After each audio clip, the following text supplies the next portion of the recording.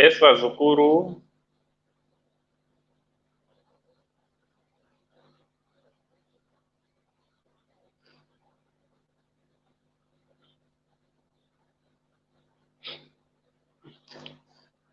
Nevazukuru maswera sei?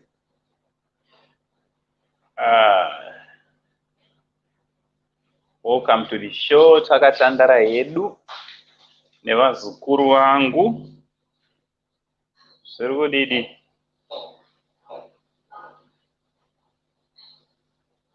Hedu Productions and the Takamira Hedu. Right.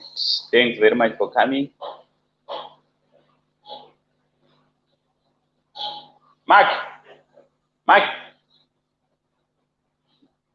Room vare door kitchen. Yeah. Thanks.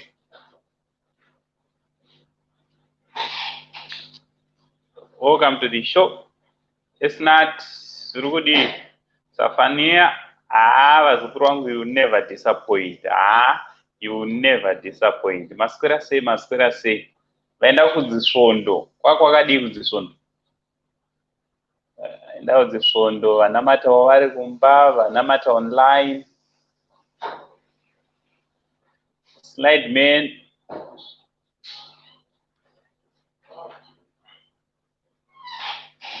Ngati link redu andiri. Ngati live stream yedu kune vanokwanisa. Let's just share. Right, kune vasati vasubscribe vari kutanga kuya panapa nhasi. Press that subscribe button handiti. Also oisa notification bell kuitira kuti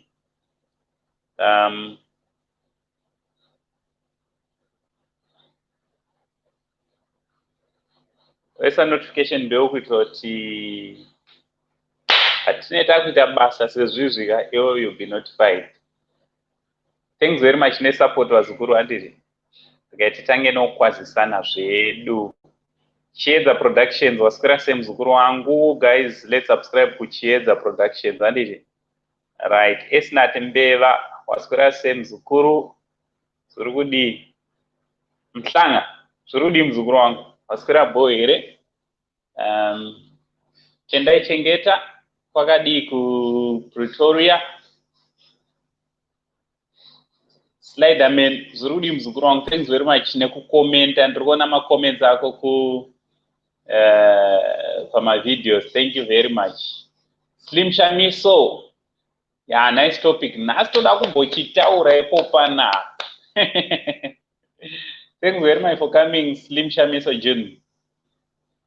Charlotte, thanks very much. Zim Social Network, thank you very much for coming. And it, guys, let's go and subscribe to Zim Social Network. Mnononzwa zvakawanda ikoko, anditi mnononzwa nhau social news dzese mnononzona ikoko. Thanks very much for coming to the show, muzukuru wangu, sekuru vaswera bo. Len Mosoko, zviri kudii? Iwe soko uri mwana wangu keyo. Zviri kudii muzukuru? Thanks very much for your support, Len Mosoko. Charlotte, sekuru waswera bo, waswera sei muzukuru wangu? Felicitas Mafara, zviri kudii muzukuru wangu? Uchiri fresh neka birthday koka party cake handisati ndaroona muzukuru. Cake handisati ndaroona. Ndakamira cake rasekuru. Golden, zviri kudii muzukuru wangu? Golden Dorowa. Doororwa. Okay, yes. Doororwa. Zviri kudii muzukuru wangu? Golden. Thanks very much for coming to the family handiti. Thank you so much. Joyce Napea, wakanyanya. Don't want to the first kuya pa live stream. Thanks very much for coming, Joyce Napea. Right, Plexi. Rudy Plexi. Tinashe Samshonga. Rudy mzukuru wangu. Kwakadii kwauri. Ngatimboita tichinyora kuti tiri kupiwa zukuru handiti. Sekuru anofarira kazhinjika mukazwa ndichitaura sana tendai chengeta kwakadii Pretoria. Ndine chitoziva kuti ari kupi handiti. Zvakanaka izvozvo tinge tichizivana kuti muzukuru wangu ari kupi handiti. Nyasha Rachel, zviri kudii? Thanks very much for coming muzukuru handiti. Thank you so much. nesupport yaunopa kuchannel inooneka. Thank you so much. Yes, Sister Rosie Rudy, our secretary, we Saint TV. Thanks very much for joining us. She will never miss any video. She will never miss any live stream. Thank you very much, Sister Rose. Thank you so much. Thanks very much. Kana muchitsigira so vazukuru vangu tinotofamba naro handiti bhora totofamba naro. Epi Ncube, Surudi mzukuru wangu taswera kana waswera zvakanaka. Crispin, Shereni Zugudi, Crispin wakanyanya, aupose ona yepika munogara muchisupporta. Thanks very much. So Vrenit, Murid, wanga uripi mzukuru chimbonduza chimbonyora kuti wanga uripi. Pana umwe wekuti tikashaya tinototi kwakaendepi koso Vrenit. Zuri kudi strikenge. Sekuru ari kenge. Tozilunga, thanks very much for coming. Zuri kudi mzukuru wangu. Ana Tozilunga imimika amudi kutaura but tinechizwa kuti mune muripo. Thanks very much. Yes. Joyce handichatozombokanganwa kuri Cape Town, kuri kukapa uko. Handimbozokanganwa Joyce because Joyce wakanyanya. Roxin, Surudi Roxin Rox. Surupambere Roxin. Mwana wamai wangu. Ndiye Roxin wandruzivere. Kana ari iye because vanhu vanotora mazita evamwanu. Kana uriwe Roxin original, nyora pazasi. Itibo. Watiri kuziva. Tinazokupai as enough respect timdara. Suri kudidi. Roxin wangu ero. Right. Lokadia Chadunga, how are you? Lokadia Zurufambere mzukuru wangu. Thanks very much for coming at it. No matter mangwana wakanyanya, you always support. Thanks very much for your support. Right. Zafania mfanga ndizombokangano pakadi pa Rustenburg. Pabita unapo. Rustenburg. Driver matraka wakumana nzvimbo idzi dzamakutrudza motofungiza kuti. Ndaitoziva toti uri busy. Ndaichoziva bhozi. Hayo wakanyanya. Usadaro iwe. Guys, muri kuona munhu ane comment uyu kazukuru wangu ka. This is my best friend. Ndoona kuti ndine foto ratakatorwa tichiri kumanapukeni. Ndimbokuradzaiwo foto rangu nemuchinda iyeyu. He is my best friend. Right, zvamunoita ka. Endai munocheka anonzi Roxin handiti. Go and check Roxin. Channel ya Roxin. He's a musician. He's an artist. Vanopisa baba ivava. Let's support him handiti. Let's support Roxin and his music handiti. He's a musician. Kana mambonzwa nziyo inoti akambofishisa Soldier Love na Rascal Caleb. Pane song yakambofishisa Rascal Caleb yekuti inochiko. Hanze kutengesa nyama ndizvo. But Soldier Love yekuti munhu wese anoda. Hapana asingade. Ndi Roxin ndombo varidzire re panapa. Ndombo varidzire re chinamba chako 1. Tobumbidzwa chamwari. Kana zvichita unongodaiwo. Muri boy re baba B. Ari sepa Harare baba B. Yes, Elizabeth Mandu. Elizabeth wakanyanya mzukuru wangu. Thanks very much handiti. Thanks very much ne support. Thank you so much. Taura nini? Oh, Maki. Wakwenda kupi. Ona mukomana anondinetsa ndiri pashow. Takatandara nevazukuru. Kwenda kupi. All right. Right. Tendai chengeta zurudi mzukuru. Kurisei ku Pretoria wokuzunzese zvofamba bo. Right, hanzi timboro ndauti musupport this man handiti. Vane music yawo inonakidza zvisingaite. He's my friend. He's my very good friend. We grew up together and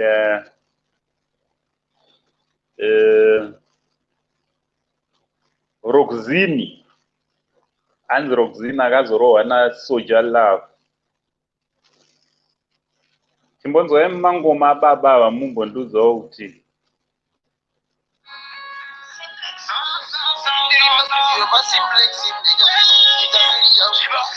Sandro SNS track nekofi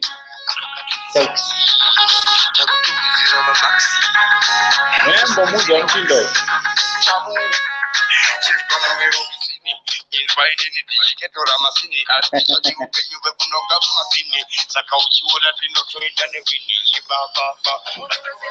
ndiye uyu manjo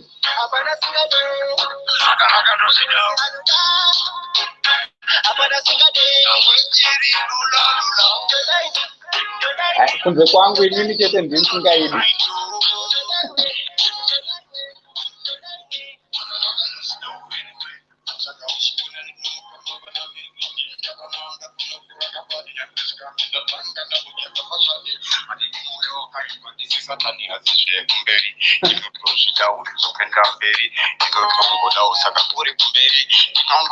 right, and I celebrate first wangu. And it, let's go and no my videos. I didn't right. So yes, Faith is Rudy Mzukuru wangu. Thanks very much for coming. Yes, that's very true. Dimana Acho, Silent Chidume, welcome to the show. Hello, ladies, Karabi, Kwakadiku, Deben. Thanks very much for coming. And it in Dimuruchirungu, Umsang. Guys, let's go and subscribe to Ladies Karabi. And it, she's having our sister channel there. Go and subscribe. And it Muzukuru Sekuru. And it. Ondefanira DJ guy atotorwa mangoma mukandinyengerera ukaenda pachannel panapa uchanoona takatombokanda imwe song yatakaita inozopera zvakanaka zvayo takaita na TK Holland ani muchirunzwa TK hazvo mangoma zvirimo zvazvo zvichazobuda right. Yes, hanzi ndodai you know Ladies Kara right. Then once under Taura Tinashe Samshonga, thanks very much. Right. Yes, I is a musician. Ango kura chimba mkumano wachona. Let's support our upcoming. But you chimbonduza shamari yangu. Chimbonduza, why are you not going to Chikala Vibes? Chikala Vibes ndo kurukurira manje. Enda umbono simu doriko kondoezo ote unowapedzera masports. Reasons ukuru zudidi. Shai Banyan TV, let's go and subscribe to Banyani, Ladies Kara, Bianity. Sora Mzukuru, sorry, wana kunoga tata kwenda my church, saka toto pinda o church yedu na Wazukuru pana. Sora Mzukuru wangu. Mwari aonga mwari ndo vanoto winner always. Matikiti. Zvekudidi kuri safe channel. Right. Aiwa, Lucia Wena. Right guys, story yedu yatinayo panazvara nhasi kati kuda kumbotaura pamusoro peukama nditi ukama uripo pamusoro pa Vamwene Nemroora anditi toda kumbotaura pamusoro pa Vamwene Nemroora neukama pa between Vatezvara Nemkwasha anditi. So toda kumbotanga kutaura pamusoro pa Vamwene Nemroora. Kazhinji mudzimba umu kana kune vanhu vasingaonani kana kune vanhu vanonyangirana zvakaipa ndiVamwene Nemroora. And I don't know kuti why zvichidaro. I don't know.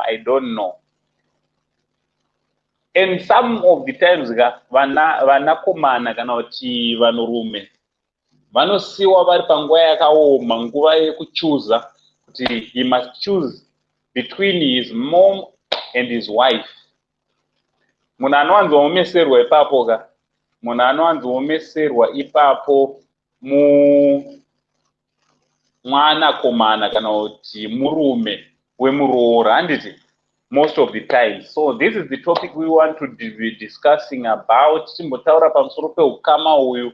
Timbongorora kuti ndezvipi zvinoita kuti ukama hwaVamwene Nemroora hunge huri hunokanganisika handiti because Vamwene ndimai vemurume wemuroora handiti. So handione ungati vamwene vanenge vatorerwa vamwene kana kuti umai hwavo nemuroora, and handione ungati muroora anenge atora position yani yavamwene handiti. And inini I believe ndine video yandakamboita ipo panapa pachannel ndichatanga inenge haina kutomboita aiona kana 100 views but ndaitaura zvine musoro right. Ndaitaura hangu ndichiti zoni rudo rwandinopa kana ndazwa nemudzimai handiti, rudo rwanendichipa kune mudzimai wangu rwakasiyana nerudo rwandinopa kuna mai vangu muyeradziva handiti. Ndofunga munongozviona kuti handigone kutaura ndikasapedza nekutaura pamusoro pamuyeradziva handiti. So ndiri kuti kudii, ndiri kuti zvinozombokanganisika papi chaipo chaipo. Ndinoziva kuti varoora ndinavo panapa ende vamwe vana vamwene varipo panapa ndavaona. So come mustudio tizotaura. Also Mukwasha navatezvara pakati pevanhurume handioni ungati panonyanyoita problem serious pakati pemukwasha navatezvara. Unongopesana naatezvara chete kana ukatanga kuda kuabhusa mwana wavo, ukada kubata mwana wavo rafu, ipapo ndopamunopesana ende kazhinji unogona kana kutorohwa because anenge achirohwa mwana wavo. Mukwasha mwana handimweziva. So let's talk about this issue, nyaya yavamwene because vanhu vamwene nevaroora vanoshungurudzana. Ndokudzai ndombopawo example yangu inini. Sekuziva kwenyu, I was married before and I was married to a wonderful person, the mom of my kids, and I was married for her for almost 9 years. But I still remember patakatanga kugara tese paiva nekamuka tension kaivapo pakati pake namai vangu. So mai vangu dziva handiti, paiva nekatension kanga kakatoipa manzwa. And I'm so glad tinofara zvisingaite because ndakaziva kuti zvoni katension akaka the only person anogona kukapedza aiva inini. Manzwa zukuru, ndini ndega munhu aikwanisa kupedza katension kaivapo kakudhonzerana, vaikakatirana. And kuti ndizive kuti chavaikakatirana chaicho handasingachioni. Dzivawo vachiti hasha nekuku, mudzimai achinditadza kurara neuku achicomplaina pamusoro pamai. So this is what zvinhu zvandakaita. Problem iyoyo ndakaifixa once and for all. Handinazomboinzwa futi chiti. And unoziva kuti after fixing that problem pakava neumwe hukama hwakavapo between my mom and the mom of my kids and my wife by that time. Vakava neumwe hukama hwanga wakasimba hwekutoti akachinja kuva mwana wavo to an extent yekuti vaitaura vachiti because she was younger than my younger brother. And so my mom vaigara vachitoti ndiye last born yangu vanga vasingachatombomutreate semuroora, vaitomutreata semwana handiti. But this is what zvandakaita. Secret yandakaita ndeinoiyi yandiri kuda kupai vazukuru. Ndombopawo secret kuvanhurume handiti. Secret vanhurume, ukaona zvichiitika izvozvo usatye kana kunyara kuti zvoni ndikazokonfranda moms nemudzimai zvinofamba sei. Ini zvandakaita ndakadaiwo ndakafondera moms kati moms, in fact it was month end as I'm sure kana ndiri right. So month end ivatengera grocery chivapa chichi. So mai takavafondera kuti zvinhu zvenyu zvanaka ubva vauya vachizotora zvinhu zvavo. Ndandati right, masiziva meradziva garai apo. Ubva wagara apa musoro meradziva newe madhamu yaugara apo ubva wagara apo. Ndobva ndavaudza ndikati maiziva kuti handisi kuda kukubvunzai, handisi kuda kukuti mupindure anything, ndoda kungokuudzai zviri paground. Tikati tension yese yamunenge muchiita, kurwa kwamunenge muchiita, clandestine war hondo yekunyangirana yamunenge muchiita pakati penyu ka, the only person wamunenge muchiomesera ipapo ka ndini. Musafunga kuti mune muchiomeserana ipo pamune muchiita because uyu mukadzi wangu ava ndo mai vangu vakandizvara. So the only person wamune muchisa pakona ndini. Vakamboda kudii ndikati nyararai ndikuudzei ndini ndoda kutaura panapa, ndini ndatova baba, handidi kunzwa mweradziwa pamusoroi, handisi kuda kunzwa muchitaura. Iwe nyarara, ndini baba panapa. So zvamuri kundiomesera manje ka, ndoda kuti muzive kuti muri kundiomesera over nothing. Inini mweradziva kubva ndichinanzva pano pasi pezuva ndichisvika kuti ndave munhu anorarama ka, munhu wandakanga ndinaye kubva papi nepapi ka, ndimweradziva. So the love yandinopa kuna mweradziva ka, ndichivaudza mubereki nemudzimai, the love, that kind of love I give to my mom ka, haizombofe yakakompewa kunyangwe nekurudo rwandinopa kune mudzimai wangu. Hazvizombovhiringane kana mbichana, hazvizombosangane. Kind of love I give to my mom iritori unique nenzira yayo.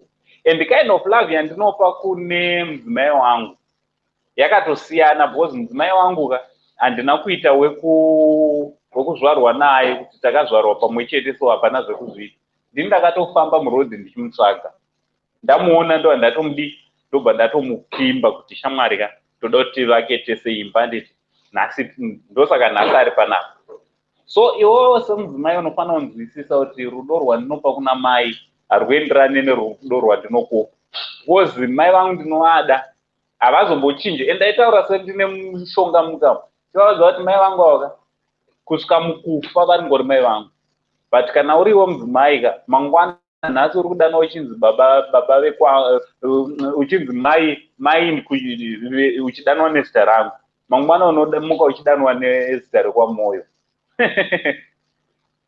Ndokusiyana kwenyuko. Ende kana takunorara izvozvi ka, mweradziva vanoenda kubedroom yavo, but iwe ndiri kuenda newe kubedroom tonopedzerana. So rudo rwaunopa, in fact, so ndo magadzirisiro andakaita. So from that day vakabva vatanga kunzwisisa, vakandinzwisisa. I thank God for my mom. My mom, she's a wonderful person. Vakabva vatanga vakandinzwa chichemo changu, vakachinja, and she became a mom to my wife. And I thank God also na ex-wife wangu patime yachona akabva nzwisisauka, obva atosubmita kuna mom, and things zvatotanga kutofamba zvakanaka. And so varume, imi ndimi munokonzeresa kuti mai nemudzimai varovane, vanetsane. Because iwewe kana uchida kuti zvinhu zviite right, usafa wakataura mai vako nemukadzi wako, nyange wanakirwa nayo semuzukuru, mai havanyewe nemukadzi wako, hazvife zvakaitwa izvozvo. Varipo vanhu vanozvimbirwa nayo zvokuti anodzova, zvokuti anopeza kuti amai vana basa achinakirwa. Iwe uzvibata. Right. Esi muzukuru wangu uyo boy beats. Right, ndaisa link vazukuru yai mustudio tizombotaura nyaya tinayo panapa yevaroora naVamwene naVatezvara Nemkwasha vavo, handiti.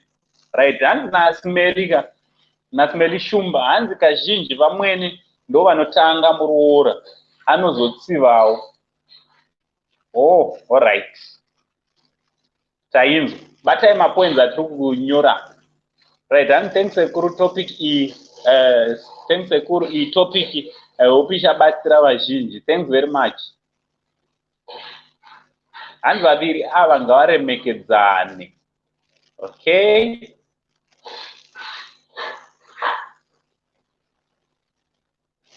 All right, ruda kutsvaga. Right, hanzi masipi Vamwene Nemroora vanofanirwa kungoziva kuti vese varoorwe. That's very true. Vese, they are mothers. They are there to build the family, and it's hashtag kuchengeta dzinza rese. Thanks very much muzukuru wangu, mashoko makukuta wataura zveshuwa ka. Iye wacho naMroora atouyawo ipapo, handiti Muroora anenge aritori muroora patime yachona. Munofunga kuti anoramba ari ngori kamuroora kadiki, anoramba wachikura. achikura handiti achazvara vana achapedzisira atozovawo vamwene 30 years 25 years to come anenge atovawo vamwene atovawo Nemroora. Otherwise vamwene ukavabvunza vakatosvikawo panotoriona vamwene pamusha ipapo hapana musha unozosvika pasinawo vamwene vepo handiti unotosvika uri muroora. So tinofanira kungozvifungawo kuti the way yandinotirita nayo muroora ndo yandakatirikwa naye. Kana kuti kana ukatirikwa bad handiti ko zvakaipei kuti uzoni kana wane muroora wako utiritewo muroora nenzira yakadi yakanaka handiti. Right, hanzi naFelistas handiti hanzi vamwe vana vamwene chero ukavanatsira havazvioni unotoshaya nechaunenge uchireswa. That's very true. Ozva pana mwana wasinga appreciate not ana amwene chete, even varoora chaivo chaivo. Vamwe varoora vanongori nepfungwa dzongofunga kuti hai ndiri kubatirwa panapa pamwe, hai nini amwene vari kundibatira. Ona ungori nepfungwa dzecompetition zviri kumasaidzi ese. So what do you think Vazukuru? Ngataurirane. Thanks very much kune vese vari kucontributa tichingoverengawo macomments. Right, let's vandaupinda mustudio ndiri kuisa link once again. We can tokwanisa kupinda mustudio tombotaura tisi kuti mutaure your personal experience kune vanenge vakasununguka chete, but tiri kuda kuti tinzwewo kuti ndezvipi zvinonyanyokanganisika mumarelationship, especially parelationship yavamwene Nemroora nerelationship yeMkwasha naVatezvara. Right, Vatezvara rindi neMkwasha wandakamboona achirohwa. Kwasha akarohwa naVatezvara. Chinhu chakamurovesa i1, chinhu chakapa shungu Vatezvara vakatora tsvimbo vakatina Mkwasha inyaya yekuti mabatiro aiita mwana, aibata mwana waVatezvara nekuseri kweruoko shemu, aibata mudzimai wake. Mkwasha uyu aibata mudzimai nekuseri kweruoko. Endoda kuudza Vazukuru, inini kana wangu mwana chaichaiyeka tusikana twangu 3 tunotondinetsa kurova. So Mkwasha akarova 1 waroora mwana wangu omurova uko, unenge uchingoapply kurohwawo neni, unenge uchingozvitsvaga. Right, try again Muzukuru dzoka nditi hamene zvaitika nelink, hamene zvaitika nelink rako.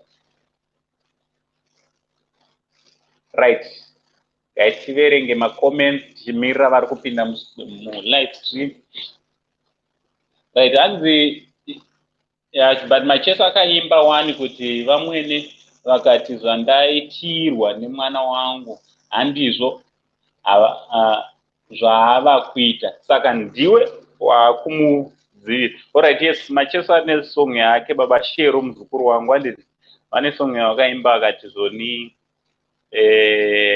zvataurwa apo kuti ndowakudzivisa mwana wangu kunitengera makeke, ndaisimboitirwa zvino nezvino nezvino, zvino izvi ndowakumudzivisa. Alright, ndogona kupai for example inini kana ndikaenda kumba kwedu inini kuna Muheradziva, muri kuona wallet yangu, this is my wallet handiti ndo wallet yangu. Ndikaenda kumusha kuna Muheradziva izvezvi nokuti handina mudzimai, zvondinetsa kufamba newallet yangu iyi inochengetwa naMuheradziva. Kuudzai chokwadi pamberi paMwari, handina mukadzi ke. So Muheradziva ndikaroora wallet iyi inenge yakuchengetwa nemudzimai.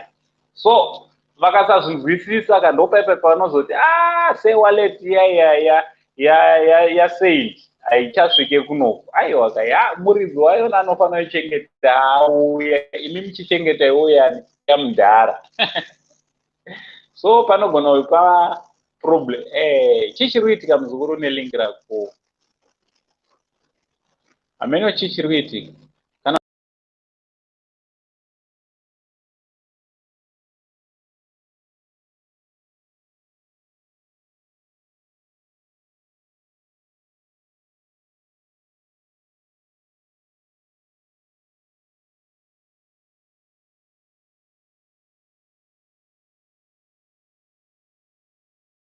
Ameno pane link randiri kuti rada kupinza, ameno chichiri kuitika nayo. There's a link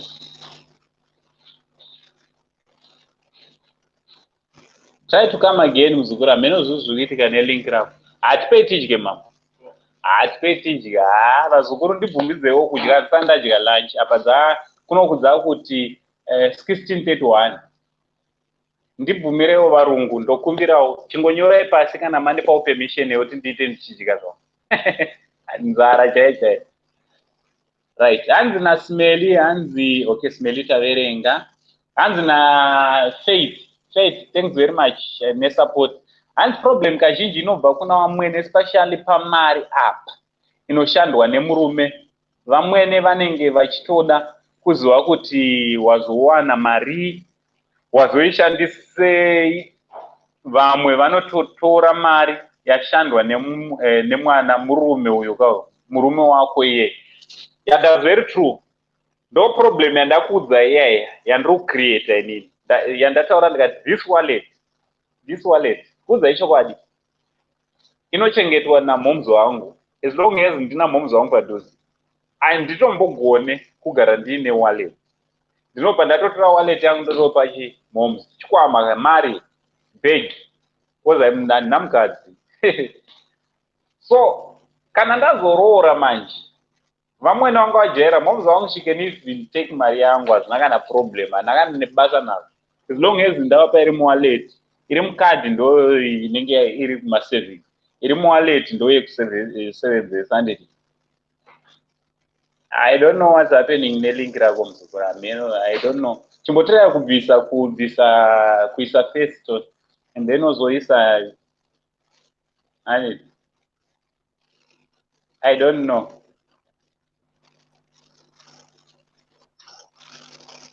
Right, welcome to the show.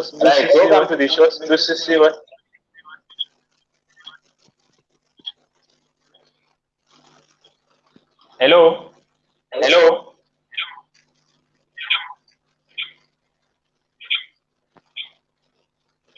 Usisiwa.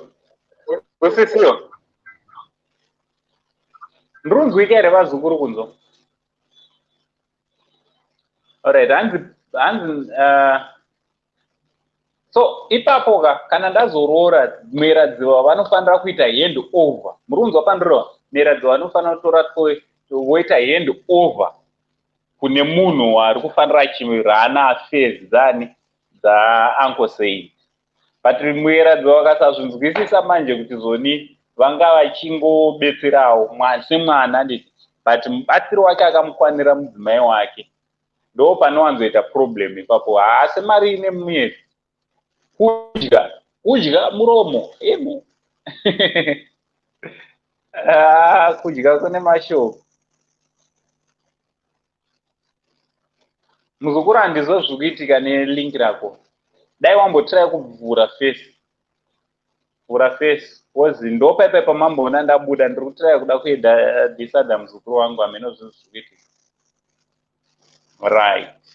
Right, hanzi naVanyai TV, hanzi kutsiva kuna Vamwene, hanzi kutsiva kuna Vamwene vaseka zvake. Hanzi akuite sisi, ungatsive here kuna mai vako kana usingatsive kuna mai vako. Thanks very much.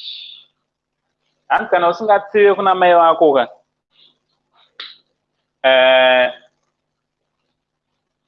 then usatsive kuna Vamwene futi. That's very true. Vana Vamwene kandana mai vedu. Zviri wrong kuona Vamwene semunhu. She's your own mom. Hey, was iwewe kana mchinzi murume nemukadzi muchava nyama imwe. Nyama imwe inoseparate here kuti makumbo akazvarwa nanhingi, musoro ukazvarwa nanhingi. Mese mune makutozvarwa naVamwene, mese mune makutozvarwa naambuya. Manzwa akavazukuru. So yekutsiva kuti Vamwene nyango Vamwene vakange vari ku wrong side, vari ku off side. Mubereki haitirwe zvakashata, handiti hatigone kutsiva kana kupindura Vamwene. The same way yaunongoita kuna mai vako, same treatment unongoipa kuna Vamwene, handiti. Right, Anna Shingiti. Try pane muzukuru wangu aramba achiuya andione pane chakaipa unogona kumbobvisa hako kumborega kuvhara fesi yako anditi wotadzako kamera yako mudenga because I'm struggling kukueda. I don't know what's happening. Right, hanzi nashingiti Vamwene Nemroora imwe nhau inoitika ndeyekuti Vamwene vanenge vasisapiwe more attention nemwana wavo sezvaiitika asati aroora. Yeah, that's very true. Attention yedu tinovapa anamai ka, but vanofanira kuziva kuti attention ndeyemuridzi. Vanofanira kungoziva kuti haiwa attention ine varidzi ine kwainenge ichingochengeterwa ichireserve. Because kana ndaroora guys ka, let's be honest, kana ndaane mudzimai ka, my mom, she mustn't expect kuti ndovape attention yakanyanya. Of course ndoatenda kuna moms vangu zvakanyanya, but ngavasatarisira kuti ndovapa attention yakanyanya. Anditi mafungiro angu inini, mafungiro angu. So, and that is very true kuti vana vamwene kazhinji vanenge vakutoona ungati Muroora ari kudi, Muroora akunditsara sariyo yatidyei vazukuru. Mandibvumidza kudya zviya nditi ndine urombo vazukuru, nzara chaicho, nzara chaicho. Tanonoka kubika nhasi anditi ndachimhanya futi kuti ndiuye ndichipinda mushow ndibvumidzewo kudya sipuni yekutanga vazukuru. Right. Sibudzoka Sibusisiwe, please come back mu studio andini. Right, ana Slim Shamisa hanzi Vamwene ndivo mukadzi wemurume wako mukuru. Alright, hanzi Vamwene ndivo mukadzi wemurume wako mukuru. Vamwene ndivo vakatanga kukisa murume wako. Ini ndoti varoora ngatiremekedzei vabereki vemurume, vevarume vedu sokuda kwatinoita vabereki one love. That's very true. Saka ndambotaura ka ndikati inini namuyeradziva ka, inini namuyeradziva mai vangu ka, ndisati ndawana izvezvi handina mukadzi. I'll be turning 30 something years, and it's 30 something. So for the past 30 something years, munhu wandinaye ka ndimai vangu. So kana ndazova nemukadzi ka, kana ndazova married, mukadzi anofanira kutoziva kuti for the past 30 something years ka pane bond iripo pavanhu. So haufaniri kuuya uchikanganisa because bond iripo ka. Ndozonzwa vanhu vakutaura mashoko asingaita achiti mai vava madiro avanoita mwana wavo vanenge vane zvavanotomuitisa. Kazhinji pane macases atozonzwa kuti hanzi vanenge vanotorara nemwana wavo chete sei vachida vasingade varoora. Aiwa pane bondi yakakrieteka yauri kufanira kuti iwo uchiuya ka usauye uchida kupaza bondi yevanhu ivavo, but uya uchitoisimbisa semuroora. Manzwa Vamwene ngavaone kutoti kuva uvapo hwako ka, your presence, kuroorwa kwako iwewe, let it be an advantage. Kana mwana wavo kana mwana wavo haangavatengere maunderwear, mabhurugwa chaiwo. Vamwene ngovatengerwe maunderwear ekuti kana navo vanoti ndofamba nawo ndisina kupfekere kuti vanhu vandione kunzo. Ita zvinhu zviri extra zvanga zvisingagone, panga pasingagone kusvikirikwa nemwana wavo. Anditi vakadzi ukashandisa inonzi wisdom muzukuru ka, hapana kana chinombonetsa ipapa, hapana kana chinombonetsa kana nepadiki pese, but chiri kutinetsa ka generation yedu yevaroora vaveko mazuva ano ka, tiri kuleka wisdom. Hatisi kuwana time, tiri kupinda wrong information mumarriage. Patiri kunojoina new family yekumurume watineti kwatineti aroorwa, tiri kuenda neinformation yakashota. Mafungiro wangu ngatitaure my 2 cents sasekuru vevanhu. Right, ana shingi anipanawo idzi zvinokonzera Alright, rani panhau idzi dzinokonzera zvakasiyana-siyana nekuda kwekuti vana amwene vane macharacters akasiyana-siyana. Varorawo futi ndo zvimwe chete. Amwene dzimwe nguva vanoona kuti muroora ihure. Mazvinzwirawo ndishingu. Hanzi vanhu vane macharacters akasiyana-siyana, handiti? Vanhu vanoita macharacters akasiyana-siyana. Vazukuru hameno chichiriitika. Try kupinda mustudio musina kuvhara kufesi. Unogona kutena kamera yako woregako kuisa. You can just turn your camera woenda paside sezvizvi. Handiti? Iri kuramba maningi anonzi machi. Iri kuramba kuti ndijoinise vanhu vari kupinda vakavhara kumeso. And so it's true. Vana vamwene vamwe vanoto abuse varoora, vanenge vachingomuti hurera wakatiroorera, wakativigira hure. Hure ndo china vazukuru. Tisadaroni so handiti? Right, hanzi vamwe varoora havatombooni kuti pana mai pamusha. That's very true. Andosvika achida kutotonga iye, achida kutoita ungati iye ndiatova mai. Ndosa muchiona dzoni kana muri mumaruzevha mumisha kana muri mudzimisha dzatinobva. Nekufamba kwenguva vamwene vanopesa vapa muroora kitchen yake. Right, wakupinda manje. Right, welcome to the show mzukuru wangu. Hello? Hello?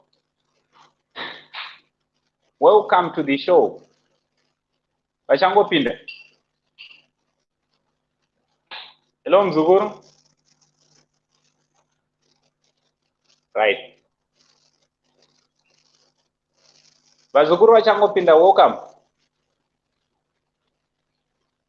Hello sekuru. Muri kundinzwa here? Muri kundinzwa? Ini ndiri kukunzwai. Chidairai. Maswera sei? Taswera maswera sei sekuru? Taswera. Ndakukubuditsa mzukuru, uri mvura kai. Uri mvura uri kugeza kai. Aiwa, ini handisi mumvura ndiri kutaura. Alright, okay. Ameno anga apindawo ari kuita musikana. Right, uzviri mzukuru? Maswera here sekuru. Ndiri right muri. Ndaswera, waswera sei? Ndiri right, ndafara wauya. Thank you. Ndauya ndakavanza pesa chibvumidzwa pasocial media. Yeah, ndozviziva. Okay. Inini sekuru handina vamwene. Alright. Ndinotoshuvirawo vamwene kuti ndidiwe navamwene. Yes. Because ndinoona relationship yamai vangu nemuroora wavo. Alright. And I admire that relationship a lot.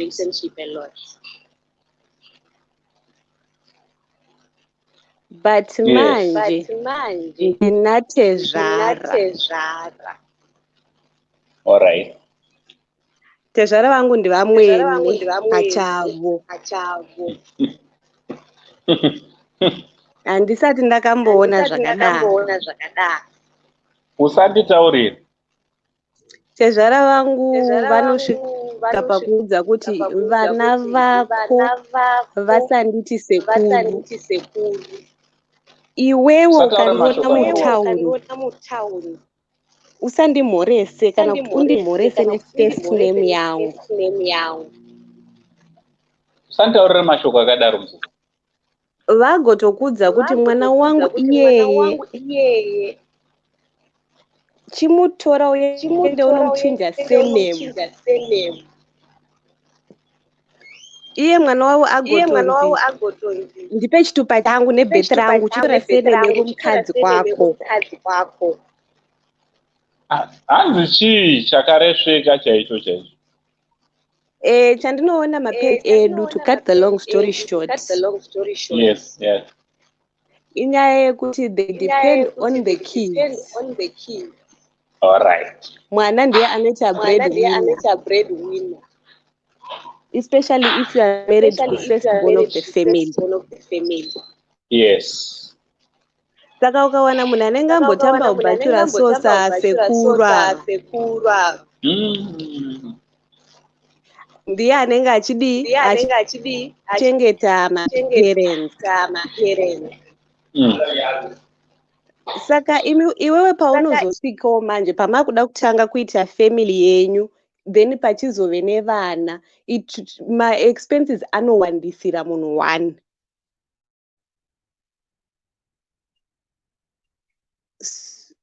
Hello? Then my expenses kana awandisira munhu one, the tendency is muroora ndiye ari kuita kuti tisapiwe mari. All right.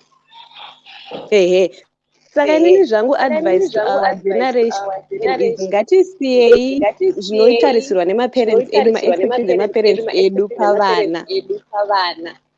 Yes. Tizoti inini kana ndichirera mwana wangu ndinomukurisa kuti azove nemhuri yake kwete kuti azondichengera Of course handisi kuti vana havafaniri kutarisira vabereki kana vainazvo. But vabereki we should not demand. Yes, ona chichi chinoitika muzukuru hanzi pane pfumwe inoti yedu yechivanhu inoti chirere mangwana chozokurerawo. I think tikabva ipapo, I don't know if it's possible in our African culture to move away from that because ukada kutarisa ma-conflicts ese from Vamwene naNemroora, vanatete naNemroora, Vatezvara naNemroora, it all ranges on financials. Yes. Kuti vanhu vanenge vajaira kuti this is the breadwinner. Saka ndipo panotanga maproblem ipapo, ndo panotanga kutsarana pakuti kupiwa kwamamuchiita pasati pauya inini mutorwa zvasiyana. So matove neagenda against munhu pamwe anotori innocent. Yes. Then isusuwo varoora, we are not saints. Kana wanditanga wanditsvara neniwo ndakutokuitagirawo kuzvibrigadier zvekukukandirawo ipapo. Handiti maona, saka tabva tatomakana. Kids and dogs. Yes. So isusu varoora tofanira kuita, although it's hard, sometimes vanokuataka zviri very personal. But if tikadzidza kuti we should just let go of these things, benzi richipenga zvinoita zvakanaka. Yes. And then the other advantage yatave nayo isusu varoora vaiye zvino is most of our parents vanenge vachigara kumusha, like they are back home in Zimbabwe.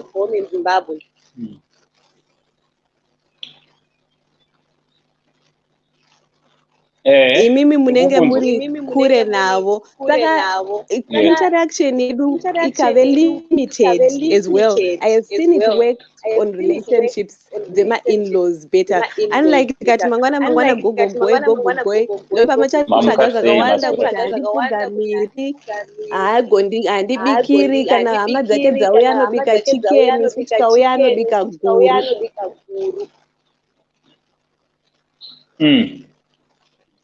Saka at least isusu tese all sides varoora tofanira kuzvihambula, tofanira kupa that respect yekuti ava vanhu vakuru, then vanhu vakuru vangasarega kutora that advantage yekuti tiri nevana vadiki. Yes. And they can just do anything they want. Saka ndo zvandati ndingoya hangu nazvowo nesande sekuti chirongwa chenyu chinofadza fani. Mashoko muzukuru. Hanzi ane nzeve dzekunzwa atodzwa. Mova nesande yakanaka. Thanks very much nekuuya kushow muzukuru. Thanks nesupport yaunoramba uchipa. Thank you. Thank you. Right, Vazukuru ndofunga anembe vazvinzwira handiti nyaya yemari.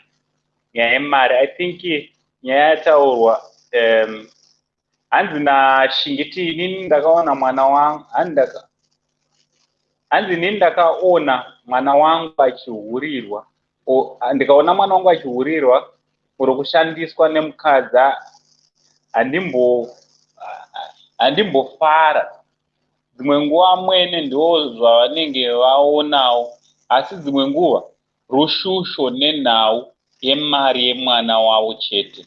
So tiri kuwirirana kuti nyaya inonyanyonetsa pakati pavamwene nemuroora inyaya yepfuma.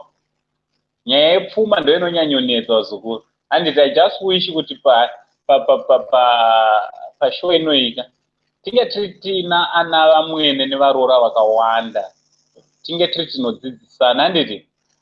Right, hanzi naSlim Shamiso kamuyera dziva mukasazova muchengeta chete mahwani amunenge atotanga, torai henyu wallet asi moziva kuti pane anoda kuchengetwa. That's very true.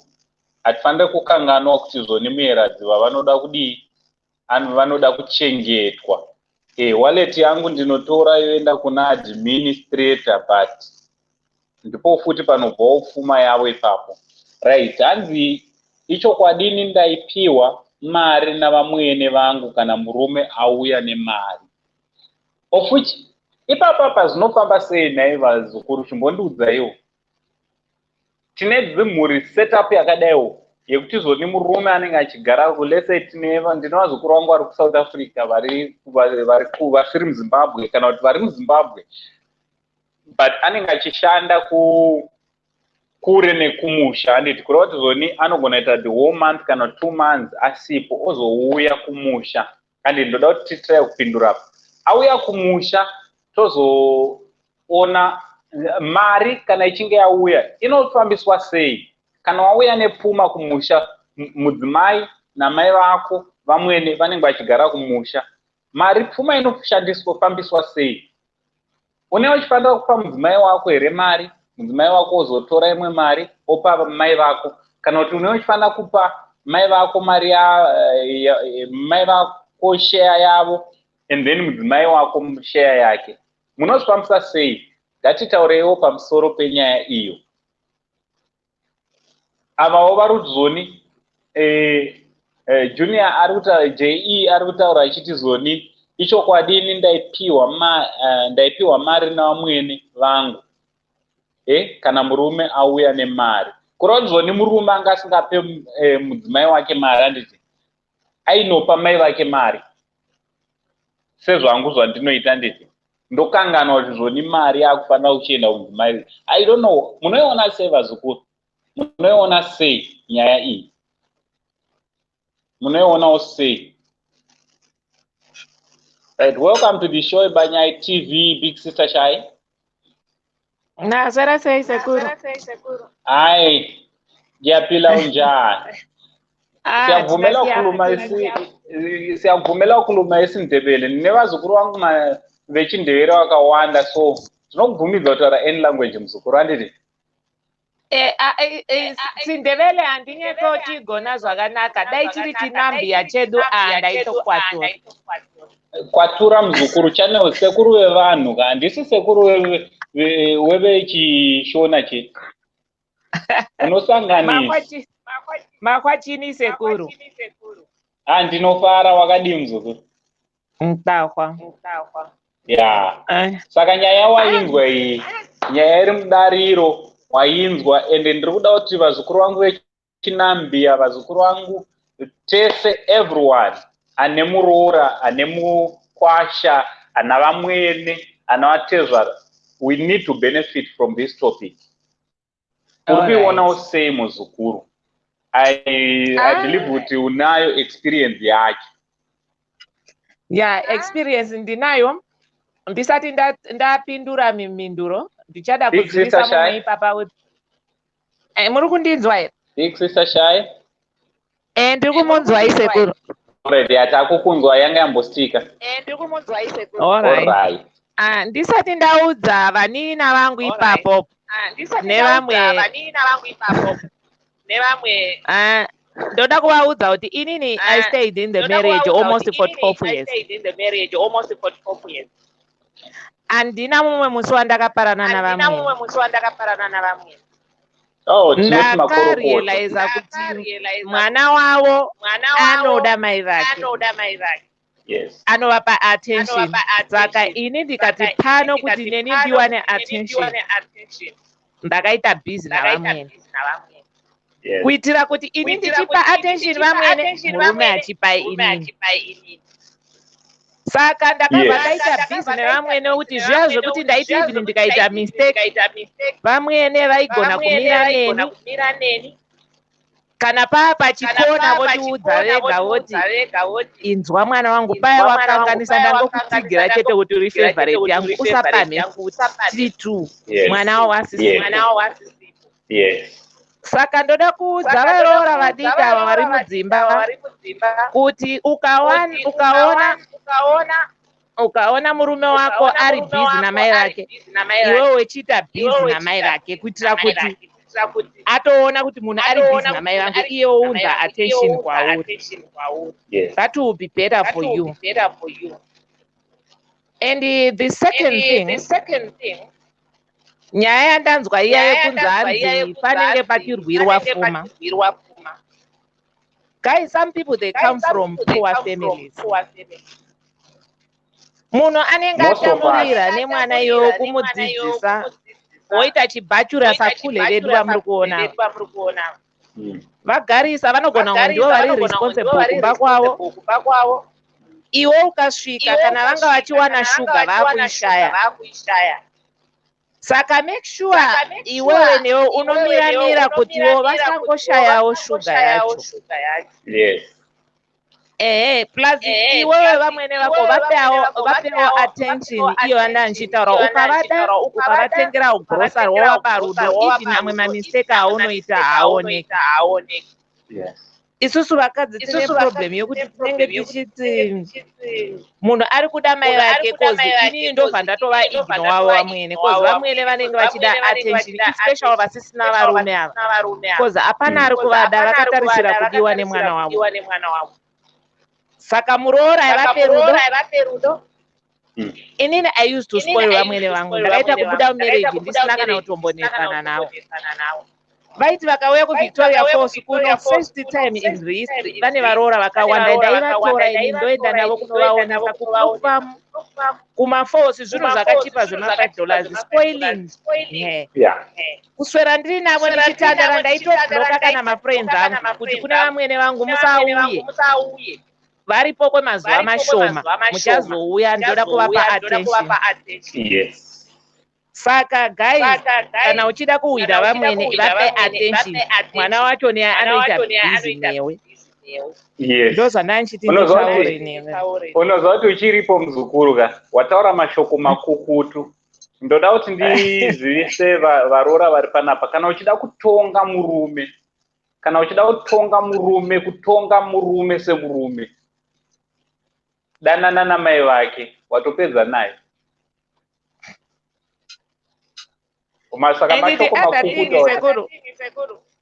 Inini, when I get married to the family, they never liked me just because of the tribe, not kuti kune zvandatadza. But ini ndakazoona kuti havasi kundida just because of my tribe, because kune vamwe vanhu vane tribalism. Saka ndakameka sure kuti ndaita zvakanaka, kuti nanhasi ndine mbiri ikoko. Ndaigona kuti vana mbuya vamwe vanonzi vana mbuya vechidiki vakuru kana ndichienda kumareserva kuno kuVictoria Falls kune mazambia. Ndaienda kuzambia ndotenga mazambia vese kana vari $2 ndovaitira 222. Ndobvunza matenesi size yavo ndovatengera. Ndofamba ndichivafambira so. Hanzi if you want to attract a miracle, do good things. Ndakatanga kudiwa hangu.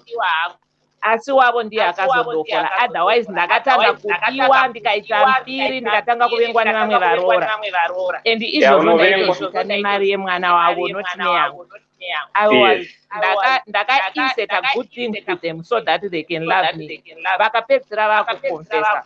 vachindiudza kuti tanga tisingafungiri kuti uri munhu akadaro. Saka young ladies, be busy navamwene vako, utazoona kuti murume wako unenge wakutomucontrol. Yes. So mashoko makukutiwawo vazukuru, shoko guru rataurwa naBig Sister Shai, ngati ita busy navamwene kuitira kuti murume wako aite busy newe. Hapana munhu asingade kudirwa mai vake shemu. Hapana murume asingade kudirwa mai vake. Ukangoda mai vangu chete. Ndosaka ndatotaura ndikatoti ukangoda dziva chete, akana nekunditonga unonditonga.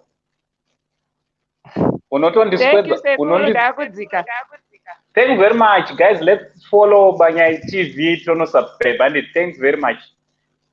Thank you.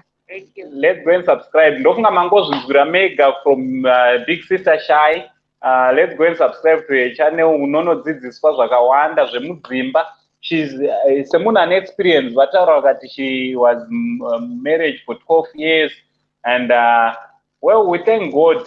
Nekuti ozvinezvi vakuitawo vachidzidzisa vamwe. Handiti? Right. Hanzi natendai pakaipa kule muri sei ndi Aaron Tanga. Yes, Aaron, zvudi muzunguru wangu. Thanks very much for coming, handiti? Right. Hanzi vamwe varoora zvobvira chiri kwaakakurira. Yes, zvimwe zvachonaka, the way yatinokudzwa nayo vazukuruka, the way yatinokudza nayo vana vedu inogona kuvatevera futi, kunyange azopinda mumarriage, kunyange azoroorwa, zvinogona zomuaffecta futi, handiti?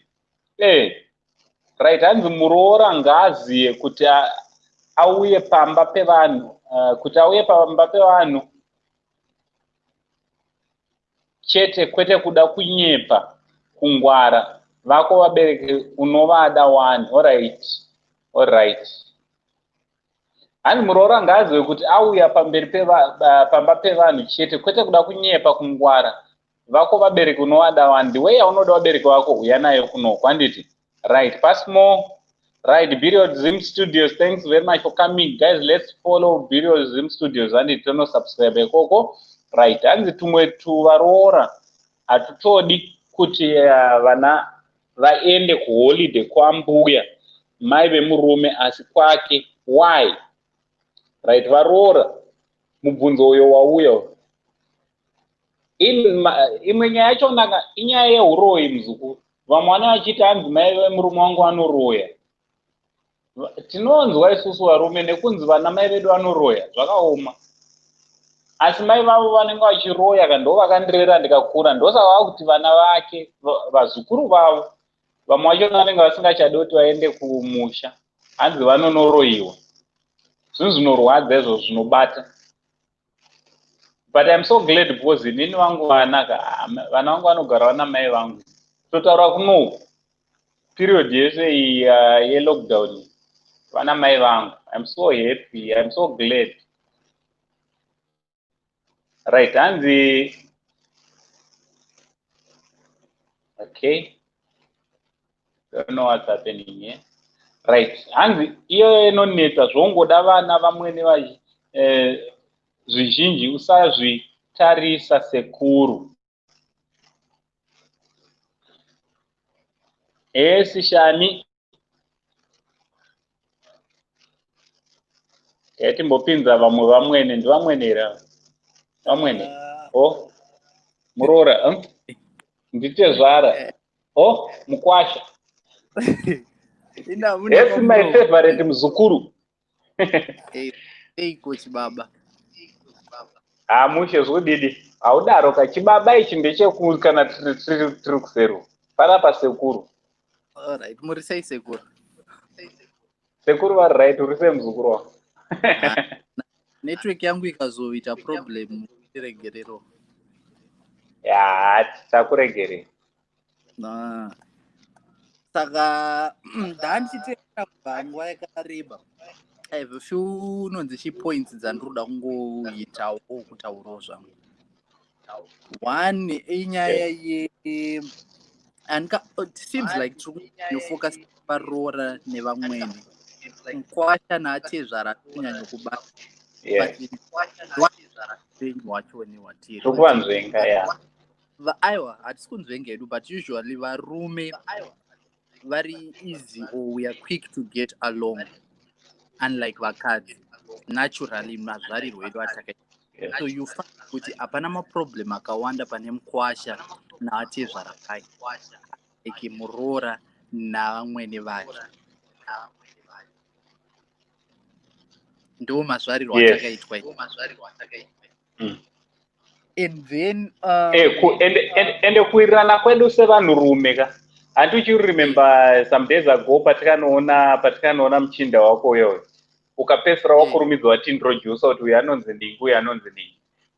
Kuwirirana kwedu vanhurume ka tinogona kutoswera tichingoteseka totowirirana kwe6 months tisingazivani mazita. Ndesi mudhara tikasangana ndeti mudhara. Chibaba muri sei? Chibaba ona so vanhurume ka it's very easy kuti ticlick than vanhukadzi. Ya vanhukadzi vakangozvarwo zviri mavari kungozvarwa vakafarira mumwe next woman. Remember nezuro palive yataitaura kuti how do you feel your partner akaita friend best friend opposite. For mukadzi usually vaizviramba vachi vakadzi because vanoziva kuti mumwe mukadzi ma1 itrete itrete handimazviona. Saka not kuti tiri kuvataka vakadzi what, but kutaura from the general point of view kuti usually those zvinoitika musociety. Yeah. And then pane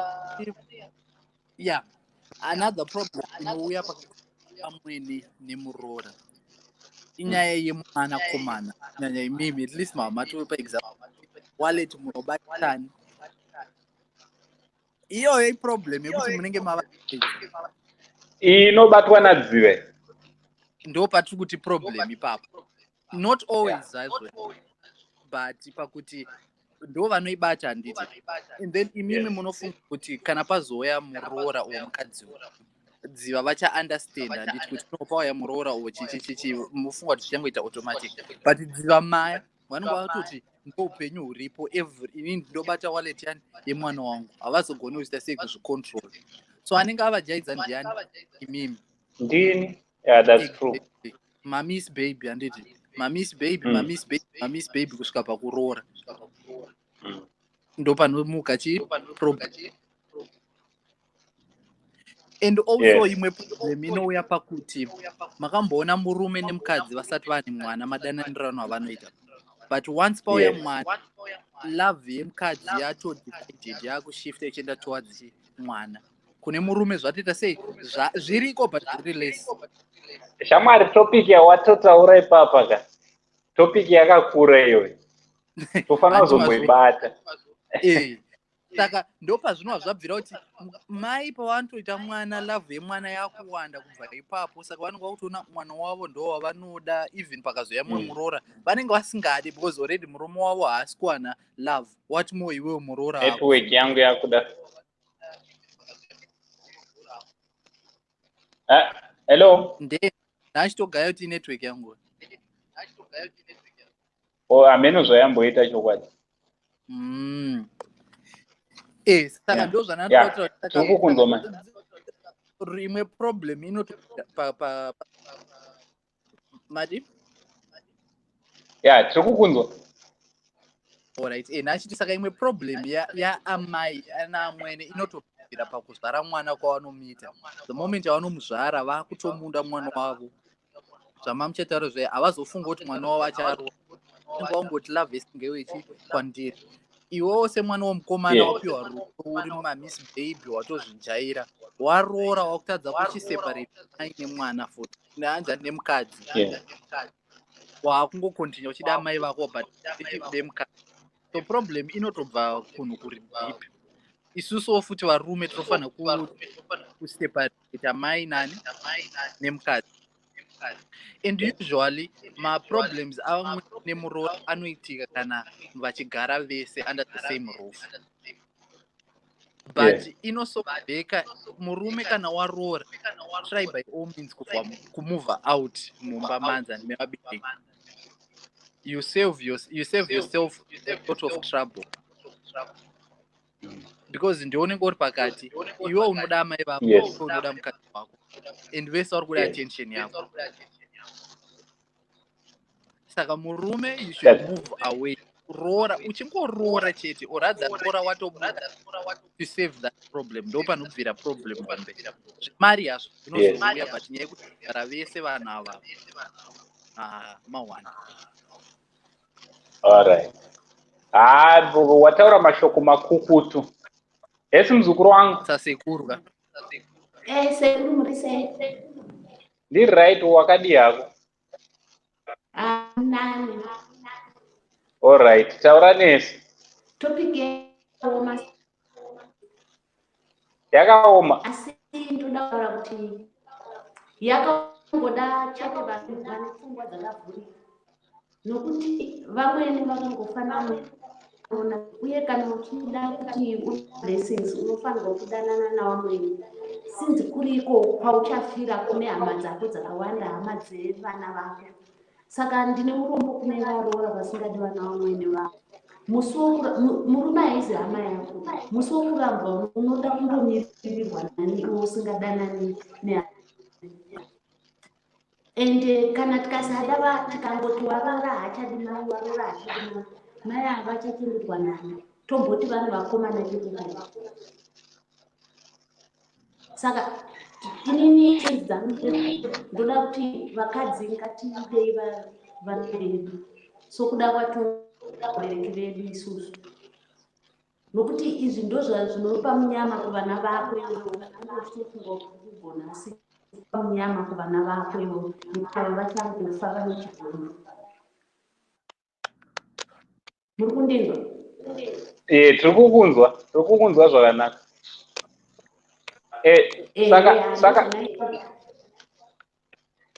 Saka tiri kuti zvoni varoora nometa kuti nyango vamwene vakava vane moyo mukukutu pauri kana kuti even if your mother-in-law vakava a bit hard pauri, iwewe haisi, it's not your place yekuti urwisane navo, handiti? Pane vanhu vari bitterness, but kana uri munhu anotya Mwari ingoziva kuti mubereki bitterness hwavo hunodzokera. For example, kana mai vako vakava bitterness unovaita sei vari mai vako? Sei uchida kuzonyanya kuongorora vamweni yeti inini mwana tombomudza rimwe zuva kuti iwe unozoti vamweni yes. Okay, thank you. Okay.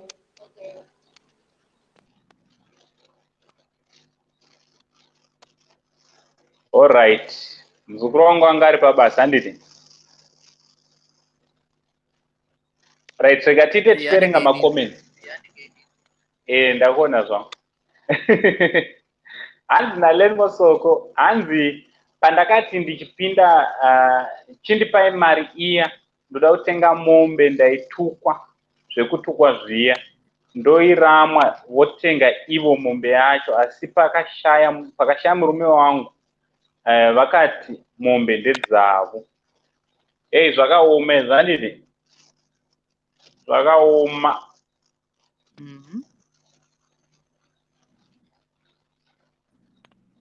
Uda kuona nyaya yaLenmo Soko payakatangira ndini.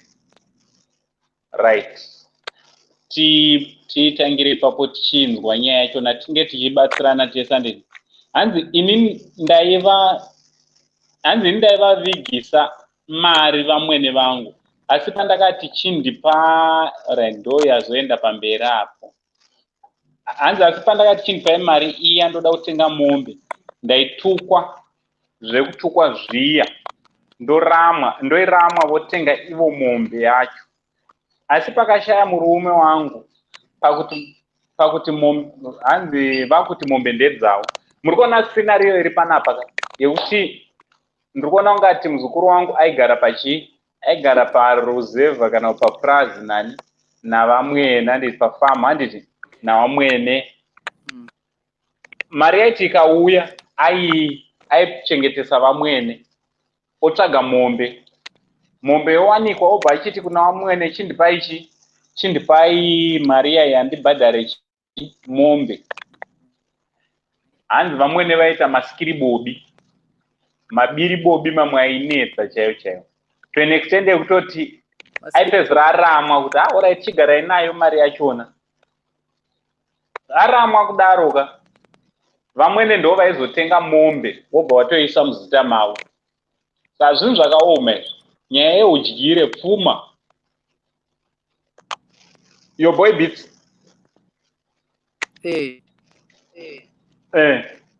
Right, hanzi chivanhu chedu chinoti if married unopa mudzimai iye ndiye anoona zvaangaite kana amai vachigara kumba kwavo, imi mune musha wenyuwo. Alright, ndishamiso uyu. Thanks very much for contributing. Right, hanzi Kola, that's good. Thanks very much. That's very true. Kana uchidaro makorokoto muzukuru wangu. Right, hanzi umwe havapi imi woye mwana wa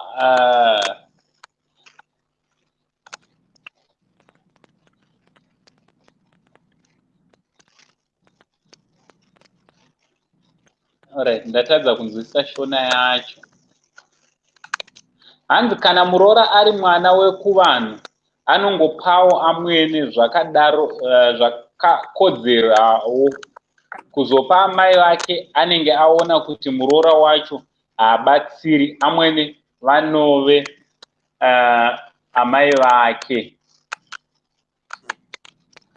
Right, hanzi dzimwe nguva ndiishingiti, dzimwe nguva chinoita kuti muroora avhenjeka ana Vamwene inyaya yekuti murume anenge akaitwa murume wechikwambo namai vake. Pamwewo murume anenge akaramba mukadzi akatsvagwa namai kugokwe asingageze. Amen. Inyaya yetu. Right, hanasi kusisiwa mashoko makukutu ataurwa naamai avo vanotaura Chinambia. Thanks a lot. Kana ndawanikwa ndatotora manotes. Alright, listen guys, let's go kuBanyai TV. She's teaching nyaya idzodzi, ndo nyaya dzavari kudhila now. So let's go and subscribe kuBanyai TV. Also, let's not forget to subscribe to your boy Beats. And your boy Beats, let's go and subscribe ikoko. Tinenge tichinzwa nyaya dzese kubva kune dzemacelebrity, nyaya dzese dzesocial tinonodzinzwa kuyo boy Beats. And this is the man behind your boy Beats wachona yeye wamuri kuona yeye. So we are very privileged, my big YouTubers in Zimbabwe, we are privileged to have this man achiti support. And especially face yake kuyo boy Beats kwachona mumbofe makaiona, totorine lake kutoti iri kuoneka pana. Right. Yeah, and I think special case. Special guest waniko. Iwewe with a special guest pana. That is special case. Oh, special case. Ndanda funga twazviita guest wangu wakuda kutomwaiwa neni. Right. Ini ndakatotambirwa kudhara nemuropana pandakuita kunge pamba pangu. Pamba page 2. Ndakutongochika kuti basa rinogona ngopera. Ripi basa ropera zvaro but chisekuru chakunetsa kupera kwacho. Right, hanzi naSmeli, hanzi dziva vanodiwa chaizvo kana vachidawo muroora wavo nekuti muroora anotouya achivada. Saka ngazvirambe zvakadaro. Tichafara nekuchengetana nadziva. Love you dziva. All right, ndiSmeli. Dziva ndimai vangu manje. Mai vangu matova nemuroora. There is a conception here. kekuti zvoni vakadzi varoora vanofunga kuti ana amweni vese vakaipa because of mastories atinonzwa ekudhara and ochi most of varoora pavanoenda kudzimba dzavanenge varoorwa vanenge vachitongoona kuti ana amweni vanenge sei vanonetsa. There are very rare cases dzaunonzwa vanhu vachiti mwene wangu wakanaka like banyai what she said.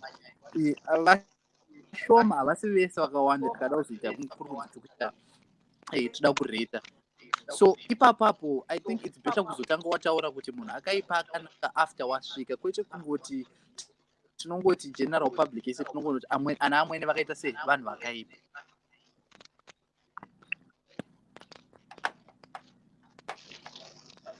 Amenozvizwa kuitika nenetwork yako rubreka break.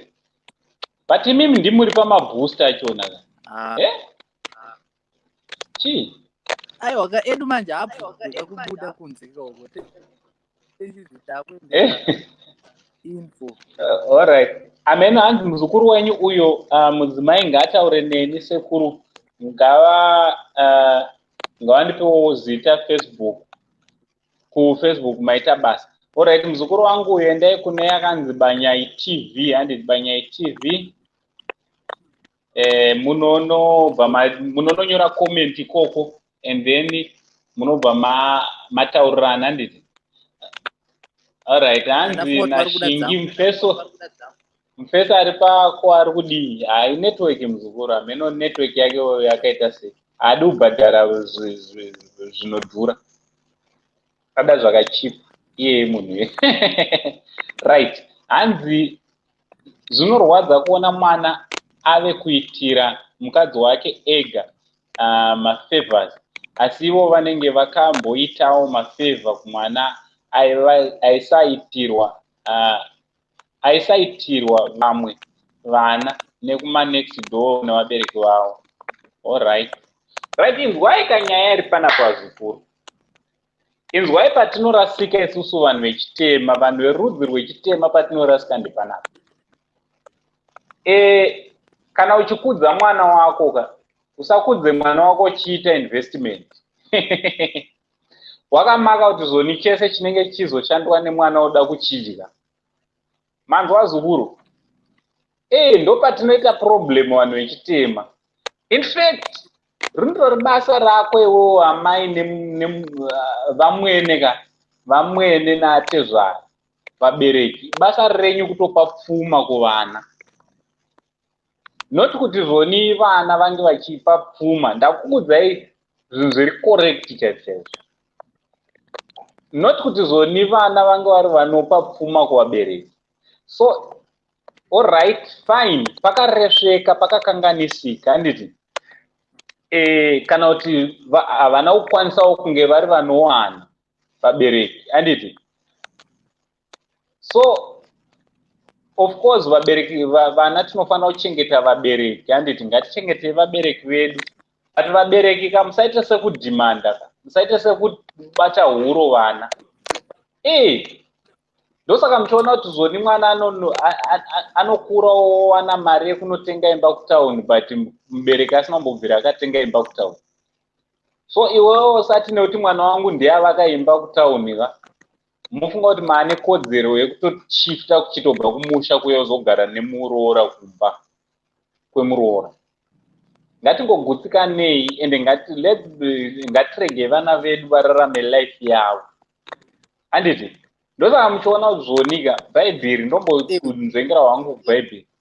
Bhaibheri rinotaura kuti zvoni hanzi murume uchatorana nemukadzi wako, uchasiya baba namai. Same applies kune mukadzi achasiya chibaba namai. Vaviri ava hanzi muchava nyama imwe chete. Kureva kuti zvonika vazukuru ndoizva kuti tinogara nevabereki vedu kana tichinge taroora. But I think ndo panodhakirwa zvinhu ipapo. Kana ndawana mudzimai wangu ngandinogara nemudzimai wangu kwedu tega. The moment pane muzukuru wangu ambotaura kuti zoni isusu tiri kure handiti. Patinoenda kunoona vabereki vedu rudo runenge ruchitsva zvisingaiti. ibva pane vabereki, enda unogara kwako wega. Kana waroora unorambiriko uchigara namai vako. Kana uchiona kuti zvona usati wagona kuroja, usaramba uchigara na usaroora muzukuru. Unoroorerei kana usati wane fundo wakakwana? Ndiwedzero angu pamatizoni ino mwana anokwanisa nebhaibheri tichasiya vabereki tozwa nyama imwe. Vanhu munokanganwa kuti amai venyu vane murume wavo futi. Iwo hausi murume wamai vavo. Yes. Saka murume wavo ngaaite take off mukadzi wake. Iyo oito take off one wako. Amai vanofanira kuzo understand izvozvo futi. Yes. Yeah, that's very true. Amai inzwaika. Inini amai vangu inini. Murume wavo ndi baba wangu. Anditi handisiri murume wavo. Anditi. And same applies one ndoda uibatanidza, ndoda kuti ndimboendawo futi kuvakwasha anditi naanatezvara. Vakwasha nemadzitezvara. Unozva kuti pane vabereki vakaita seni muzukuru, ndinoda chimwana changu chinonzi Tanyaradzwa, ndinoda chimwana changu chinonzi Chinevimbo naAshland, ndinozvida zvisingaite zvevana zvangu. But the day ravanoroorwa vakachata vana ivavo, ndini ndichavatora neruoko kudai ndichinovapa ita hand over kune Mukwasha. So the moment yaanenge ave kuMukwasha haafanira kucharamba ndakamusona kungati mukadzi wangu. Ndopepe patinozonzi Vatezvara muri kuvaona kadiro kavanoita mwana wavo kavanenge vakamugadzira, vane zvavanoita nemwana wavo.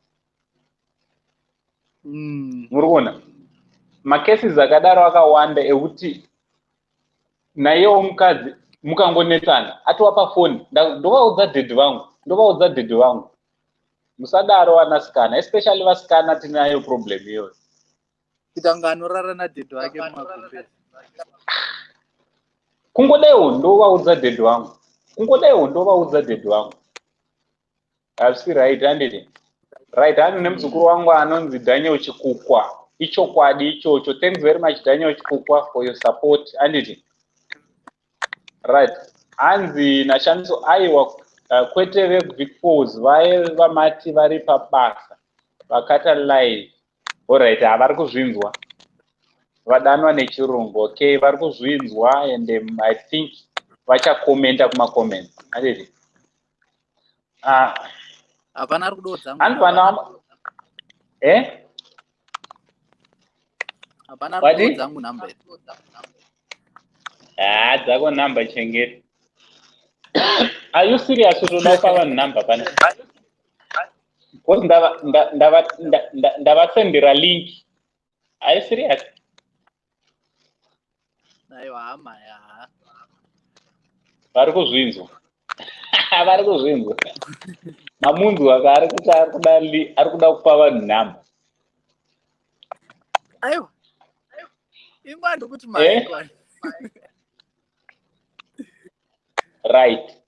Ndawana wa support apo. Alright, hanzi vana Vamwene ngatipei vana space kwete kuvhengedzera muimba yevana. Hatidi kuita ungati ameno tiri mumba mevana.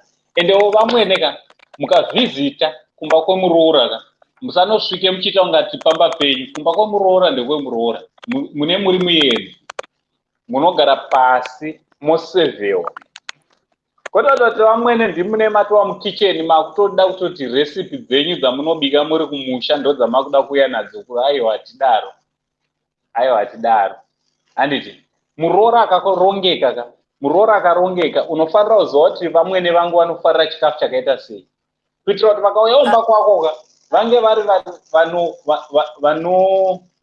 vanodyawo recipe dzavanofarira uchivabikirawo zvavanoda kudai. Nekutorawo inzwaika. Nekuvatora uchivaendesa mumarestaurant. Banyai TV ani mambowanzwa muzukuru wangu ainge achitaura achiti zoni aitora Vamwene achivaendesa out kuspoila Vamwene. Ndo zvinokurudzirwa izvo.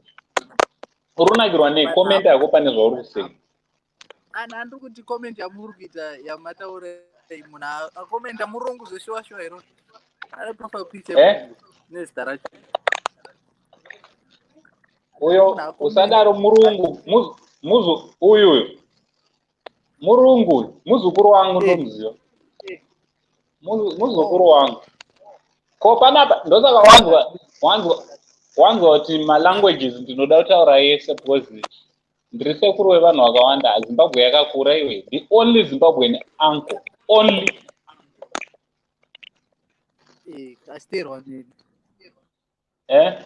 Right. Anzi.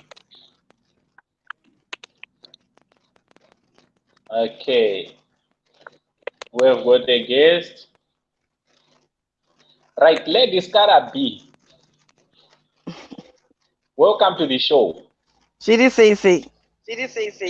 Ah, mushe zufamba. Chiri say nkoma your boy.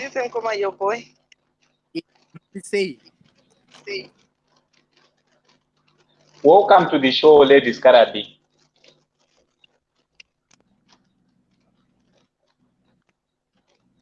Hello. Did it right? Let me try to. Network zacho dziri kubhanisa ngemaza zvemukadzi rumhanya. Mukundinzwa here.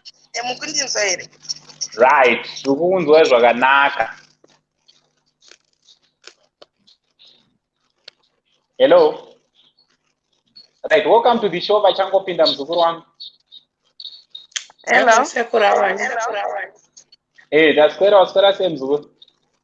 Ndaswera bomba sei. Aiwa, zvakarongeka muzukuru. Handikuzvona. Matodini. Handiri kuti zvakarongeka wabva wati kudii? Aiwa, tikuzvona nyaya iri mberi tikuinzwa. Yes, nyaya iyi iri kutonetsa muzukuru wangu. Yevaroora, ndimi kavaroora vachona. Nana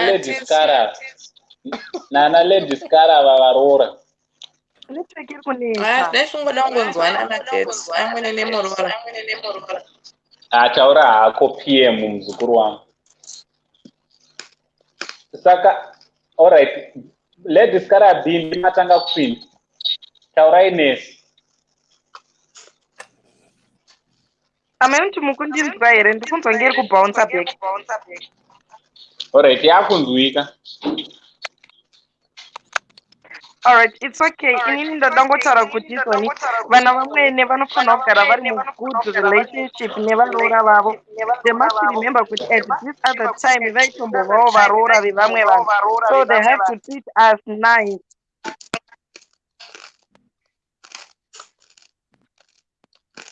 That's very true. Right, PM uri kutova kudii pane zvataurwa izvo kana kuti zvako zvawada kwedzera? Aiwa, ndinongozviwa nevanhu ngatinzwana. Muroora nevamwene panofanira kuva paine that bonding. Yes. All right. Welcome to the show, Tendai Chengeta. Tendai Chengeta. That's where Waswera Senzugu. Maswera sei.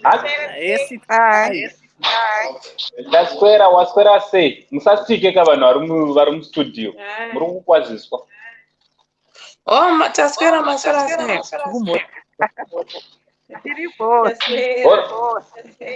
All right. So ngoma ndiyo munoti kudii nayo? Yevaroora naamwene Vatezvara Nemkwasha. Kusapota point yamangu kutaura kuti I think kana munhu. Yes. Tikukunzwa. I think ndakupindira kuti ndisapote point yamangu kutaura angu yekuti kana munhu waroora kana waroora unofanirwa kutsvaga pako pekugara. Yeah. That's a good idea kuti utsvage pako pekugara because what I know vanhukadzi kuti mugare at the same place muuse the same kitchen muri two zvinonetsa. Even muri masisters pasina kuti muroora navamwene hamupedzi mwedzi muchiri kuwirirana panenge pachitokakatirana. Saka the best kungoti umwe nomwe kwake, at least mukaita muchishanyirana munyatsoona kuti rudo rwacho kunenge kuchinyatsofaya chaizvo chaizvo. Alright, saka kurova kuti zvoni vanhukadzi ndimi mutori neproblem habatisi ndachida kupiri. Right, still tiri navo vanhukadzi mustudio. Taurai neni, ndimi neproblem kai vanhukadzi nature yavo wavakaita vakwanise vanhukadzi mozoti vanhukadzi kazhinji kacho tine jealous. Or jealous. Yeah, jealous ndo rinotikwadza manje. Alright. Godo. Ladies Karabi, munaro godo here. Alright. Inini pekutanga kunada kutaura pekutanga pakuti kukonzeresa chigozonetsana ifunana vamwe inyaya yekutova pamazita iwaya ekuti avantu vamwene avantu vatezvara. Kana tichinge taroorana kangatibve kuti vabereki vedu ava ndimai ava ndibaba semune murumewo ngazve kuti mai vangu hazvinzi vambuya zvekuvaisa out there, anofanira kutongozati ndimai vangu ava ndibaba vangu. That's the first thing. Tikagadzirisa ipapo unoona kuti we can treat each other with respect. Uzi varume vane pakuti zvonekana kuti mai vake ndo vanofanirwa kuteererwa chete. When it comes to mai vangu hazvina basa kuti vateererwe here kana kuti zvaita sei, because ndimai vemukadzi. Ngatingogare taziva kuti they are equal, like mai vake namai vangu vakakosha zvakafanana. Then the other thing I can support zvataurwa nazvisavo kuti kana taroorana munhu ngaatemerwe pake, kana kuri kumusha ngaatotemerwa munda wake oenda kunogara kwake ega. Tisagarise because vana vamwene vanenge vakona kunge vakutorerwa vanakomana vavo nevadzimai. You get it? Kuti havasina more time namai vavo, vanenge vane time nemudzimai wavo. So panotanga kuita godo amai nemuroora. Inini muroora ndikuda attention from the husband, amai vari kuda attention from his son. You get it? So pane point yambotaurwa naBanyai TV Big Sister Shai.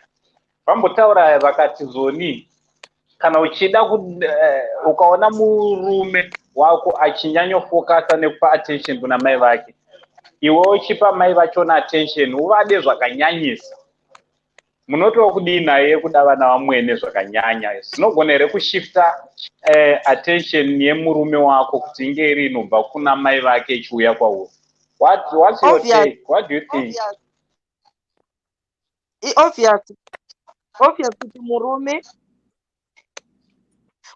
kana kuti uri kuda mai vake zvakanyanya anokudawo. Inini taking from example, I was once married. Vamwene vangu ndaivada. I don't have anything against vamwene vangu. Ndo vakatonditorisawo passport vakatombondiendesawo this job ekupa mucontinental hotel kuti ndinoonawo. I do appreciate because ndaidawo mai vake. Saka by seeing kuti mai vake ndiri kuvada, iye aindidawo zvakazoitika hazvo zvakaitika, but murume akangoza kuti you are in good book namai vake ende nekubvisa muromo wekuti mai vako ndo umwe unozokonzeresa. Ngatingoti mai ndiamai, kana vari vangu mai, kwete kuti mai vako vazonditi baba vako vazonditi.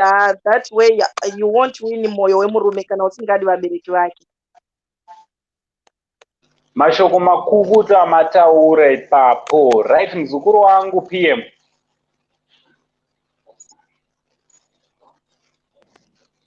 PM. Hello, Sevor. Yes. Unotoa kudii nayo hii? Ainini ndeni wari kunongoteerera. Oda kungoteerera? Yeah.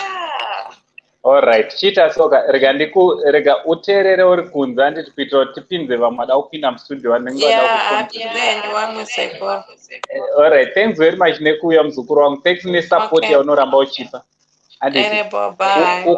Ukomente bye bye. Right, vangu vachida kupinda vaya chidzokai. Rega ndise futi link handiti. Right, your boy beat over to you, sir. Hey.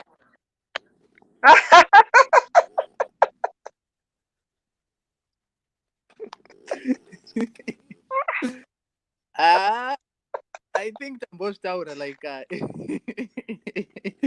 I think nyaya iripo right iri kunyanyofocusa nevakadzi kuti ndova nehedu aiwa handisi kutya I mean like from kubva patatanga uri kuti vakadzi so what can be done right to solve these problems? Yes, kara apa inonzi apa one solution yekuti everyone ngatingoti amai ndiamai whether ndimai vako ndimai vemurume kadzi vese ndamai, but I think we need more solutions than that one only. What can be done kuti tibvise izvezvi kunyanya totongofocus nevakadzi because varume I think apa tacheneswa tiribo vakadzi how can we remove jealousy rambotaurwa riya mapamuri semunhu kadzi toribvisa sei?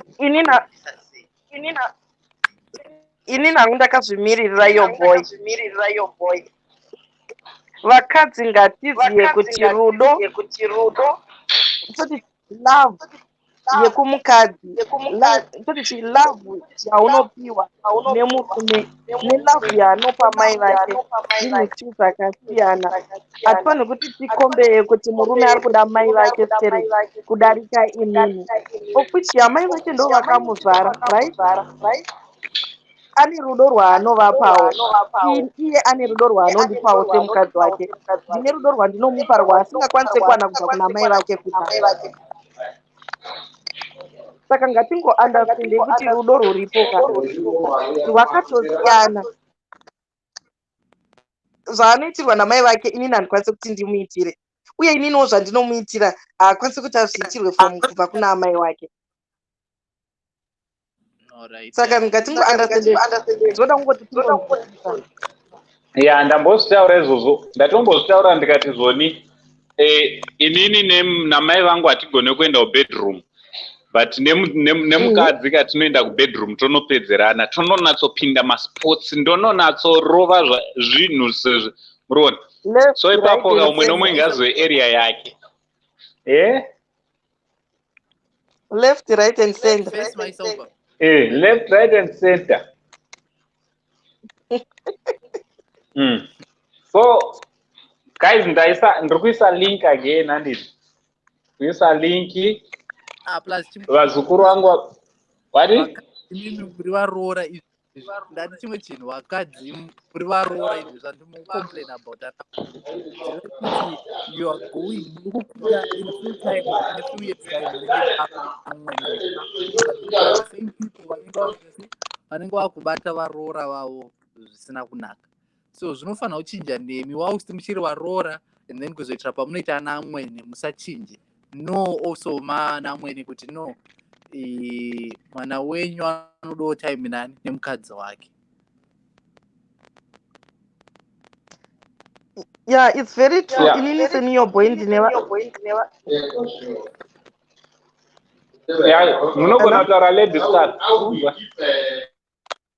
All right. I was saying kuti ndine vana two, musikana nemukomana. I wouldn't want kuti mwana wangu musikana abatwe huchapa kwaanenge aroorwa. Same with mwana wangu mukomana, I wouldn't want kuti ndibate mukadzi waacharora huchapa.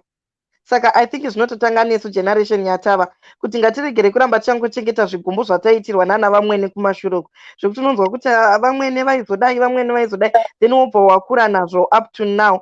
Mwana wako kana akuzoroora then you continue doing the same thing. I think we have to end it on our generation kuti pachazoroora tawana, pachazoroora tapiwa wangu, mwana wangu anenge ari mwana zvine vedu wekuwanda kwakanaka. I have to treat ye semwana wangu. Pachaendawo mwana wangu sikana ndoziva kuti aiwa akareplacedwa nemuroora wangu then ndovabata zvakanaka.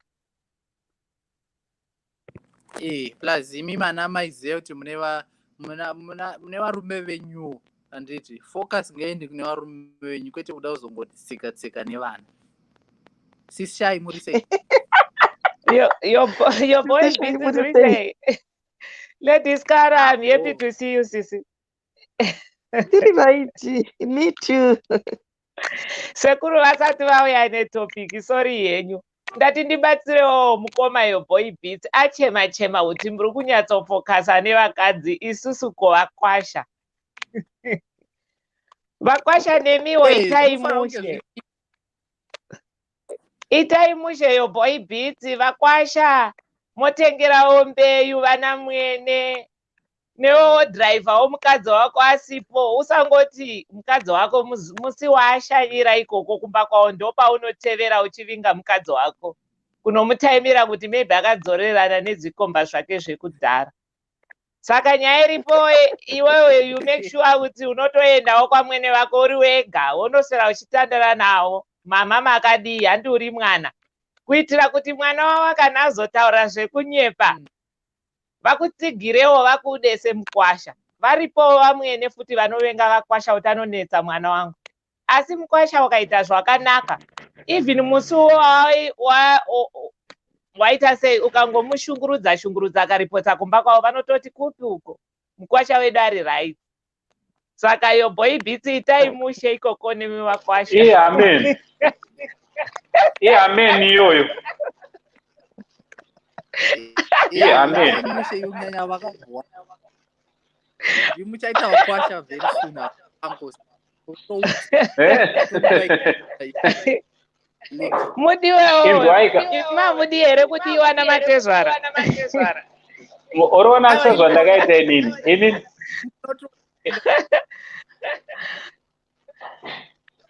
Inini zvandakaita manje.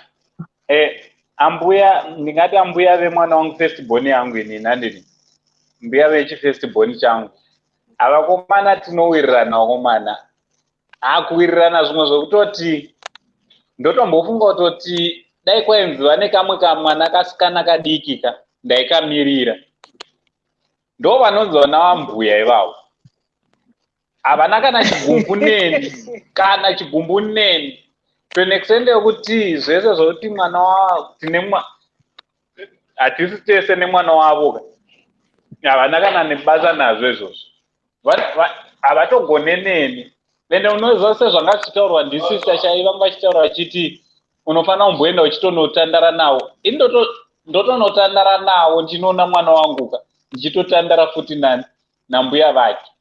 Hakuna mwana wari right wakomana. She's like a mom to me.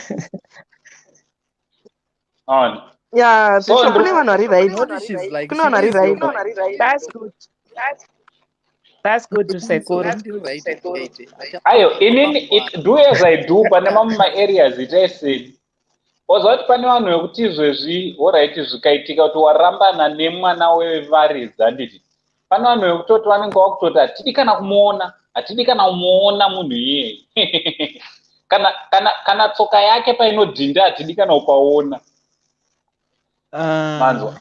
But not with that lady. That lady, she's a unique lady.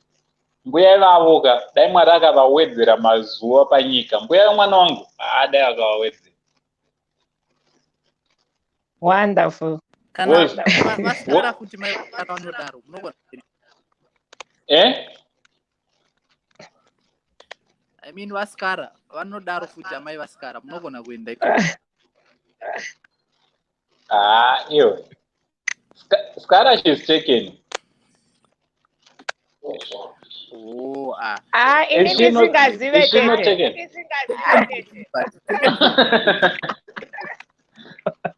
Mese maita natete manje. Cause lezi skara wacho nanditete. Mati so Kawira, ini best girl seku. Saura wepeji. So alright, na slim chamiso solution vavira ngavasagarisana kwenguva refu. Kuita cats and dog wrong man. Ndo zvatiri kuramba kaizvozvo vanhu ngavadanani. Saka nyaya yevanzani yavamwene Nemroora. Murume is the one who has the bigger part to play to separate the two. Wambonzwa here zvandataura pandatanga show. Mati chini. patanga show wanzwa mashoko andataura ndapa example yangu, my own personal example. Ipapo nasina kuteerera. Mune maexample wobhoka ipo. Hainini life yangu yese example. Ndosaka ndichinzi sekuru. Wati chisekuru ndechekuti kudii? Ora ndambotaura ndikati nini? Iwisdom iyi. Manze.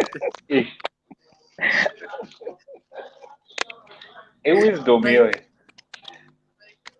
So ndambotaura patanga show ndikati zoni inini na mai vangu nemudzimai wangu, right? Mai vangu nemudzimai wangu, ex-wife yangu, ex-mbuya vako vaunoziva muzukuru wangu, wavaziva, right? Ndakambovagarisa pasi, vaigara vakamarana, uchinatsoona katension kachona kekuitirana hasha dzisingaiti. Handiti?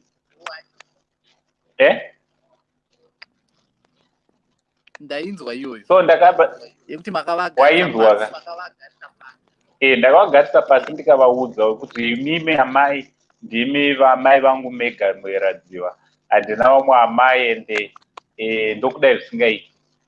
Ndobva ndati kumudzimai, ndakakusarudza ndega ende hakuna umwe mukadzi kuti wandichada sewe. Izvozvi tichitopedza panapa totopinda mubedroom. Waona? So love muchipedza kuti mukupinda mubedroom muchipedza palife ino here kana kuti tarapanyai? Ndichapinda nani? Inini handina munhu ende munhu handisati ndakuda kuva naye hangu. Haini munhu ndio handichakupa. Zuva randinoita munhu inzwa wakamuzukuru, zuva randinoita munhu enda nyaya dzachona tichingokonera ikoko pega pega. Zuva randinoita munhu ndichatoya naye panapa palive. Hakuna munhu wandidanana naye kunze uku. Because I believe kuti zoni whatever I do zvega zvandiri kuda kuita this life, umwe munhu ngaadzidze, ngaabatsirikane. Unoona pandora? Of course I got my own private life, but ndine zvimwe zvandinozonge ndichichengetedza. Zvinhu zvakaita seunge zvakafanana nevana.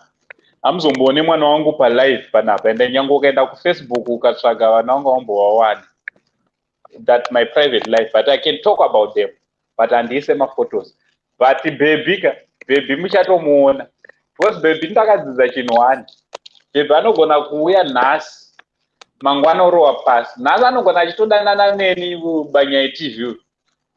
Next week munonzwa kuti akudanana nayo boy beats. Next week munonzwa kuti zvakapera. So baby hazvina problem. Baby ndinongozokuanaunsira kuti vazukuru muri kuziva mbuya venyu vamamajaira vai. Vakazoenda.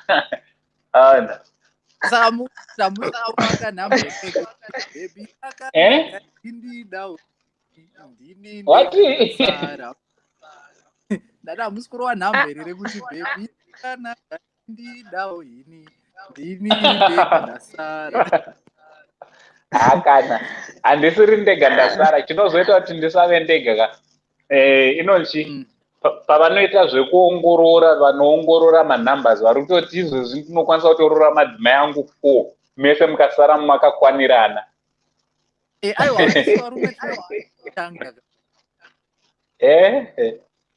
Varume tinowanikwa neatanga.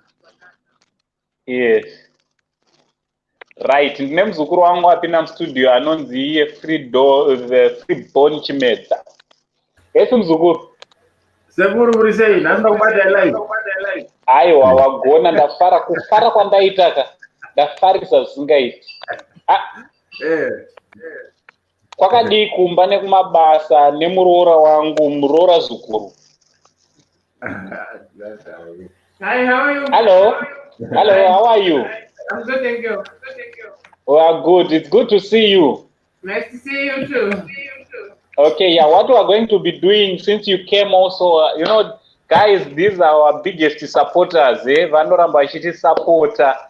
Thanks very much for supporting Saint TV family channel. Yes.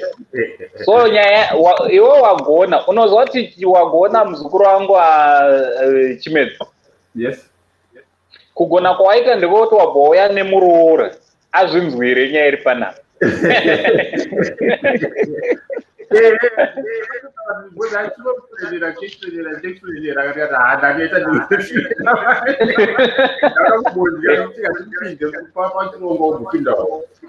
Yes, matogona ipapo. Right, what's your take panyaya tinayo yo? Munoiona sei? No, you want your opinion, isn't it?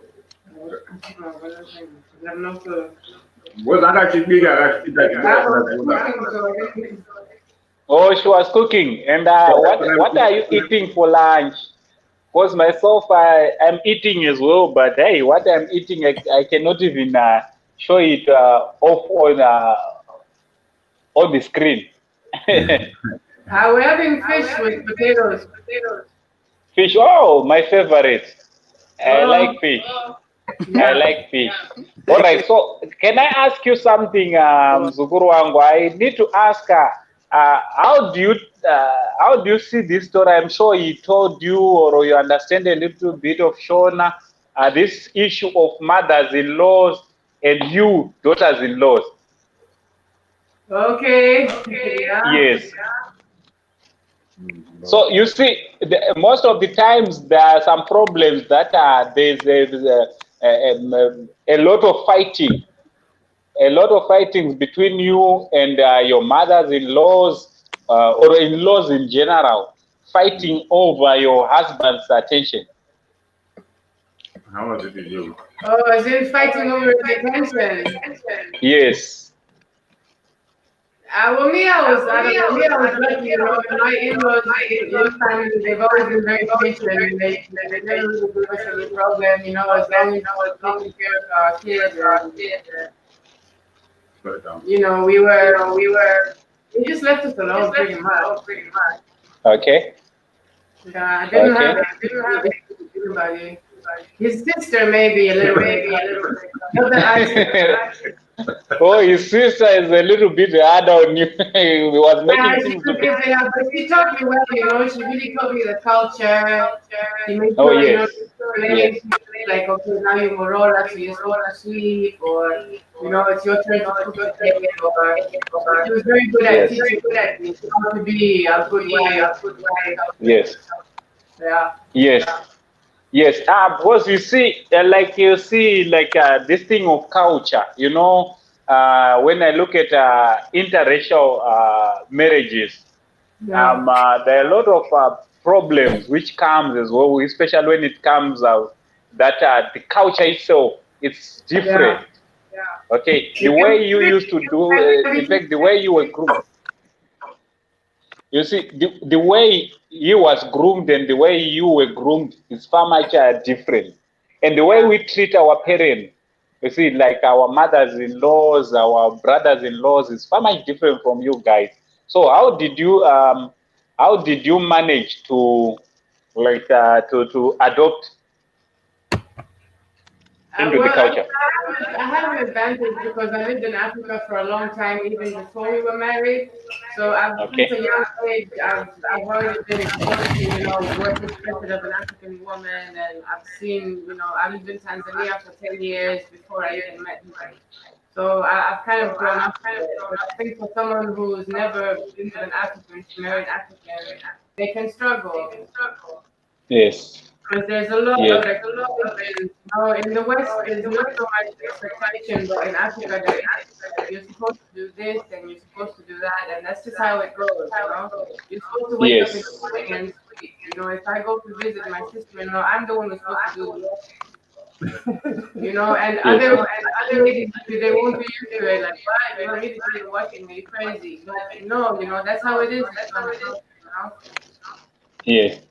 Yeah. Yeah. So for you. it's about listening and learning and showing respect and understanding. It's a lot of factors involved. Yeah, it can be tricky at times when you have very opposite cultures. So, but it's Yes. also halfway, compromise. But yeah, I think a lot of learning and listening to what the other person expects and Yes, you understanding. see, like what you are just saying, you need to, where there is love, there's always a will, eh? Yeah. Yeah, where there is love, there's always a will. There's a problem, like what you are saying, it's a matter of listening to what you are being told. Mm. Now, a lot of us, even if, we are Africans, okay, we are of the same culture, I get married, some people, they even fail to adopt to the family, because families are different as well. We can all be Shona, but our culture, our families as well, they are different. So if you don't listen to what the people from where you were married, or you marry a lady from, if you don't listen to what they want, it can be a big problem. Yeah. Yeah. So yes, so ndichidzoka kwamuri mukoma wangu Chimedza. Wazoita mukoma rini naye muzukuru iwe?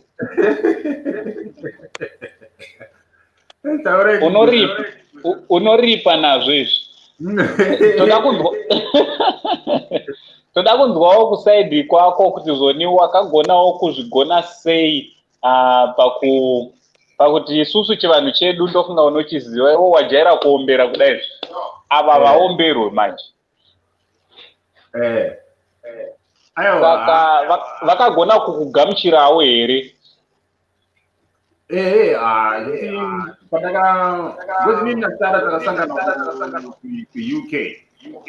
All right.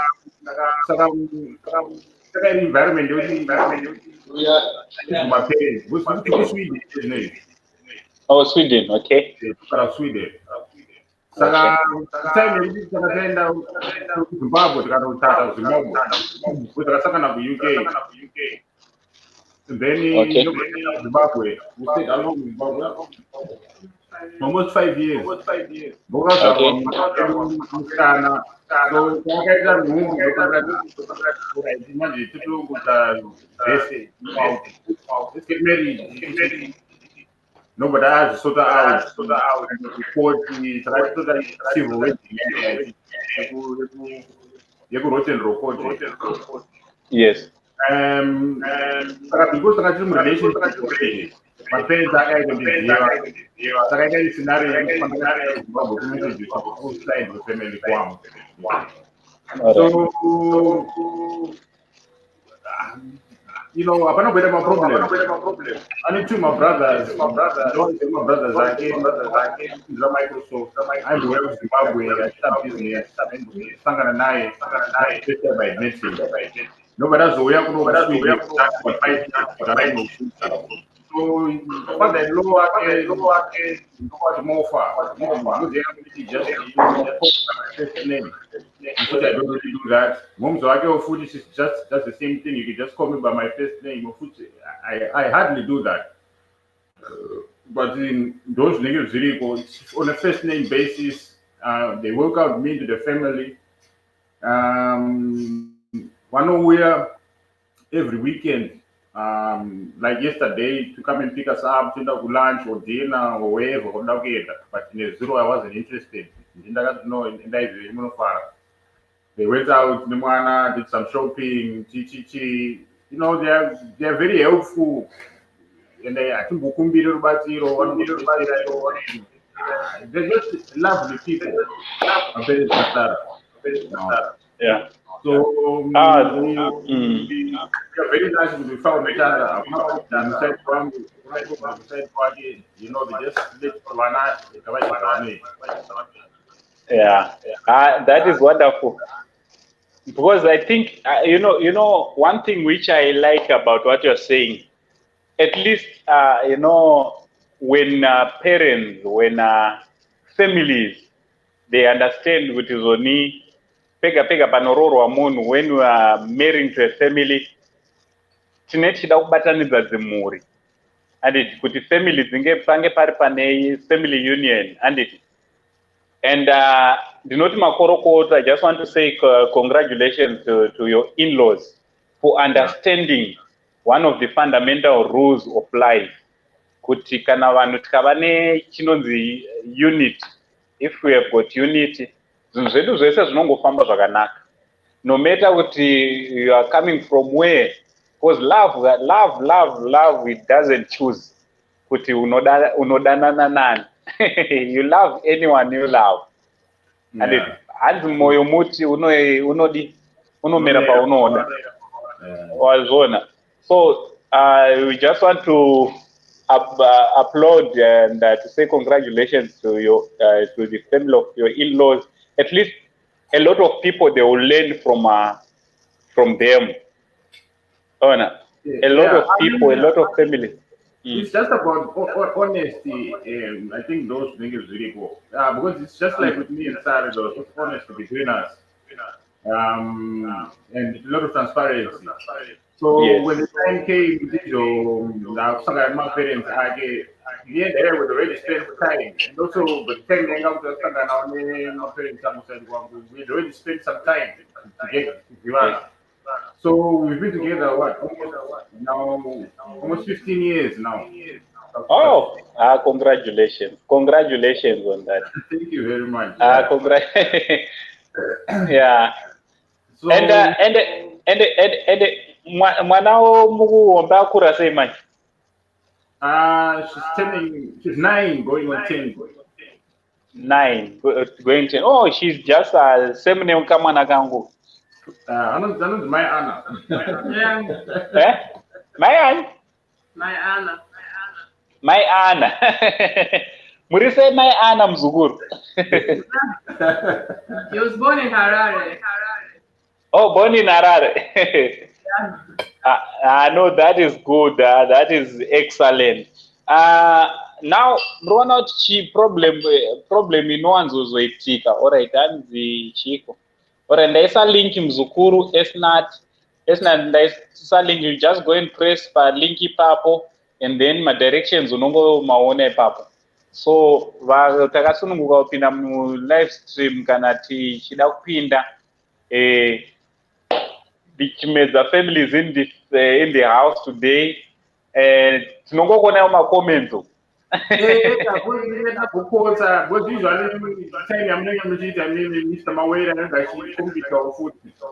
So usually, data puts actually live, but this time that is reverse. Yeah. Plus, nothing or not time the Lutata just came. Chantangoto says Sunday, let it be a family day. Also, the topic here, troops or Pamsoro Pizza, you threw out Battery Munwese. Right. Because what Nenya Vakwasha na Vatezvara. So don't move the way up. Kuti zoni munoona sei ndezvipi zvatinganzi sevakwasha tinogona kugumburisa kana kuti kutsamwisa vana matezvara edu zvinogona kuti konzeresa kuti tisanzwanane navo?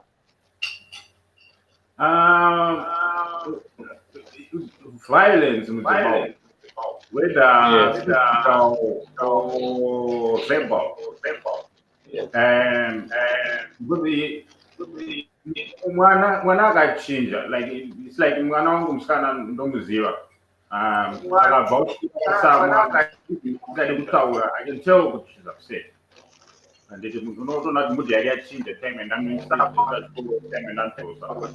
so you find kuti izvo iwewe ukaonotora mwana wevanhu angane temperature yake aizikanwa naye agara newewe temperature yachinja, but still mwake yanga utatiapana zviri right here mumba tichi yes zviri right zviri bo tichi network ameno zvayakuita network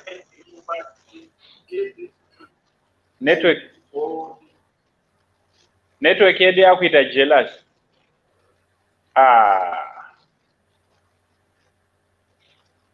Network yedu ameno zvayakuita.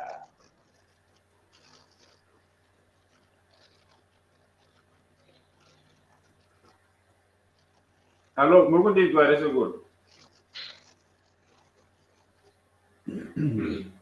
It's cutting out. Thinking about it, I wasn't expecting that was the topic, like in-laws.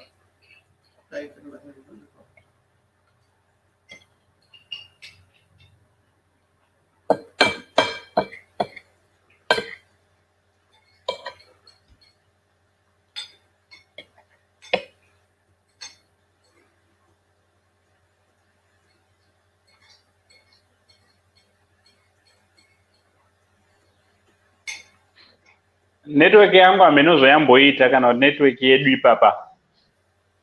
Aiwa, ndozvazvinoita technology yacho iyi. ameno mazi GG ekuwanda ari kuuya pamwe achaita kuti zviimprove zvakanyanya. Let's hope so. But patsoka chete ndozvatoziva. Aiwa, pasi petsoka hapana improvement inouya mahara. Aiwa, no, pamwe.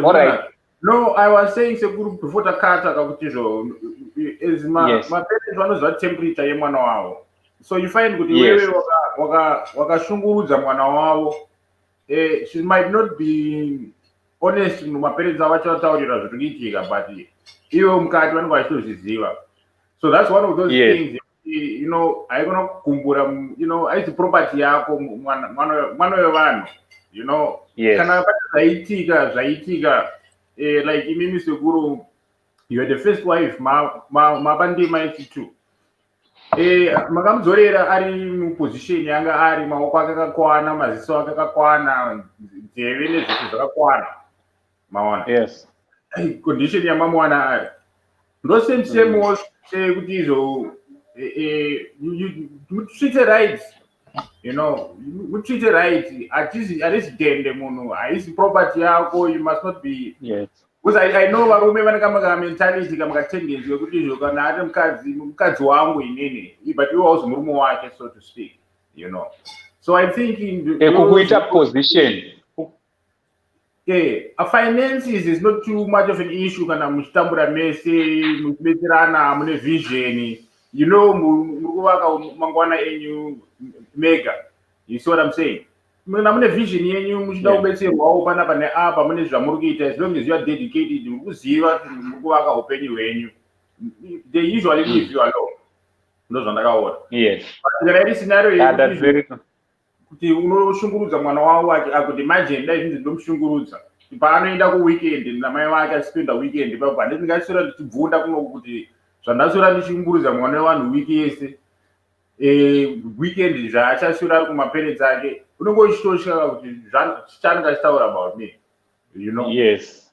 You see what I'm saying? But if it's all positive, no, tikufara chingodai so, you know, kana tuma problems otwake, but it's not kuti ma problems andiri kumupa inini as a husband or as a boyfriend or as a partner in life. No, ma-stress anga achiwanawo maybe kugraft zvaitikawo zvakati, or maybe mwana ari kurwara zvakati, or pamwe iye ndiye ari kurwara, or maybe shamwari yake iri kurwara. Those kind of issues. Kwede kuti izvo ma-issues ekuti izvo ndini ndiri problem munomumba akushaya mufaro, bedroom make akushaya mufaro, all those kind of things. Even kuita too much madress, you don't need to do that kana wamunhu wemurume. Zingi zigomunyira pamwe, you know what I'm saying? Be faithful. Ndo chimwe chinhu zvinokonzeresa maproblems izvozvo. But relationship. So I just think, you know, just be tinoziva chese kukura kwatakaita, being respectful towards our own parents, towards our own family, towards our own sisters, towards our own brothers. You just carry that through life, and I think you'll be okay. Yeah, that's very true. Right, pane mubvunzo uri panapa kamuzukuru wangu togona kubatsirana kupindura wandaisa pascreen wakanzi but vanhu vamwene vanoti kana hanzi but vanhu vamwene uri mumba murume wako muchiita nyaya vanongodongorera kana kumira kumadziro kwanzi kuti muri kuitei ungaita sei ava webenzi ravamwe nawo nditika inini patakambouya kunoku kabhozi ndoziva kuti pane matimes ekuti unofanira kumbogarawo kwana mwene, but I would not advise kuti munhu kana wane munhu wako muve muri tsvagai penyu pekurenda mega, even kana kari ka1 room endai munotamburira kwenyu mega, munogera mapoto twenyu chichi endai munotamburira kwenyu mega, ndokutanga upenyu ikoko. They will have respect for you muneka 1 room kenyu muchiita zvamuri kuita, rather than kuti muri kuramba nhamo, muri kuramba kukura, muri pamba pavo vanotokutongai. Unotongeka. So ndachida kupindira pane muzukuru wangu anyora kuti nyaya yamwene, right? Pane vamwe vanhu pane vara randaisichinzwa vakuru vachitaura nyaya yekuti mhengera mumba. Varipo vamwe vanhu vakuru vakadaro, tinenge ringori mhengera mumba. So hauna zvaungaita, unofanira kutongozwa kuti pega pega pamune murika muna stoka. Sezvataurwa nemuzukuru wangu Chimedza abva ataura kuti zvoni ukaona wane mudzimai wako chirega kaugara nawo mwene vachona namai, tsvagaiwo ka1 room kenyu kamunonoroja, mukadzi wako osununguka kuita zvinhu zvake. And munoziva here kuti ukaramba uchigara pamba pevabereki, even kudevelopa your own life chaiko, you won't develop, because bedroom unenge unayo pamwe imba yevabereki ine 5 bedrooms, mune bedroom yenyu mune masofa, mune muchigara pamasofa evabereki, everything mune muchishandisa zvevabereki. So hamuzomboone need yekuti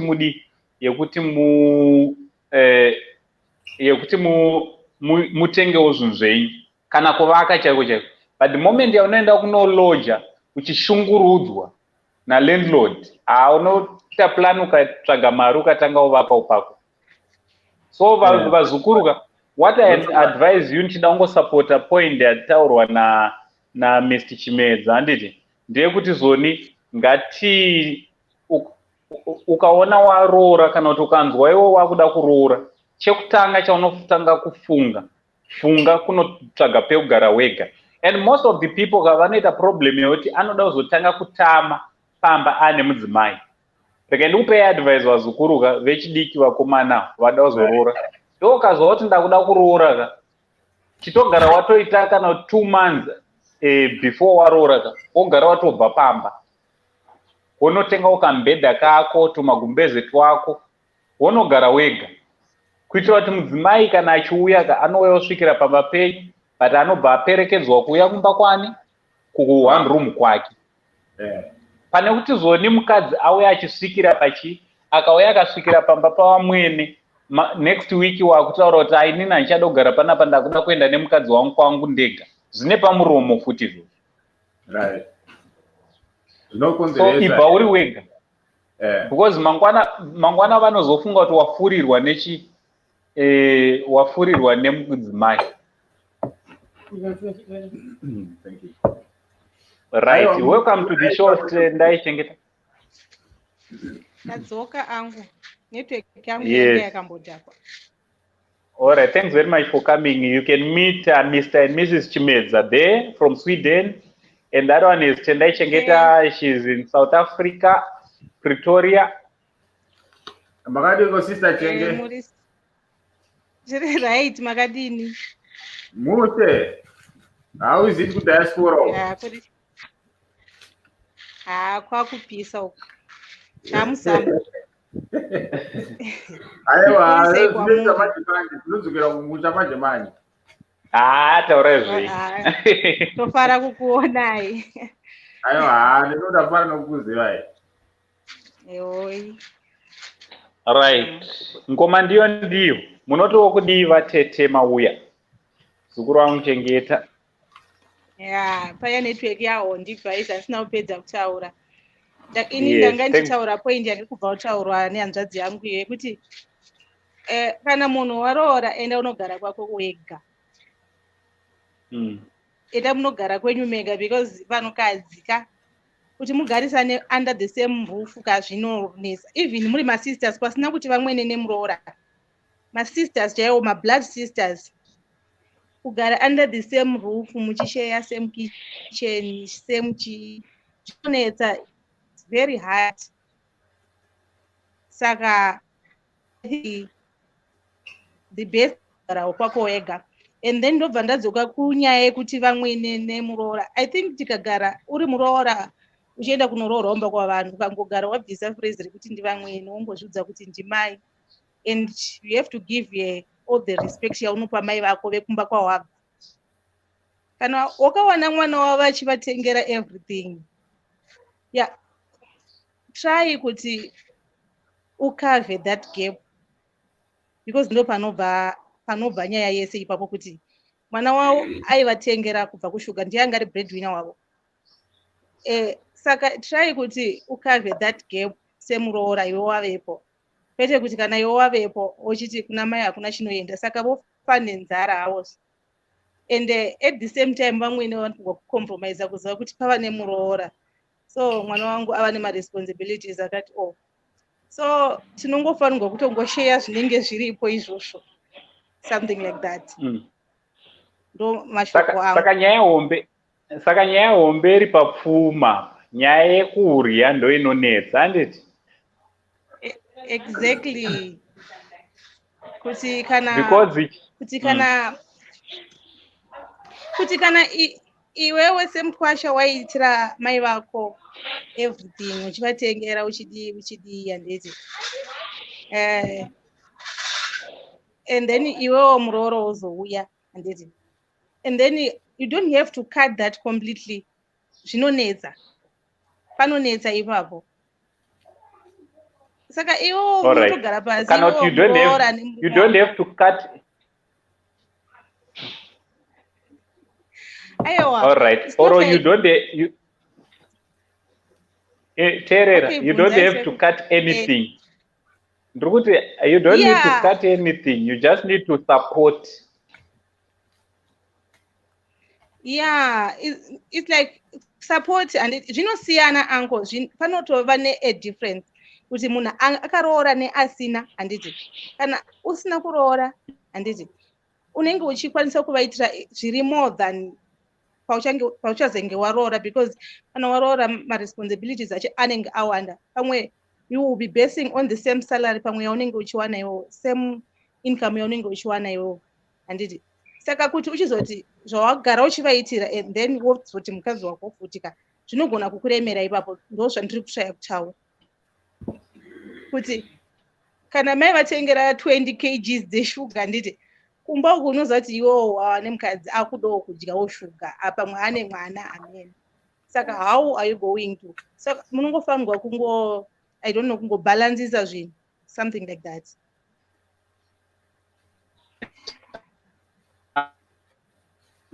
Seguro, muri kwere seguro. Hello. Yeah, network ya seguro. No, sister Chengeka. Tukutowirirana papa 100%. Yes. Tukutowirirana papa 100%. Kuti kuwirirana kuzwisisa kuri both sides. Andirega. Kuri kwese.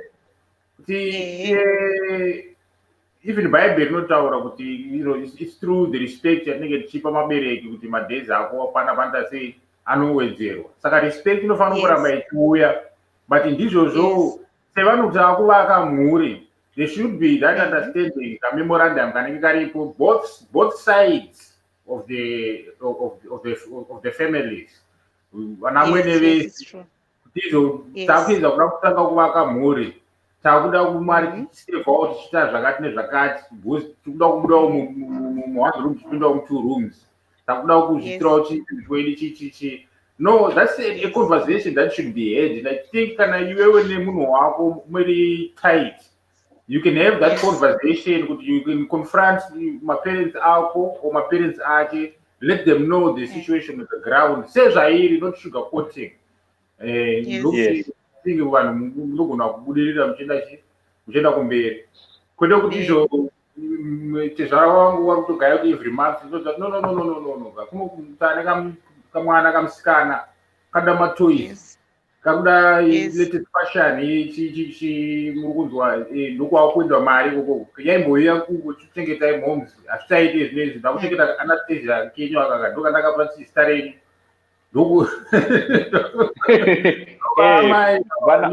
vana vane mazita makuru ndovaamai saka ndokwakuenda chibhanzi ikoko saka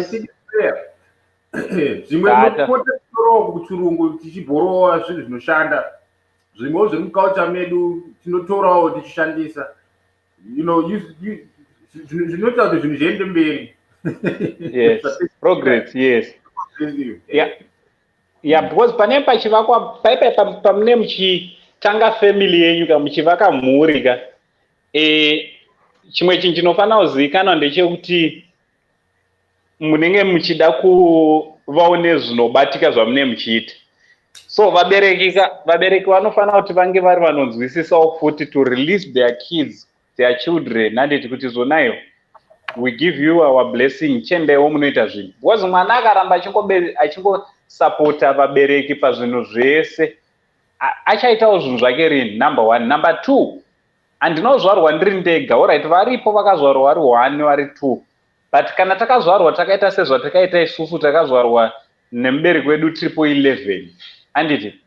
So mubereki haafanira kuzotarisira kuti zoni sekuru saint chete ndo vanofanira kuuya pana pamusha every month vachisiya something. Hazvina kuipa, ndogona kuzviita kana ndiinazvo, but sepakuti takazvarwa takawanda ka tinokutsirana sevana tichibetsera mubereki. Musi wandisingaonekewo kumusha havatifanira kubatikana. Mafungiro angu ini kuti vamwe vabereki manje vanenge vakutoita must yekutoti it's a must. Unotofonerwa utonzi right mahoro akamusati kanganwe. Mubereki ana echitozwa kuti salary yapinda. Nine, I don't think it should be a must, but iwewe semwana you have to know kuti mai ndinofanirwa kuti ndivabetsere. They shouldn't take it as a must kuti it's a must you have to do this, it's a must you have to do this.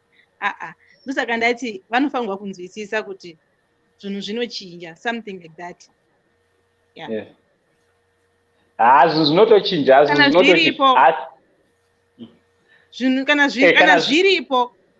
kana zviripo yes ngativapei, kana usinawo ndiri kuti vanofanirwa kunge vachinzwisisa kuti hauna. Manje ipapo manje ndo panotangira kuti vanogona kutadza kusanzwisisa kuti hauna. Sepasina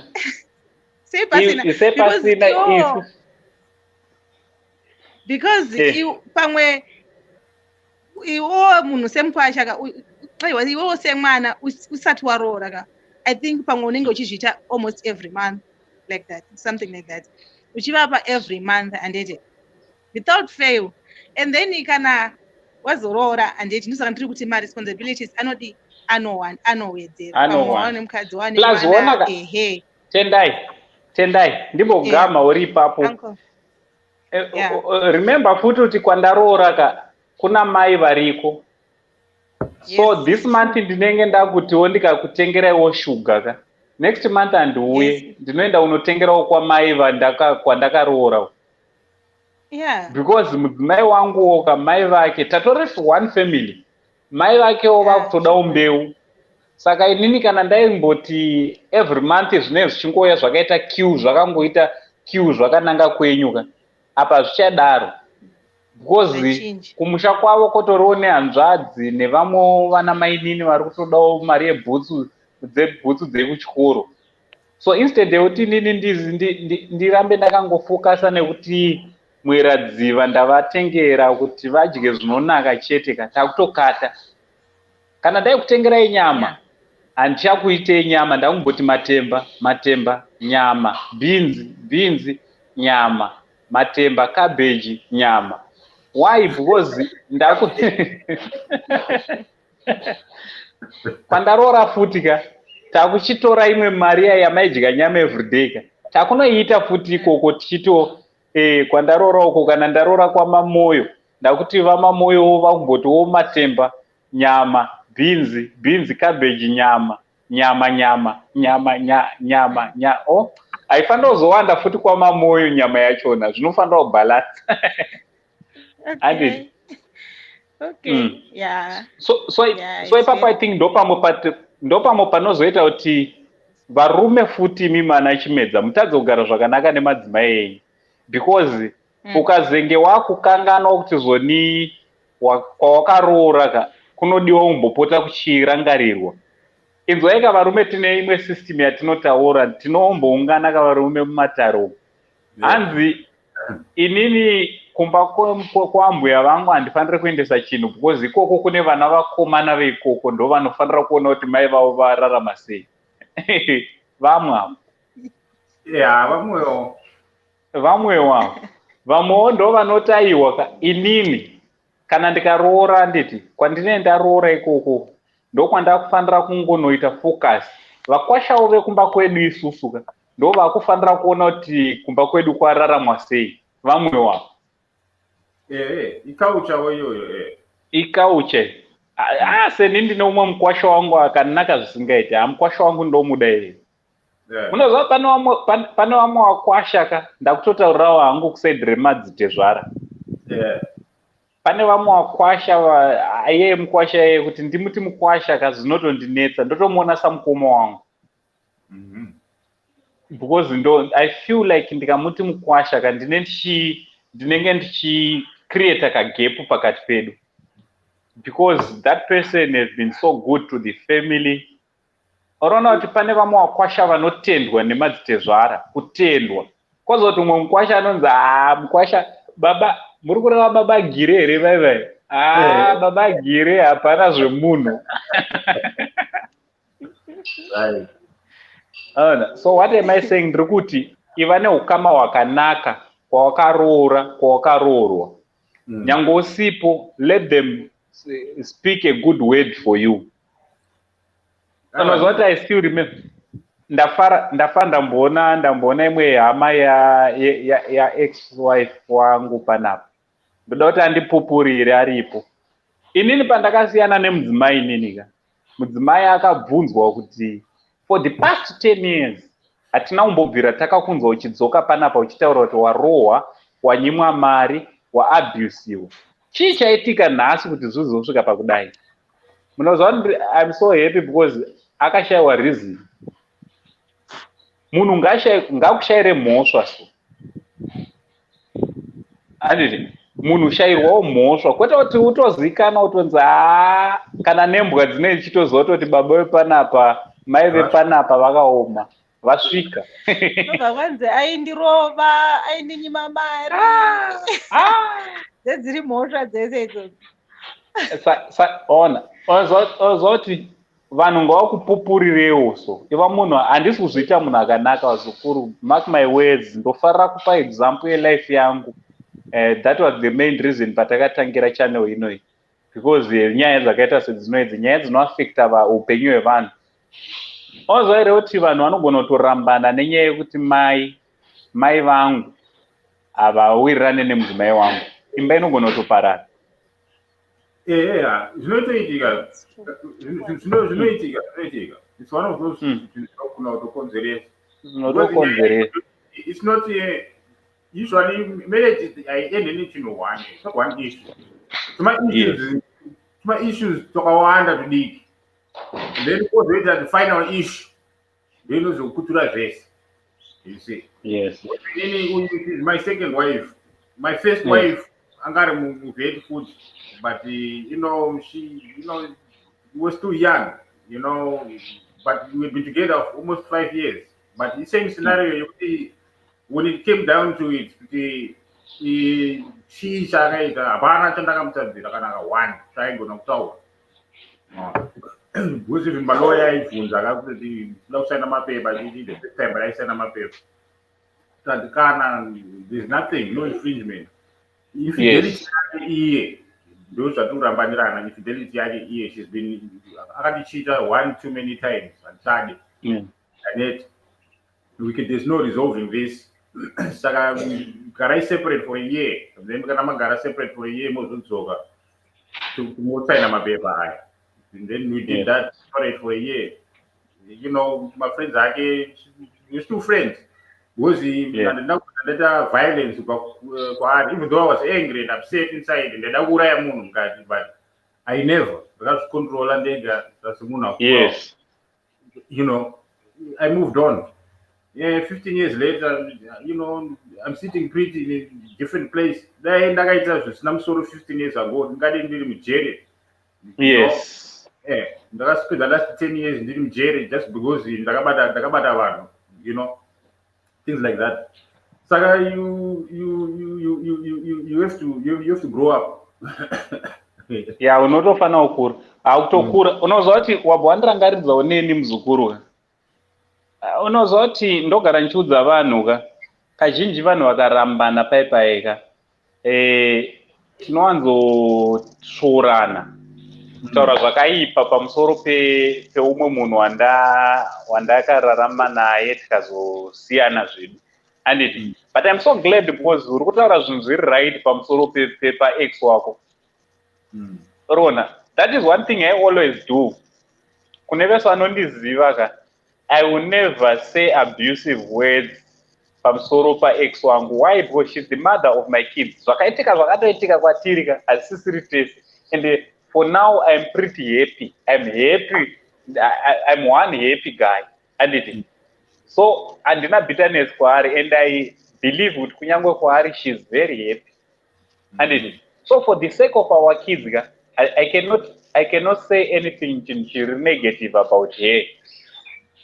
And I just pray kuti nayewo akwanise kutaura arege kutaura zviri negative. Why? Because vana vedu mangwana kana vachikura ka, atinovakiretere imwe environment yekuti vakazonzwa mashoko andaitaura pamusoro pamai vavo vanovhunduka kana kuti vanopedzera vatozondivenga kuti teti ndozvavaitaura. Urikuona, I'm so happy because kusiyana kwandakaita nemudzimai ka, tichisiyana nemudzimai ka, hatina kana kutukana, hatina kana kurovana, hapana kana bongozozo. Things just happen. And ndikapinda mustress dzangu, ndikapota ndafa nestress, but ndakazorecover ndikahila. After ndarecover nekuhila ka, ozvinezvi I'm living that one. In fact, I'm a better man nekuda kwe-experience yandakasangana nayo. I'm one person. Even now, as I'm talking to you right now, I've got more than phone pangu more than 15 messages, more than 16 messages.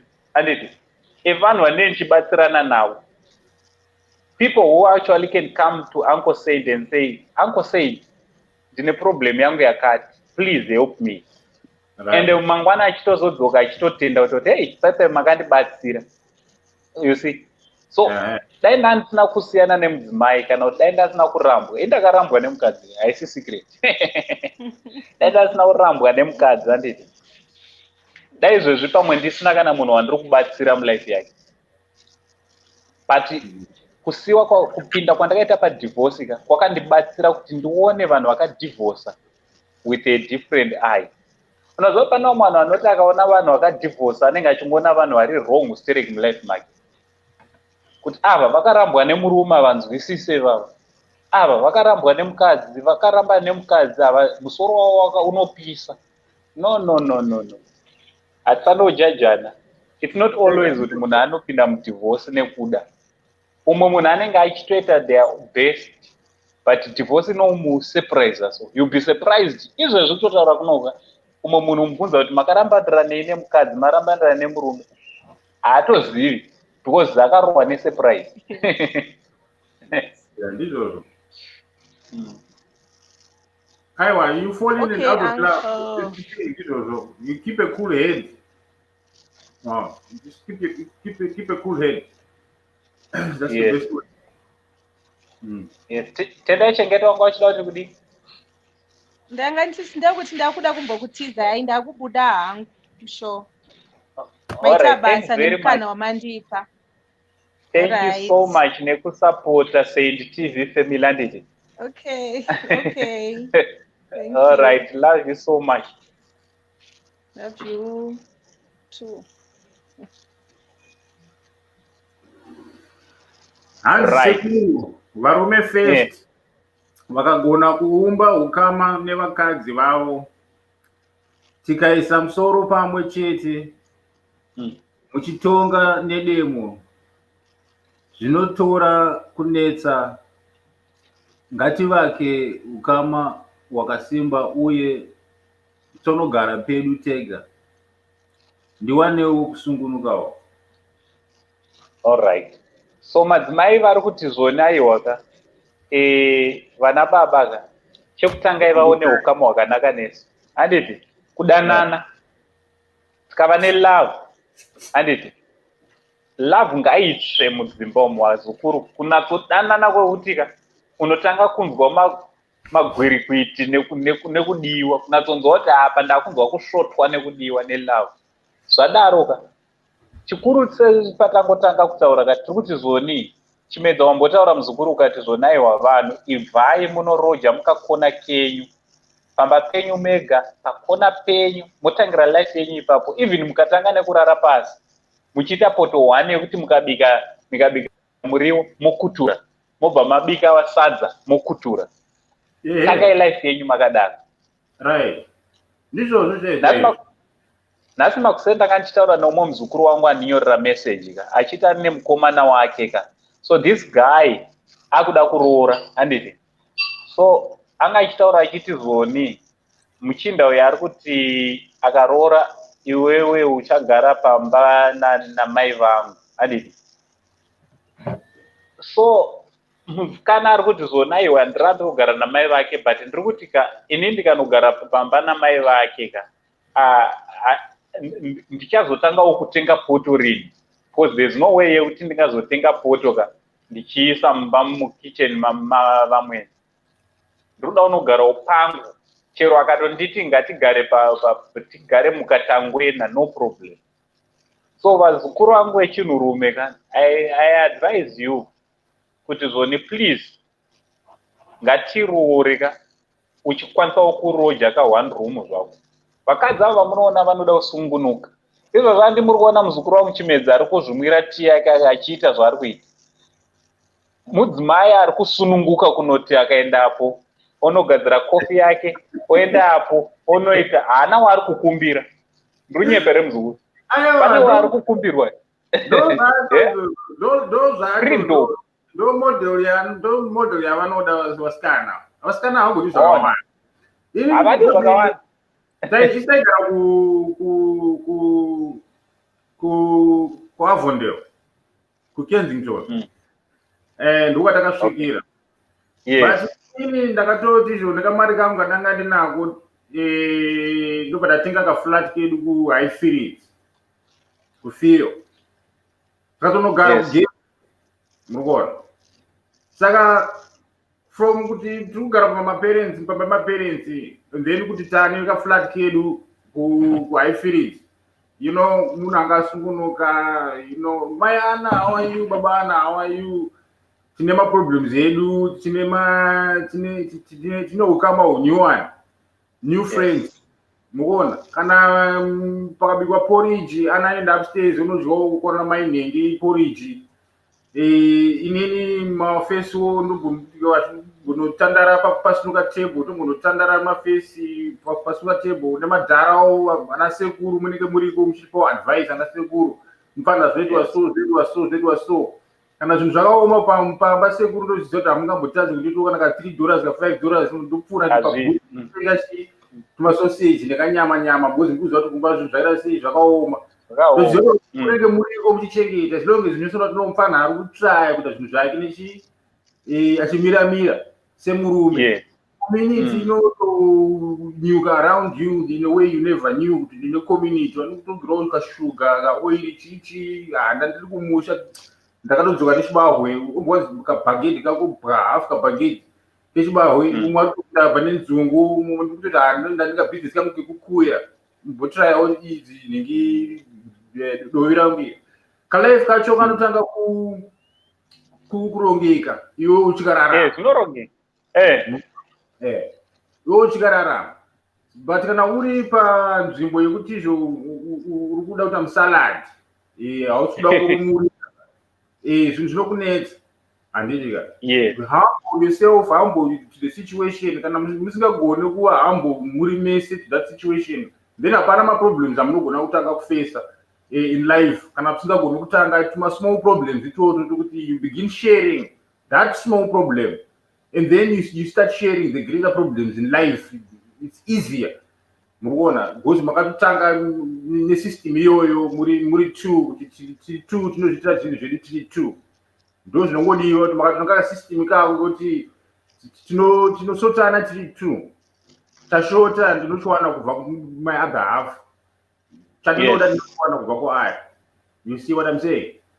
Those you sacrifice iwewe semurume, you just keep sacrificing. Iye mukadzi she will learn to appreciate and sacrifice in her way. Kusvika makuti muchita stage by stage. Tane 15 years seguro. Marowa ndima. Inini zvangu zvakazopera tamu 9.5 almost 10. Right. Ajina kuti hakuna ma-ups and downs seguro. Ariko ma-ups and downs. Ariko. Nyaya iripo ndeyekuti you hold on. Kutsamwa kunowanikwa ma-relationships. You get angry at each other sometimes. You get upset at each other sometimes. Ngambotora break. Ngoenda kuma-parents ako. Umborogara ikoko 1 week. Uchikula down. Kana ndiri inini ndanetsa nokuda alright ndakusumuka nakuenda kuZimbabwe 6 weeks. Ndiri kuma-parents angu kuZimbabwe. Arozondisuwa. Akorakota munhu zviri sei ndiri board ichi ndatoka. Saka ndo life yekuti muri mese you start making those decisions muri mese, even small as they are, but ndo pacho pamunenge mutoti zvo ndo reality yacho. Kana musina izvozvo then you probably don't have what it takes mukubatira zvinhu pamusoro. Maona. Just to be Rona kuti zvauri kutaura muzukuru ka plus kana makufesa reality chaiyo pfungwa chaichedzo munotanga kufunga. Ukaona munhu anenge achingoti ndinoda nyama everyday ndinoda kudya zvakanaka ka munhu yeye anenge asati asesa reality. Maziva kuti kana wane mudzimai mukagara mu1 room, ndinotaura from my own experience ka muchigara musina chamuinacho so munotanga kufunga kuti saka mumba muno matitori namasofa kaizvozvo, mumba muno matitori nastove. So pamachifanira muchidya zvinhu zvakanaka muchitenga fashion, unoziva kuti vafanha vechidiki vane problem yekuti vanoda kuonekera sereka, kuonekerwa vakapfeka zvakanaka vachididi. But kana magara penyu mega unenge mune makufunga kutoona kuti mumba medu munomu hamuna chirimo. Ndizvo zvichaita izvo because pakuti izvo first unenge uchitanga uchifunga muchipfuura mutauni meme uchipfuura munana where's that place in Avondale that nice furniture. I don't remember the name of it. Vaitengesa nezana Adam Bid kana munomuziva mubrand zvenzi Adam Bid yekuZimbabwe. Nodhura so I remember ndo yaitongana namhomzi wangu autangire imomo ka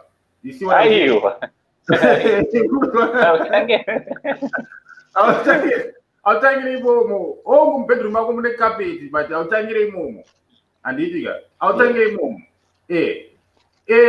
unotofanira kusato nyara because ndo nyaya yacho iripo kuti unotofanira kuenda kunogara kwaunoafoda kugate.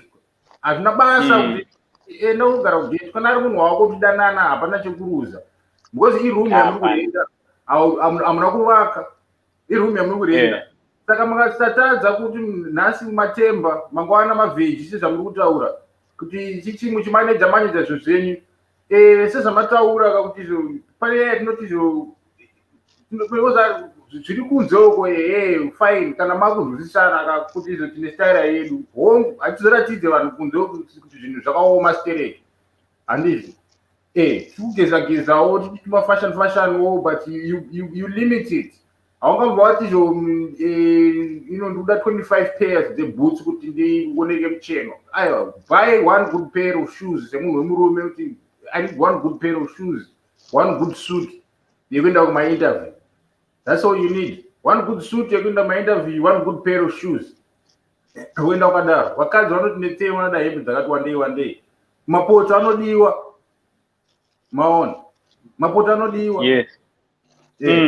That's very true. Mutanga ndo kwamutangira kumapostori kwamutengesa mapoto avanowa murikuona nemabhaketi poto yatakambowa nayo kumana dzemapaipi emaaruminium ndo kwatayatanga ndo kwaunotangira yako yemarasha yes hanzi mashimera muzukuru wangu handiti hanzi chiko alright vanenge vari kudzidzisanawo hanzi smeli shumba unozivei ukaita kwayo unonowana vamwene vasingaiti uchinatsovada ivo vasingakudi zvinongoda kuita zoti vanhu hatisi kuti zoni vamwene ukavanda ndopavachabva vakudawo bheki. You know, when you are loving somebody, you mustn't expect anything kuti achakuitirawo something back. Iwe chingoita duty rako nyango vakasakuda kwelife yese muzukuru. Handiti iwewe chingovada chete. Right, pane muzukuru wangu anga ambopinda mushow, you can come back, link redu riripo, just click to the link. Whosoever da kupinda mu live streaming handiti show yedu inopera manje, so vada kupinda, you are welcome. So tiri kuti zoni iwo haufanira kuneta kuita zvakanaka nekuti vanhu havasi kukuitirawo zvakanaka bheki. Isusu ngatingorambe tiri tinomira pakuita zvinhu zvakanaka chete. Whether kuti in return wadzorerwa nezvakanaka kana nezvakaipa hazvina basa. Woziva kuti pane chinhu chandakadiscover muthis life. Munhu anokuitira zvinhu zvakaipa ndiye anenge ane problem, ndiye anenge ane godo pahuro. Iwewo kana usina godo nemunhu why do you plan kuitira munhu zvakaipa? Why should you pay back zvinhu zvakaipa nezvakaipa? And do you know kuti zvoni zvinotora a lot of energy, zvinotora a lot of muscles kuita kutsama, kuita zvinhu nokutsama than kuita zvinhu nokufara. Ozvati muzukuru indakatozodiscover kuti ndinosekerera zvakanaka zvisingaiti ndatokura kudai izvi, because pane time yandakakura zvinhu zvakaoma, zvinhu zvichirwadza ndaitadza kana kusekerera. And I've discovered kuti every time pandinosekerera ndinorara hope dzakanaka zvisingaiti, but pandinonorara hope ndisina ndakagumbuka akane hope hadzibati, because you'll be scheming uchigaya kuti sure munhu uyo angandiitire zvakati, munhu uyo angandiitire zvakati, but ukararama usina godo nemunhu haumboite kana problem. Munhu anotoita BP, munhu anoita godo nevanhu. So even if vamwene vakasakudzorera nezvakanaka, iwe basa rako semwana kungoitira mubereki zvinhu zvakanaka always. Right, muzukuru wangu Bless, welcome to the show. Yebo sekuru, maswera se? Ndaswera zvakanaka Bless, waswera se? Zviseko yangu. Good mnara muri se? Bobo. Bless wagona wadzoka futi nhasi muzukuru. Kupa pacho sekuru, ingani munongoziva kuti nyaya yekudzidza nekudzidziswa ndo yatoda. Taura kudzidza. And life, life will always be teaching. It's a pity to those who stop their learning. Because life is not, I used to plan anytime soon to stop teaching. Life will always teach. Taura zvinikwi. Wakatadza kudzidza iwewe voluntarily, you will learn the hard way. That's true. Yes. Ichokwadi. Yes. So mpana wechidiki muzukuru wangu. taura nesi. Yes sekuru. Ngoma ndiyo nyaya yeMatezvara yana Vamwene, Varoora neVakwasha. Ya, nyaya yenyu ndikuiona zvakanaka zvangu. All right. Ndofunga pandangoibatira hangu pekuti hanzi ukama hwaMwene Nemroora kana kuti naTezvara Nemkwasha. Chinoitika hangu ndimbotaurawo from experience ndichiona zvinenge zvichimboitikawo kunzewo kune vamwe naye. Yes. Chandinoona isusu madzimai edu aya tikaatora, let's say for instance, let's say unotora mudzimai wako pamwe shamise pamwe uri gotwe, amai havadi kuti ubude mumba, ani maiziva, vanenge vada kuti iwewe nemukadzi wako mugare padheni. Kana kuti amai vanenge vakatotidza kuti haonaka mwana wangu, iwewe kana waroora, aiwa imba ino ndeyani, ndeyako, handisi kuda kuti ubve panapa. Chinozoitika manje nevakadzi vedu ava, anenge akuti hanzi ukagara naye papa anenge akutanga kuti welcome to the show Mzukuru. Thank you Sekuru. Murise mushe ndafara ndakuona Mzukuru haku makomenti ndokuona zvisingaite nhasi wazoti kafaruka ndinoita ndikaona mafaces evazukuru and today I'm so happy because zvinoratidza kuti pakabalansa panapa vanhurume vari kupindawo mustudio. Tinombokundwa wakomana nevasikana. chokwadi izvozvo. Yeah. All right, you can go on Bless. All right, sezvanga ndichitaura nje. Wanhukadzi chandakaona kuti unomutora uchida kugara naye anditiya. Once iwewe no, you mustn't move kubva panapa. We want you kuti ugare panapa, pamba panapa ndipako handitiya.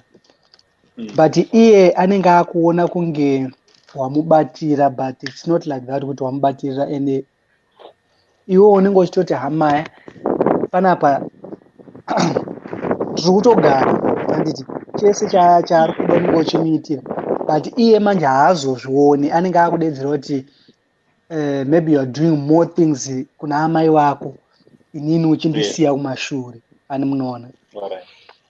Saka chinozopedzera chakuitika manje pane Varoora, ndipo unonzwa pepe ukambopinda naye mubedroom pamwe mavaviri, unonzwa kuti but inidedi ndikumbofunga kuti ndizviitire zvinhu zvangu.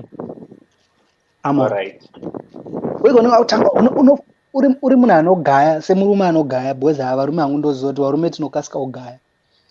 Unobva wagaya kuti okay, munhu uyu ari kuti chii, akuda kuzviitira zvinhu zvake, pfungwa dzake dziri papa, which means haachada kugara papi panapa, animaona.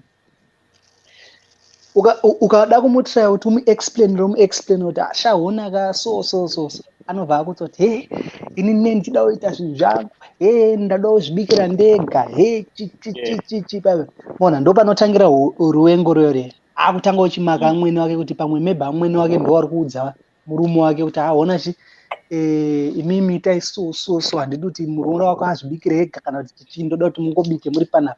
Saka iye anenge akusada izvozvo. Saka anobva atanga kutsvaga means iyeye kuti uzomuudza kuti iwe unenge wakamaka amai wangu, kana kuti iwe chii chiri kumboitika iwe, kana kuti nana tete wako, kana kuti nana. Because anenge angoita zvinhu zvezvo kuda kufinhura kana kudidi, kana kuti achingoita zvinhu zvekufinhura hama dzako zvezve. Amona. Saka chandakaona vanhukadzi vane ndimbokubata muromo. Bless. Ndimbokubvunza kuti mudzimai kana achidaro zvinenge zvakaipei kana achidawo freedom yake, because zvatinozoziva ndezvokuti chaunenge wamuroorera ka ndechekuti azokubikira ka azosungunuka. Ipapo sekuruka pekuti asununguke habasi kurambidzwa handiti, ndo panambopinza point yeye kuti sekuru zvafanana nemimi manditi gogodedzera kuti ayaonaka tine mwana wedu mukomana uyu ndiye last born, ndiye chichi handiti, ndikuda kuti aroore agare panapa handiti. Wonga havasi kurara musame bedroom, havasi kugara musame bedroom, anobvanza okay fine, anokwanisa kuvaka imba yake paside down, kana kuti anonogara kucottage iri kokwe, ndo imba yake, still ino yese ichi imba yake. But munoona kuti chinoitika manje nevakadzi vedu anenge asingada kuti hanzi ndinzi ndatora ndatorwa ndo ndangonopinzwa mumba mamai vake maakakurira ndomokurirawo vana vangu imumba vakadzi havazvide zvozvo. Ameno Mr. Chimete, muri kuinzwa nyaya iri kutaurwa nemunin'ina wenyu nemubvunzo ipapo sekuru wasati wataura Mr. Chimete. Alright, vabva wangopindu. Alright, dati mbomunyatsaundiudzawo kuti chinenge chakaipa chii chekuti inini ndikudzire vana vangu mimba yandakakurira ndakaipiwa kunzi fine, I want you to raise vana wako muri munomu hongu, kana kuti ndapiwa stand yangu ndangovaka but iri same property yoyo. Sei vakadzi vedu avo vasingade kuti tisimukire tiri ipapo? Sei? Ndo pane mubvunzo wangu, sei izvozvo zvichidaro izvozvo? Alright, over to you Mr. Chimete. Munin'ina wenyu abvunza.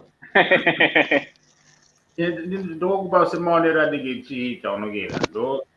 That's the best way we can only go about it. Semaonero anenge echingoita nyaya. Magairo hazvinoti 100%. Nyaya iripo ndeyekuti izvo iwe mumzi wako watori panzvimbo pawo vakatomeka movie iyoyo zvakuda kuti zvitsvagaona mukadzi wako ndo zvakatotsvagaona mumzi wako kuti zvinhu zvimire saizvo.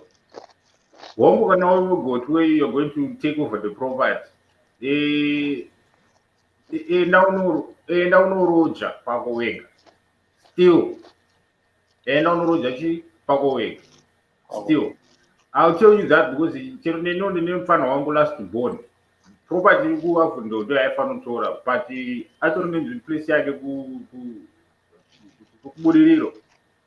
Sister wangu ndari kuruwa kubudiriro ane more than 5 years aroora, imba ndeyake, property ndeyake, ari kuvaka upenyu, haana kumirira kuti zvo inheritance ndo upenyu. No, itop up inozouya iyi zvinomatanga kudhara. Kana maparents enyu ari muposition yekuti izvo maybe havasi kugona kuzviitira, ndo panengati izvo semufana mudiki uya ugare pamba uchichengeta mhomzi because mhomzi havasi kugona kuchengeta vega. Now you are being responsible rather than you are responsible for you.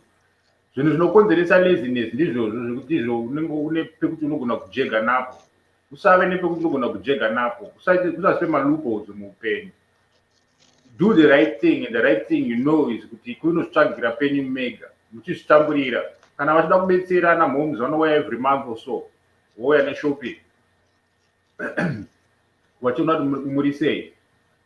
Kana vachida kubetsera vari mbokuti ka $20 ka $30 panapa neapo, kana vachida kuziva kuti zvinhu zviri kunetsa muchiri kutsvaka upenyu vari muposition yakadaro. But the most important thing is kuti iwewe nemunhu wako muda kuvaka relationship. It's more than just kuti nyaya yeproperty.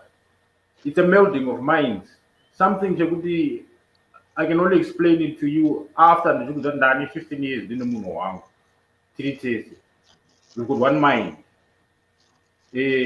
Tinorota the same thing, tinopedzerana masentence. Zvaangatifunga ndozviziva the whole day zvindakasora tisina kutaura because tapa level iroro reengagement tiri tese muzvinhu zvese. Ndo zvinhu zvauno companionship ndo inonzi partner muupenyu. Munhu akadaro haungagari naye kwakakurira because iwe wausi kukura, iye akura abva panzvimbo yake, iwe ukura wabva panzvimbo pako.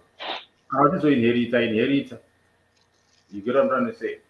But famba rwendo haikuna kutyoka padeni, famba rwendo. Even kana pari 3 yards away, that's actually a big difference because uri yard mako wega kwete kuti uri yard yamhomzi. No, grow up, buda mudendere.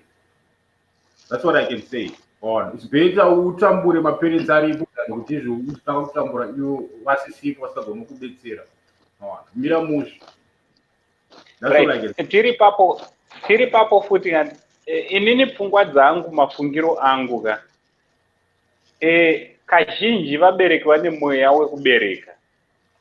So kazhinji vabereki, I still remember inini ndaigara pamba pane pamba pamudhara wangu handiti ndo taigara tiri tega, ana mudhara vanga vasingatogare muarea right handiti. ndagara pamba pamudhara wangu Ukadomo. And vabereki, I still remember mudhara wangu ndakambopindwa in fact ndakabatwa nepfungwa ndozvo ndaida kutoita.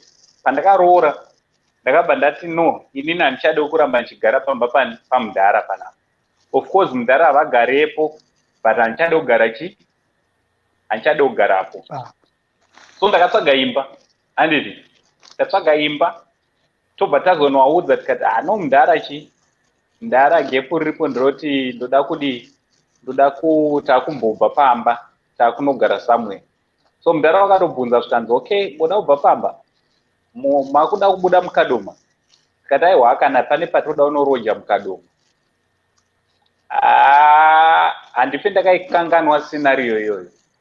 Mudhara vangu vakatsamwa to the maximum, vakatsamwa zvekugumbuka zvikanzi ukangoona uchiri Mukadoma, as long uri Mukadoma ukabva pamba ipapo ibva watozoti hausisiri mwana wangu. Ndikati mudhara muri kureveiko? And my dad guy was a very serious man. Kana wakataura chinhu vane vachitorevera. Ndobva ndavapawo mukana wekuti vataurewo kuti muri kufungei, why madaro. Zvikanzi aiwa isusu tichitovaka imba taivaka tichitokuzivai kuti muchazoda kuita madzimai ei, and then muchazodawo pekutangira muchienda mberi. So as long as uchigara Mukadoma usati wane stand yako, usati wane imba yako, pawapedza kuvaka one room yako, handizombofare kuti ndione mwana wangu achienda kunoroja somewhere. Treatment dzatakapiwa patairoja takatozviudza kutoti handina mwana wangu anopiwa treatment iyo as long as ari munharaunda mune imba yangu. You get the sense? So waiva mwoyo wekubereka. So inini handinobva ndarelax kuti zoni nekuti mubereki anditi inini ndongogara. What we did, we used to pay rent. Takatanga kuti wabhadhara kutoti aiwa inini handinoda kugara mahara nekuti pamba pemubereki. Ndaibhadhara rent pamba pababa. Ndo first step yandakaita. Ende hazvina kuzombondinetsa kunyange pandakazobuda Mukadoma ndaunogara somewhere ndichienda nevana vangu, hazvina kumbondinetsa kuti ndibhadhare rent, because ndandagara ndichitsvaga mari yerent ndichibhadhara. You get the sense? Number one. Number two, kubhadhara kwandaita rent zvaipawo mudzimai wangu inini mapowers ekuzoti handisi kugara mahara. Zvaimupawo kamwe kafreedom kekuzoti aiwa ende ndiye aitotora mari achisvitsa mari kuna landlord wedu aiva mubereki. So kwaari ainge atova nekafreedom, ndaimupa mapowers ekuti aiwa hausi kugara mahara, so une freedom yekuita zvaunoda. Pamba hausi kugara mahara. So tine problem nevakomana vechidiki wekuti akagara pamba pemubereki anoita seachazvara vana 4 achiripo, asina kana mwedzi wanobhadharawo kuzoti pamba panapa ndiri kushandisa mvura, ndiri kushandisa magetsi. Zvese ringori big baby. Chokwadi ichocho. Aiwa, rubabadza. Ipapo sisi pamoja go out makutsvagira penyu mega, that's a great, ndo number 1 key iyoyo. Yes. But I suppose inini ndiri munhu akakurira kuboarding school. Saka inyaya tikati mabhodha, saka takatotanga kutozvinuza kuti unongori kuboarding, you look after yourself, boarding school. Kumba uya kumba, but you manage your life through boarding school. Saka mentality kako, you just need that. Independent. Yes. Usatye kunoroja. Because your treatment here, my parents are they went through. Do I I'm not going to rent the rest of my life. You see what I'm saying? Yeah. Man, you know what the experience of that passion but I have to do something. I will eat something. Unless you want to change those kind of things. So now I advocate do it the hard way. Kanone munhu wako anokuda anofanira kuzvinzwisisa izvozvo kuti it's not going to be easy. No one said it was going to be easy, But kana tichidanana and we want to build a life together. Tuma challenges actually upenyu waya. Tuma challenges twachi go. You overcome these small challenges and then you overcome bigger challenges as time goes on. But the most important thing is to be independent. On. Yeah, sure. On. The moment you can afford to do asela or kamarika ukarupinda chaga pago pega to start doing your own thing. Yeah, ipapo more right. I think Boze, I think why end up this question. Yeah. I remember ndichiri kuzimu.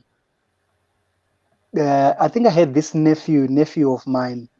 I think that guy akakura anditi even ndongoti wese ndarhouse wese vakakura munongoziva kuti munhu ukangokura uchiitirwa yese uchidii usina chauri kushaya akatozoenda apo aroora unoona but kuroora kwaakaita to talking from like izvezvi akaroora the first wife akagara naye pasame house akaita mwana naye on the same house ari pamba pavabereki mukadzi akatosvika pakuti naye koshanda titsvage kwedu kwekuenda chichi because this guy anga ane nungo dzekuita sei dzekushanda dzimwe aidetsera ona masinhesi aripo panapa anomaziva waifika yapedzisira yadhiniya kuti iwe oda kundigarisa pamba pavabereki wako usingada kuchinja pfungwa dzako obviously hauchinji bhebhi rikabva rajamuka ribva rarowa pasi but from there haana kudzidza akabva anotora second wife vagara futi naye ipapo vaita futi mwana naye on the same house anoona aita futi mwana on the same house bhebhi ndopakatanga kunzi nebhebhi ko ndine kwandaona kune dzimba dzakachipa chichichi dzekurenda sofa wakumborowa tumapati time kwako uchimboita tumari ende uri kutoita basa riri nani handika tonoita sei tonorenda ikoko chichiona vabereki panapo vanenge vasina freedom tingoitawo freedom yeduwo isusu semurume nemukadzi hamvese vadhiniwa zvanzi akoyo gondudza kuti tibve panapa asi hauna freedom here kudididididi anomaziva vajamuka futi mbebhi zvanzi asha kana iwewo usingadenda kurowa pasi mbebhi obva ambotutawo vaenda unogara kuvabereki wake vadzokera padheni adzokera padheni taifunza kuti pamwe mufesi achateera mufesi akati unonyepa haana kuteera mufesi nanhasi mufesi anogara padheni pamhomzi mhomzi wakasvika pakusiya basa pawaishanda mudhara akasvika pakusiya basa paaishanda nawo tekiteki kuenda kuruzevha so unoona I think sezvataura mudhara mandaza aya mudhara pamataura ndanyatsa kubata kuti why we have to move on tichienda unotsvaga pedu I think ini ndiri kutodzidza zvakawanda ndisati ndingoti hangu kuna sekuru thank you for this show because ndadzidza zvakawanda since ndatanga kukuconnectai ndichitanga kujoinana nemi I've learned a lot ndiri kutogara nepeni ndiri kutonyora manotsi bozodzidza hauperi taura zvo kana ndiri kutogara nepeni nenunozva zvandowanzoita mashow akapera nenone ichitodzidza especially kuma-comments ndine ndichitotora ukada kutarisa some of the information yanenda kudhisha ka nendatotora kuma-comments ndosaka ndichikurudzira vanhu kuti vanyorewo ma-comments that's right information yenyu ndo zvandiri kuitawo panapa this channel haisi yasekuru said haizvozvo ndakazviramba this is not my channel, this is a family channel. So neniwo ndiri kupopa kuda kudzidza ande ndiri kuda pakudzidza. I'm just the face of the Saint TV. Asi basa guru riri kurohwa nemi Vazukuru ndinofara sereki unoziva kuti just imagine kuti nhasi iwewe urimo mustudio your elder brother varimo mai guru varipo futi Mr. and Mrs. Chimedza izvozvo zvega ka tinenge tichitodzidza kuti upenyu hwakamira sei. Do you know kuti tiri kuleka time yekudzidza kuita zvinhu zvakanaka, tiri kuva netime yekunge tiri tinongoita zvinhu but time yekugara pasi tichidzidza especially isusu vanhurume ka hatina time yekudzidzisana yekuonesana. We are always busy, and sometimes we are busy for nothing. Yeah. More right. And Sekuru pane panga ndine mubvunzo napo. All right. Okay, firstly ndongoti hangu handisumbomira kutenda. Ndiri kudzidza zvakawanda ende manotsi njaramba ndichinyora. Hanzi kudzidza hakuperi. Okay, ndine question yanga ndachida kubvunza. Alright, fine. Ndiri kuronga upenyu hwangu, ndine mhuri yangu, inini ndatanga yangu mhuri. Mukoma Chimedza muchandibatsirawo futi ipapo.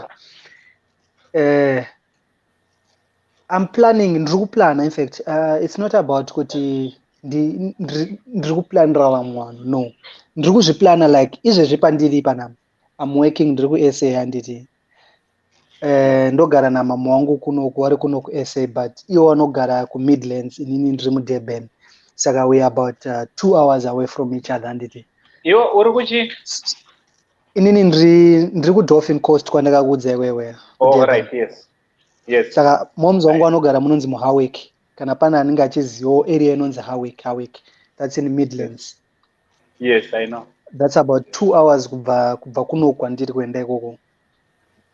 Saka the thing is, we are planning this and ndiri kuzviplana and doti mungondibatsirawo kuti is it a good thing or chinhu chakaipa kuita zvandiri kuita, right? Alright. Ndakagara pasi namai womwana handiti, because ndine mwana kane 3 years izvezvi. Alright. Ndikataura naye kuti aonaka akambouya hake neplan yakanaka, handina kuiramba, ndakaigamuchira ndikati aiwa plan yawauya nayo iyi yakanaka yekuti titenge stand. Hongu stand yedu yanga yagara iripo nechekare, but sezvataura mukoma Chimedza kuti no, kana une stand yanga wakachengeterwa unzi iyi ndeyako iyi, but still itewo yako inouya nezita rako isina zita rawabereki pamusoro naika.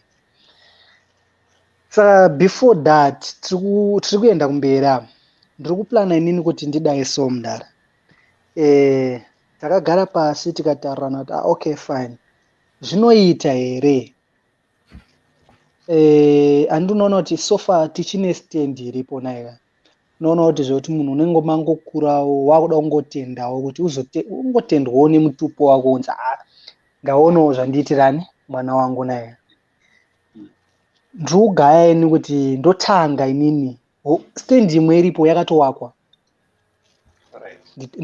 Ndakatosimudza about 3 rooms iripo izvezvi, but for now ndandichida kuti inini nditange kuwakira moms. Because moms wangu wakudedza kuti haona mwanangu ndakuda kumbonozorora, ende muroora akazvitambira kuti akatoti moms mufanira kumbonozorora mabhira kare muchishanda. Saka ndakawirirana naye kuti zvoita here naye adzimai titange tawakira moms, wadzokerawo kupi kumba wanogara. Ameno ndibatsirewo ipapo kana ndiri wrong kana kuti pane pandiri kukanganisa, kuti titange tawakirawo amai pekugara. Isusu yedu hodi iripo, but hatisi kuti tiri kumira kuwaka, but ndanga ndatiwo semwana womukomana unongozoti kana uri wega unenge uchida kungoti ungofadza amai as time ichitofamba, owawakirawo imba, wagoonawo kuti mwana wangu ndakamudzidzisa akaenda kuchikoro akadai ndo zvaazondiitirawo. Zvakaipa. Right. Motaka kupindura kamuzukuru. Muningi nabvunza mbunzo. And then kuma comments wazukuru kamubvunzo maunzwa, let's say pamuzukuru nekuma comments ndine ndichizoverenga ma comments ese ari kubetsera mubvunzo wabvunzwa na Bless anditi. And also pana Maria Mandaza muzukuru wangu. Nyora ko mubvunzo wako toverenga and then topindura. Right, over to you, Mr. Chimedza. Problem yake inonakidza mfana wangu, problem inonakidza straight. Because the problem here is responsibility tanga kuno kuera responsibility tanga kumsoro. I would say tanga kumsoro. It's always better to give than to receive. And logically speaking, paunopedza na moms go yawo painosvika zvinhu zvichangodonha kwauri futi. at the end of the day. You see what I'm saying? Okay. Kugara pakanaka nguva kana yasvika uchangudzoka kwauri izvozvo. What you put out is what you're going to get back. You see what I'm saying? Okay. And Yeah. iwewe ukasetawo example yakadaro, example yekuti vana vako vanogona kutevedzerawo because zvinhu zvaunenge wagona kuti wakaita, you can speak of, ndozvandakaitirawo chini mubereki wavo. And they can look at that as an example kuti no, zvinhu zvatinofanira kuitirawo mubereki wedu zvinhu zviri right. Because imweni time munayo, you've got a future ahead of you, chokumhanyira hapana, tunhu twenyu munatwo, as long as zvisingakustressei. Because nyaya iri kuenda kuti izvo makazoda kutapikerere nekusevenza kuti but no, do it in a manner yekuti it doesn't put you out. Unoramba uri refreshed, unoramba uri energetic, unoramba une passion yekuda kuzviita. Usanyanya kuita zvekuti ukumanikidzirwa tereni. Because project yekuvaka project nema ups and downs, trust me, inotora time.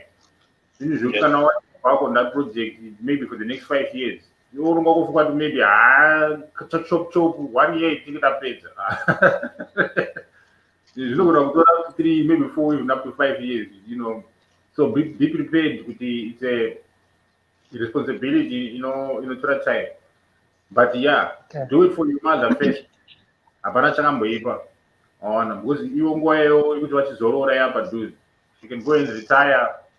Vanenge nzvimbo kukawo, doing a thing. Munenge mabatsira. Alright, ipapo ndapanzwisisa ngoma chimedza. Haya, maita basi. Because ndo paingonditi mana zviri nani ndikamboonawo kana wechikuru unoona kuti ukagara ungori wega usina wekubvunza usina wekudika zvinotiremei. Saka totongotenda sekuru nechannel yedu yavakatipa panapa. Tiri kudzidza ende tiri kubatsirwa zvikuru. Enza vamwe wavazukuru handiti hanzvadzi dzako nemadzikoma vapindurawo handiti hanzi naTekla nemaunga handiti hanzi hanzi kwamai vana kumusha, hanzi amai vana vari kumusha here or vanoda kugara kutauni. Kana vasina pekugara ngaatange amai either kuvaka kumusha or kutauni. So Tekla ari kusekenda yo idea. Ana Tekla thumbs up. Handiti? All right. Right. Rege ndimpindure ipapo hapo Tekla. Yes. Okay. Stendi yekumusha iriko, yemutauni iriko, but inini yekumusha yange yekumurume kwawo kwanga wakarorwa kwamundara ini. But personally ndinoda kuvaitira yavo inoti yavo nezita ravo isina kuti kwanhingi ndoda kuvaitira personally. Yemutauni wanayo then ukuwanayo. Language yawatotaura ipapo ndainzwa wataura mashoko makuru muzukuru nechimiro chazvakaita ka unenge wagonesesa straight ukatanga kuvakira amai. Handiti. Ndateerera mazwi ako pawataura kuti stand vanayo kumusha, ndabata izwi neizwi. Kuvakira amai pekugara vave vane pavanonongedzera panodanawo kuti apa pari muzita ravo. Atiwanzwa zvataurwa namukoma wako Chimedza, ataura akati Zoni stiuka zvinongowira kwauri futi. Yeah, ichokwadi shosho. So it's an investment yauri kuita uchiti iwo pfungwa dzako dzakangofokasa pana mai vako ka. But the very same pamba ipapo ka uri kutovakira mwana wako. Because unozwa pfungwa dzinana amai manje. Pfungwa dzinana vana mai. Inini nditoriwo pasituation yakaita seyauri kutaura. Inini ndiri kuda kuextenderawo amai imba because imba yandakazogara inini ka yaiva 4-roomed house. So I'm planning to build some more 4 rooms.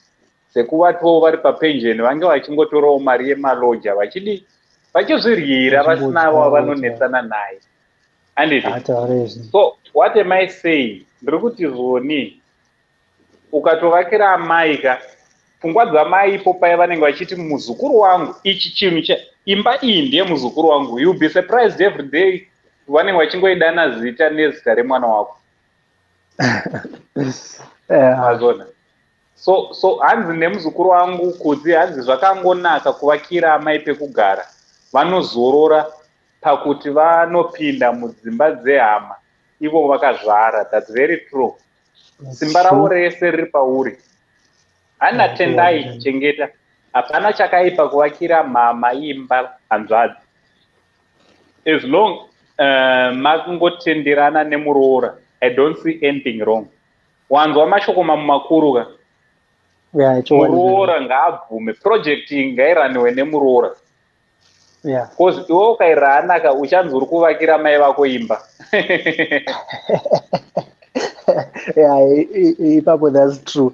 Saka zvinhu zvekungoti mofanira kutanga mangowirirana sezvandataura kuti no, I sat down and ndikataura tikawirirana, then she had to come up with that decision kuti aonaka chitanga tadai tidai, then isusu we had to do it pamberi apo because still akangoona kuti zvakangonakawo zvaio. So thank you for those words, hanzvadzi yangu. Yes. Vanhu vese, I think vanhu vese vapindura same. Vese varongosapota kuti amai ngavavakirwe pekugara. Amai vakakosha koma naamai. Inini pega pandofunga mai vangu. Alright. Maria Mandaza mbunzo wake ndeunozi. Hanzi mbunzo wangu uri pakuti takarambana, so murume ane mukadzi wake, but takaita inonzi property sharing. Saka anoda kugara pamba apa nemukadzi uyu, of which I'm not married, and hafunge vana vatakazvara. Maunzwa mubvunzo ka? Yeah. Tichimedza. Kwanzi ndiri kubvunza imi nasekuru. Newa bless. I've seen you are still young, but you have got une wisdom yawinayo muzukuru. Keep it up, handity. Okay, tikaita vechidiki vanofunga sekufunga kwaunoita ka, ndofunga our world will be a better place to be, because unozwa kuti problem ndeyekuti vechidiki ka vakufunga zvisina nematuro wose. Havafunge kana kuvakira ana mai dzimba, havafunge kana kurangarira umwe munhu. So mubvunzo ndouri pamberi pedu uyo, muzukuru ari kuda kubatsirwa nekukasika. Right, muchifunga ipapo ka, regai ndingoverenga pane imwe. Alright, pane pamba pandisina kuzomboverenga maningi. Okay. Pamusoro alright, momira. Alright, yes. Alright. Ndichiona mubvunzo waiswa naMario. I think ndinoda kungoisawo a little bit knowledge yandinenge ndinayo nezvandongozivawo zvangu zveshoma izvozvo. I think iye okay, akaroorwa ari kutaura here kuti iye haana kuroorwa zvekunobvisirwa kana kuti zvekunodii, kana achikwanisa ndaangopindurawo zvake pakomenda. Okay, kana asina kunobvisirwa though pawaiita this property sharing, of course kumapepa I think ndichingokwanisa hangu kuti nditaurewo zvangu. Who was going around achifambira mapepa kana kuti then pazita renhingirikini, of course paproperty panoiswa mazita, I think is about 2 or ozoisawo ana beneficiary kuzasi uku, but there's 2 names anofanira kunge ari pamusoro akamiririra property, right? Saka inini mubvunzo wangu uri kwaari kuti on this property yakatengwa iri under zita rani, remurume vake here kana kuti rakatengwa riri under iye nemurume kana kuti riri under iye? Ndo pane first question yangu. Akakwanisa hake kupindura ipapo, I think then ndinozokwanisa hangu kuti ndizotaurawo zvimwe zvandoziva. Thank you Zero. Alright. So muzukuru waunzwa kamubvunzo. Right. MuZimbabwe ka, kana vari vakaroorana kuZimbabwe kune mutemo wemarriage iripo, inongori 2 chete. Anditi apa handisi kumupindurira muzukuru, zvipindurire. Ndakutodzidzisawo hangu pamusoro peZimbabwe yedu. Anditi ndakutodzidzisana alright, mbunzo musoro wedu wenyaya Vazukuru kwatatangira ndofunga muri kuona tane 3.5 hours tichidiscuss and we've discovered kuti zoni patatanga topic yedu ka it's a broad question and mbunzo wedu wevakurora neanamwene mubvunzo topic yedu yatinayo ka itopic inobata zvemararamiro nemagariro anoita vanhu ndosaka tasvika patave ozvinezvo handiti right. So ndaichida kutaura kuti zvoni pane inonzi customary marriage handiti kuZimbabwe, koti inonzi civil marriage. Ndo mhando mbiri dzewanano dziri kuZimbabwe handiti, customary necivil. Now customary ka muchato imarriage yayo yekuti ndinonokumbira ndopiwa mumai tobvisa roora zvinhu zvedu zvofamba zvakanaka and then torega hedu kuchata. Kozocivil ndo mhando yewanano inozoperera pamuchato handiti, kureva kuti zvinozoenda zvomonoregistesa muchato wenyu handiti. Alright, ndakambirira kuti muzukuru apindura. Alright, apindura handiti. So pamhando andakagara naye for 13 years. Alright. Okay. Ana Maria ndakatobvisirwa ndakagara naye for 13 years iri mumazita edu tese. Right. Ipapapa wakangwara muzukuru because kazhinji vanhu pa-customary marriage maproperties anowanzoenda ari muzita remunhu one, of which pakazoita nyaya dzedivorce zvinotora kunetsa because kana iringori customary isina inenge isina kuregistiwa zvinhu zvenyu zviri muzita remunhu one zvinotora kunetsa kuti kazhinji vanowanzopedzisira vangozoti chiri muzita memunhu iyeye ndiye anoenda nacho. So Maria ataura zvoni vakaita customary, but she was very clever. Muzukuru wangu anoratidza kuti akachenjera zvakanyanya because imba akaiisa muzita ravo vese vari two handiti. Yeah. Right. Mr. Chimedzi, mainzwa nyaya handisi kuda kunyanyisa kuti yapi yapi, hainini kutaura ndinotaura ndozvandakatowira pana. Mutaura sekuru munofanira kutaura. Right. So mubvunzo maunzwa and then information yakakwana taanayo. It's more like a statement than mubvunzo zvawo. It's more right. Dzake rather than kuti mubvunzo take nyaya yema-ideas magariro ake kuti I think ari situation isiri kumufadza overall handiti ka. And you are being technical too much in information rather than kuti unyasoti go chaipo pane problem kuti no ongu ino situation yatiri you find yourself in, you can live with that. But in that situation pamwe pakuti izvo asikuchengeta vana perhaps that is the issue, and iwewe kuti you didn't move on, iye ane second wife. So environment yakadaro inonetsa because pretty much kamutori pabarika. That's the way to look at it. If we wanted to look at it, it's now some technicality kuti muri pabarika. So kusiyana kwacho kunetsa because kusiyana usually means separation. Kunoti mumasiyana paperwork, but still you are together. You are still in the same compound. You are apart separate, but you are still together. Basically, a new person in your life. Popinda my need. Inyaya kuti zvaitika. Iwo kana pane zviri mauri zvinogona kuti no perhaps you know wakaramba situation iyi, that's situation yavepo. Perhaps a scenario you know you might have to swallow something, pride or otherwise, Okay, imba hanzi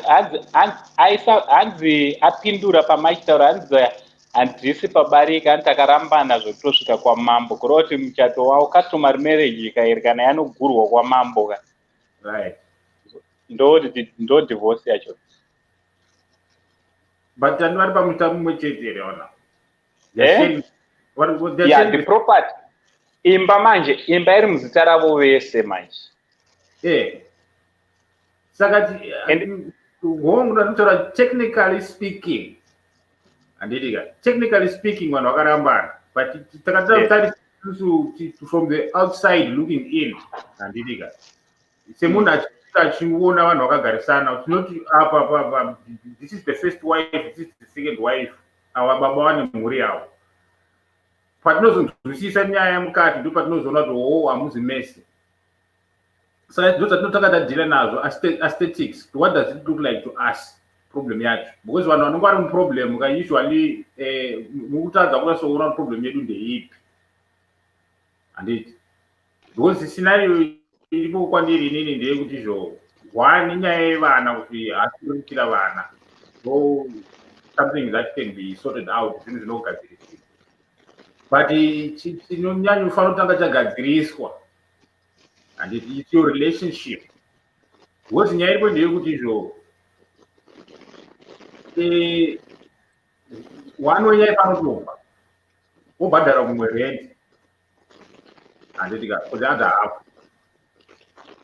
ndokuti maseparate uyu oenda kwake uyu osara wapo. What situation yamuri hapana movement yamati maita zviri mupfungwa ende zvinhu zviri mupfungwa is not reality. Zvinhu zvaitwa physically ndo zvinhu zviri real kwete zvinhu zvaitwa mentally kuti mentally taenda kwamambo tarambana but you are still in the same household. Hazvimake sense. No. Unless kana mauti no ngatigadzirise relationship yedu ndakubvuma barika ndataura kuti kana pane pride yada kuswallowa bosi pamwe ndo wakaramba initially kuti handibvume zvakadaro nda murume one ndinobarika whatnot. You are in that scenario now.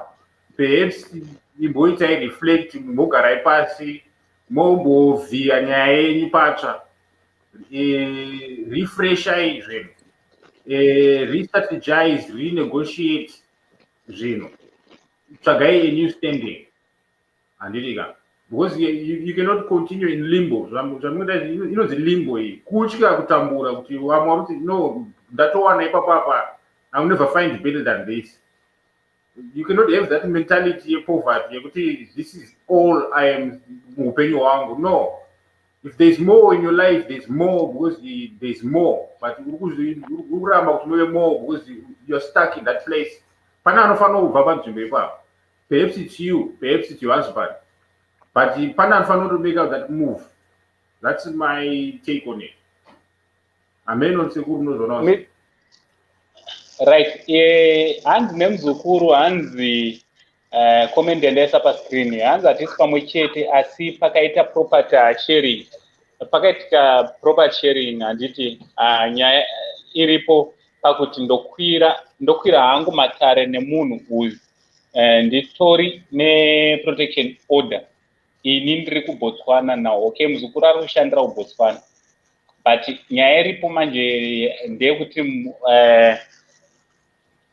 ex-husband manje ndedive vana akatora mudzimai umwe obva anogara naye paproperty ipi paproperty yavakavaka vese. Muriona pane nyaya and zviri kunyanyorwadza Maria muzukuru wangu ndezvekuti panzvimbo imwe chete ipapoka ndo panogara futi vana.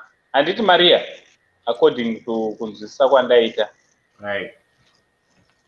Alright, and pane 2 years tarambana, of which I think for the past 2 years she's in Botswana, but ozvezvo murume ane umwe mudzimai.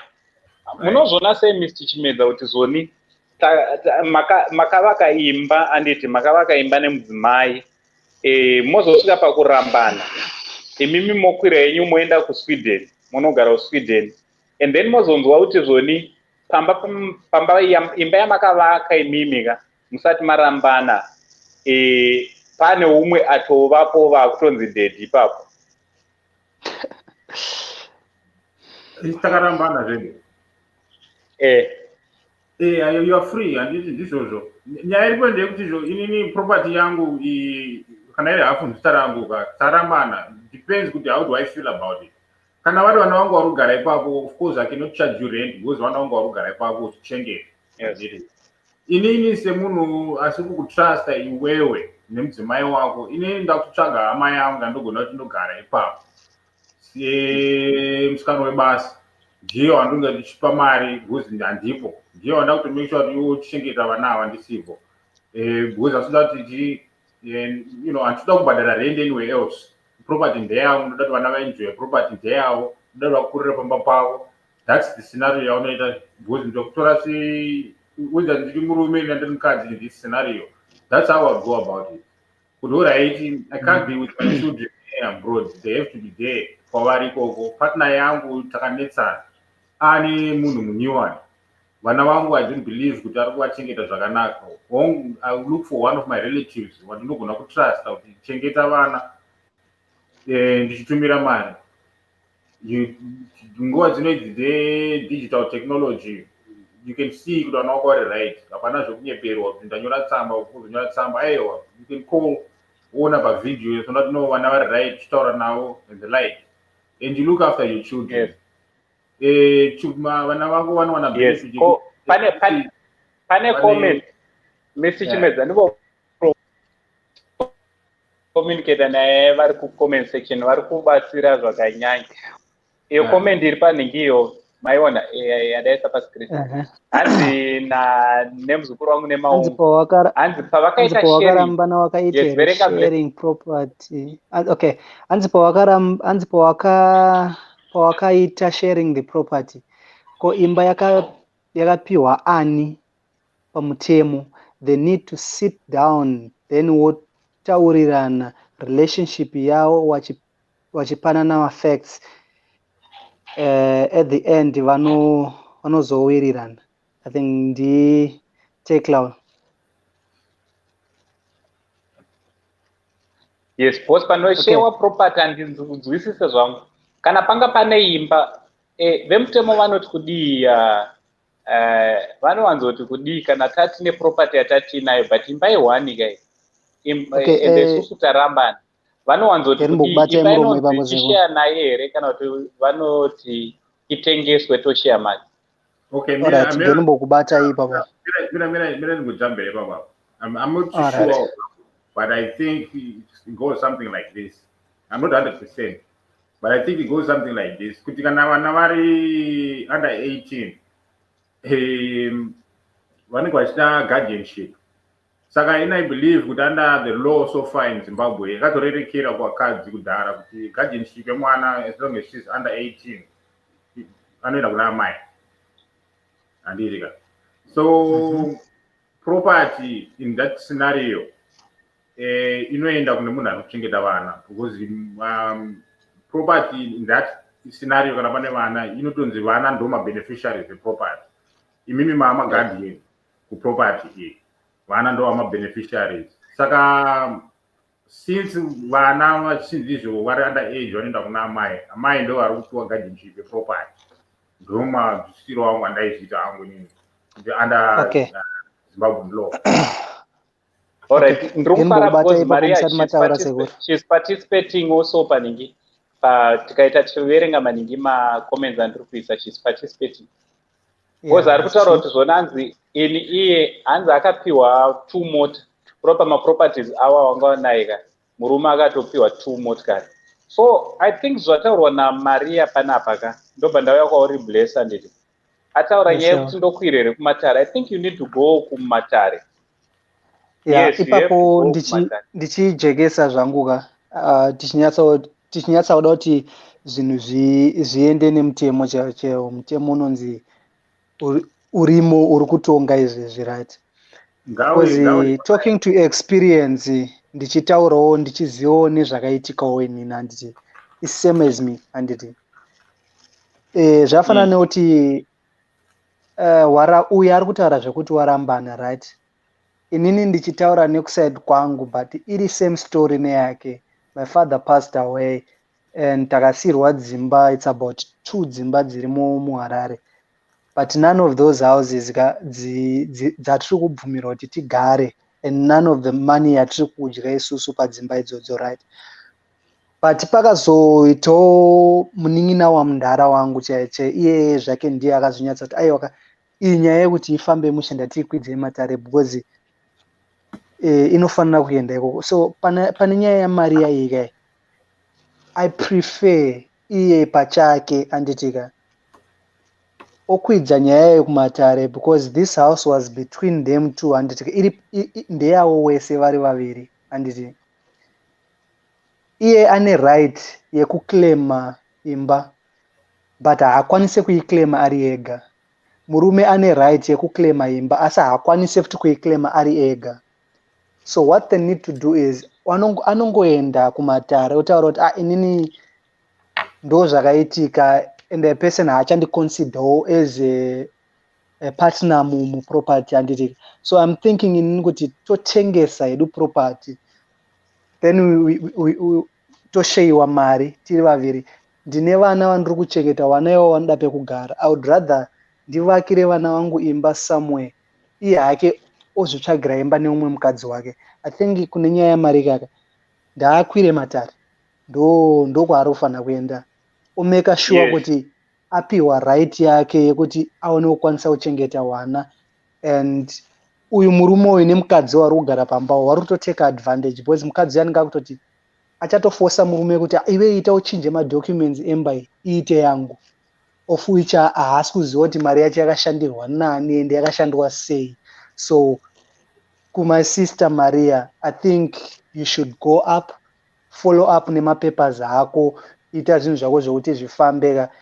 I think tinenge tidozongokunzwawo uchidzoka uchitaura kuti guys, channel yasekuru channel yedu yakatibatsira, I've achieved something. Na mukoma wangu Chimedza, thank you for your words. Ipapo muri kubatsira zvisingaite, tiri kudzidza tese, ndo zvandingofarira zvangu. Saka my sister Maria, go up, stand up as a woman, fight for your rights. Pana anombokumisa because imba ndeyako futi. Yes. Saka so ipapo kuti tiri papo imwe nyaya yandaifunga kuti tizoita ka ameno kungori kufunga kwangu ndichiona nenyaya iyi yaMaria, I think inogona kutibatsira kuti vanhu vapinde muwanano mumarriages vachiziva kuti ndiri kupinda mumarriage yakaita sei, because kunyange pamuchato pane muchato 2 types yemuchato. So vazukuru vangu tinenge tichida kuti tinge tiri tinodzidzisana handiti kuti zoni kana uchipinda mumuchato unzwisise kuti uri kusainira chii pamuchato, because pane muchato uya wainzi chapter 37 ameno zvinezvi ndo wakunzi ndo wave 511 era handinatozwa ndichaita matseki chapter 11 yes iwo uya so muchato so michato iyi nekusiyana kwayo ka pane umwe muchato unogona unototendera pamuchato 2 yemuZimbabwe ka iri legal. Umwe wachona unototendera kuti murume ange ari anoita madzimai more than one. Unotoenda kuti unochata this week, next week wodzokera unochata neumwe, next week uchidzokera futi. Kozoita wedu 37 wekare ndo wane rimwe zita zvawo waimwe chapter pa 37 wekuti murume wako akangodanana neumwe munhu une right yekunomusungisa. Kozoti the other one murume wako nyange akadanana neumwe munhu hautenderwe kana kutarisa ikoko. Muchato wachona uneka unfair na ukaripo pakuti unotendera murume kuti anga achiita as many wives as you want, but hautendere wewe mukadzi kuti unge uchiita the same. So what am I saying? I think all this information we need to teach vazukuru kuti vange vari vane information yakakwana. Kana akanzi ndakuda kukuroora kana ukaita inongonzi customary marriage chete ka zvinorevei ende zvakanakirei ende zvakaitirei kana zvichizonge tichizoti muchato kana kuti imba iyo yaparara handiti. So I think I will gather enough information touya tobva tamboipinza mudariro nyaya yewanano handiti vazukuru. Right, pane mubvunzo mori panapa Fedi ambouya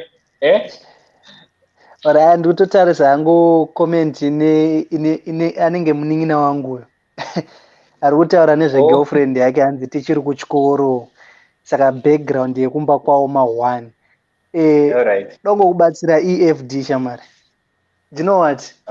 Background regatitanga taiverenga hanzi kule network yangu yaramba but ndine mubvunzo ndine musikana wangu ndakadana naye tiri zveudiki but until now we are still together but the problem yavepo ndeyekuti background yekumba kwavo ma1 aripo ndechi toda kunzwa ma1 background yachona rega azvitaurire Fedi tinyorero. Let me read this comment. Let me read this comment. Okay. All right. Hands na Maria hands apa se property sharing munenge makagovaniswa kusvika maplates hanti apa ndataura zvema-big assets only. All right, ma-big assets.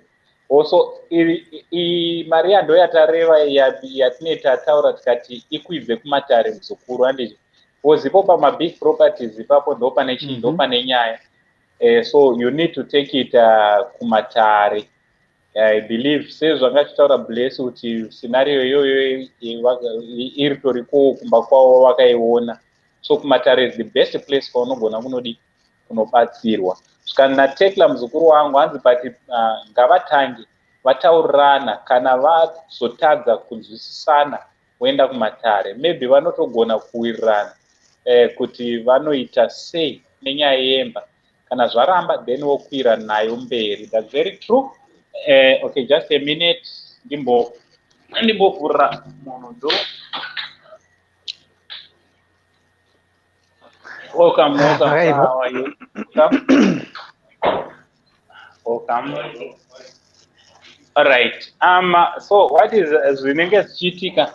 Ana Tekla manje hanzi mogona kutowirirana musati maenda kumberi. That's very true. Mozvati Vazukuru kumatare kunorwadza kuenda. So kana mchikwanisa kuresolve ma-issues out of court settlement Vazukuru ndinokurudzirai kuti mutange mazama out of court settlement. Because number 1 kunodhura. Kumatara ungozongoenda uchifamba. Handiti. Kumatara atingozoende tichifamba unotoenda zvotoreva kuti wakutofanira kutoshandisa mari. So try Muzukuru wangu seku advice yauri kupiwa na Tekla. I think Tekla is saying this for the second time. Try to resolve my issues out of court handiti. Mogona kutongonzwanana is true. Mogona kutongonzwanana musati mamboenda kumakoti. Hanzi pamwe akatochinja mazita kare kozi matare emazuva ano ma1. Alright. Mazita anonetsa manje mazuva ano matare ma1 zvawo that mazita anonetsa kuchinja umwe asipo. Izvozvo havaite zvekumhanya.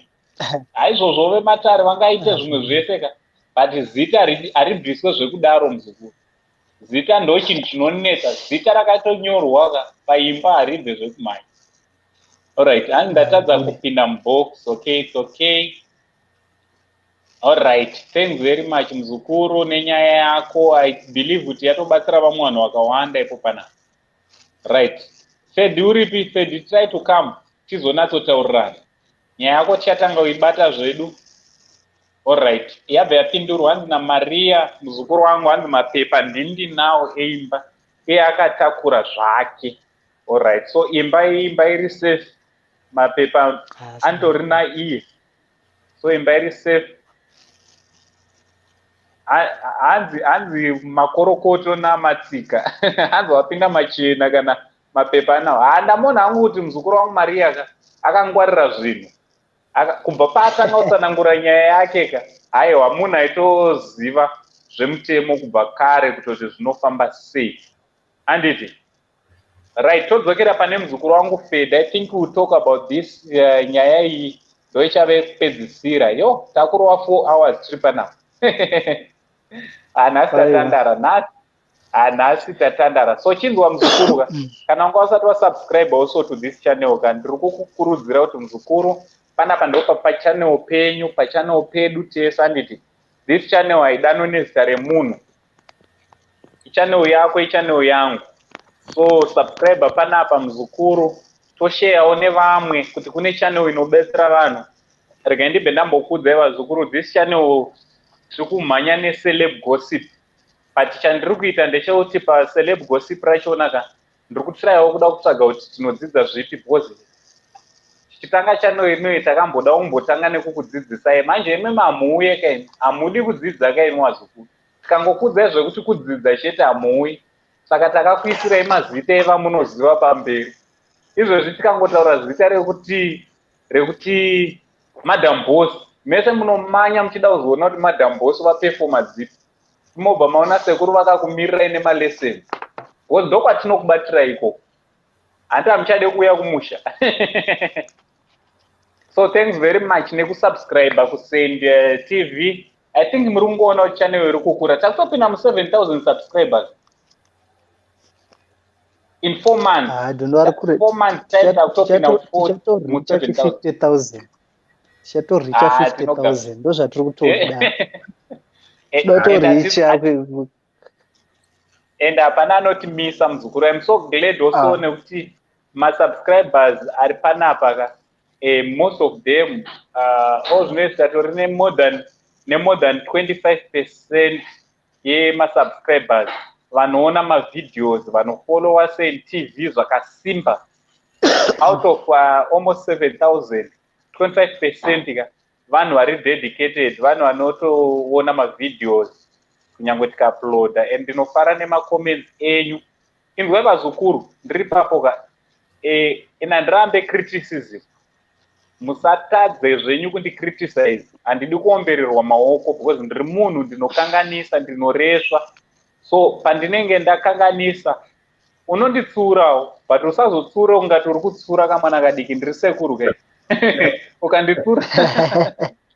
ukanditsurawo zviri rudu handiwanzoita rudu zvangu ndinongokuignore. But ukanditsura zviri constructive zvine kuremekedzana because one thing which I believe mukurespectana.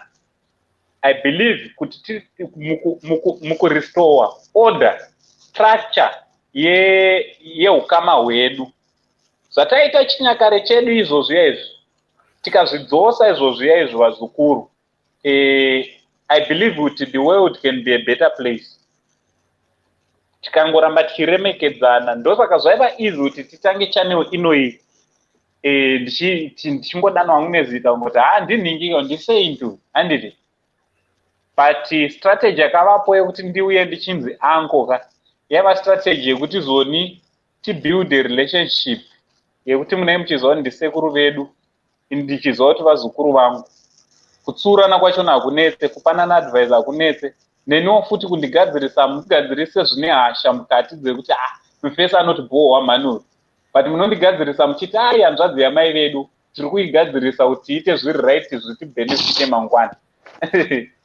So thank you very much. So let's go to nyaya yaFedi. Handisi kuda kuti titange kupindurwa namukoma wachona Bless ada kuimhanyira kuibhutsura ndisida.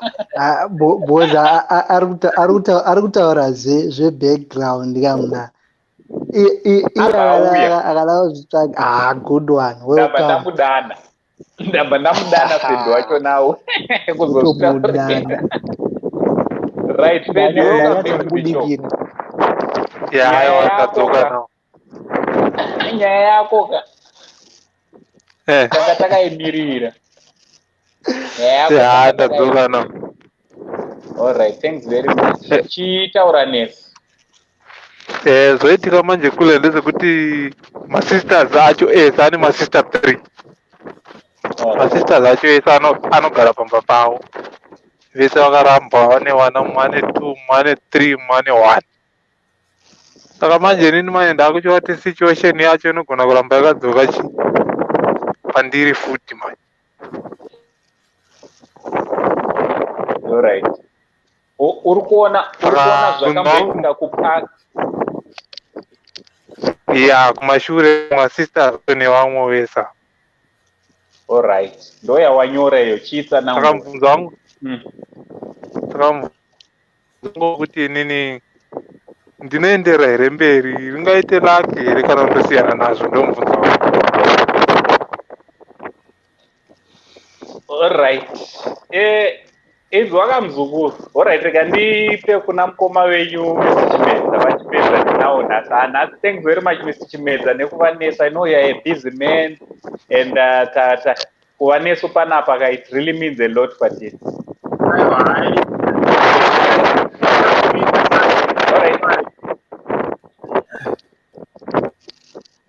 Alright, inzwai vazukuru, anenge asiri kutaura kanga chingomuta device yako. Now it's Mr. Chimedza.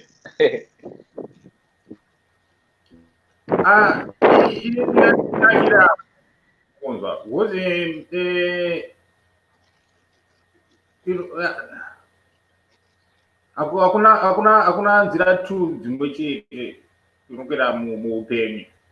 Ande iwe munhu wako hongu tike chikubatanidza mafamilies, but situation yakadai so ndeyekuti you just have to concentrate on yourself. Iwewe nemunhu wako ndime munenge muri main priority muupenyu hwenyu. Hongu vamwe unobetserawo uko zvakufanana nokuti ndo ana tezvara vacho because vasikana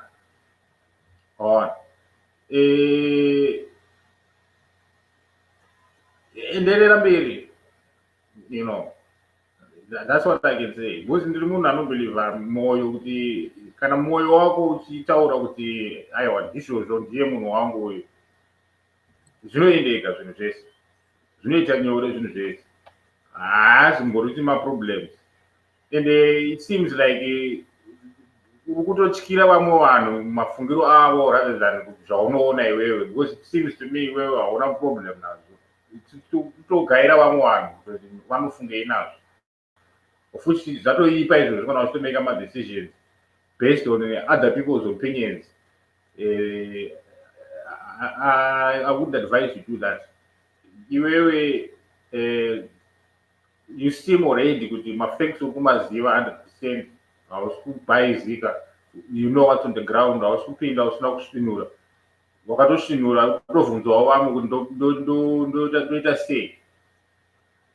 So I think kana une attitude yakadai so unoramba uri paposition kuti unobetsereka munzvimbo yaunenge uri, and uchitibetserawo vanhu vanenge vari musituation, because pamwe ndiwe unotozobuditsa 1 or 2 mumatambudziko anga achazonetsa. You never know, you know, 1 or 2 unogona kunetsa uchikoro, you never know. But mwoyo wako kana uchitaura kuti uyu ndiye wandiri kuda uyu, ndo zvaunofanira kuteerera izvozvo. Zvinotaura vamwe vanhu, you know, zvinge zvisina basa too much. That's what I would say. Hameno munozvona useisekuru. Ya ndizvozvo chaizvo hazve vanhu zvinonetsa. Rega ndidzorere kuna mukoma wachona Bless anga achitsva nayo nyaya iyi, vabatsire munin'ina, because Bless it seems kuti ari kunatsoziva nyaya iri paground chaichai, ari kunatsoziva vanhu vachona zvakadai. Nyatsokuona Blessing. Bless. Ngoma Chimedza ndichitonyora manotsi enyu aya. Ndanyora. Ine zvamataura ndazvinzwisisa. Anditi. Because chandiri kuona hangu mukomana wewa ari kuteerera mashoko evanhu. Anditi. Chiri kuitika ndechekuti ukateerera shoko rinotaurwa neumwe munhu, of course unozopedza zvafanira kuti uchidanana nemunhu wako onzi iwe bhebhi rako ihureri, bhebhi rako rikurana nhingi, bhebhi rako rikurana nhingi.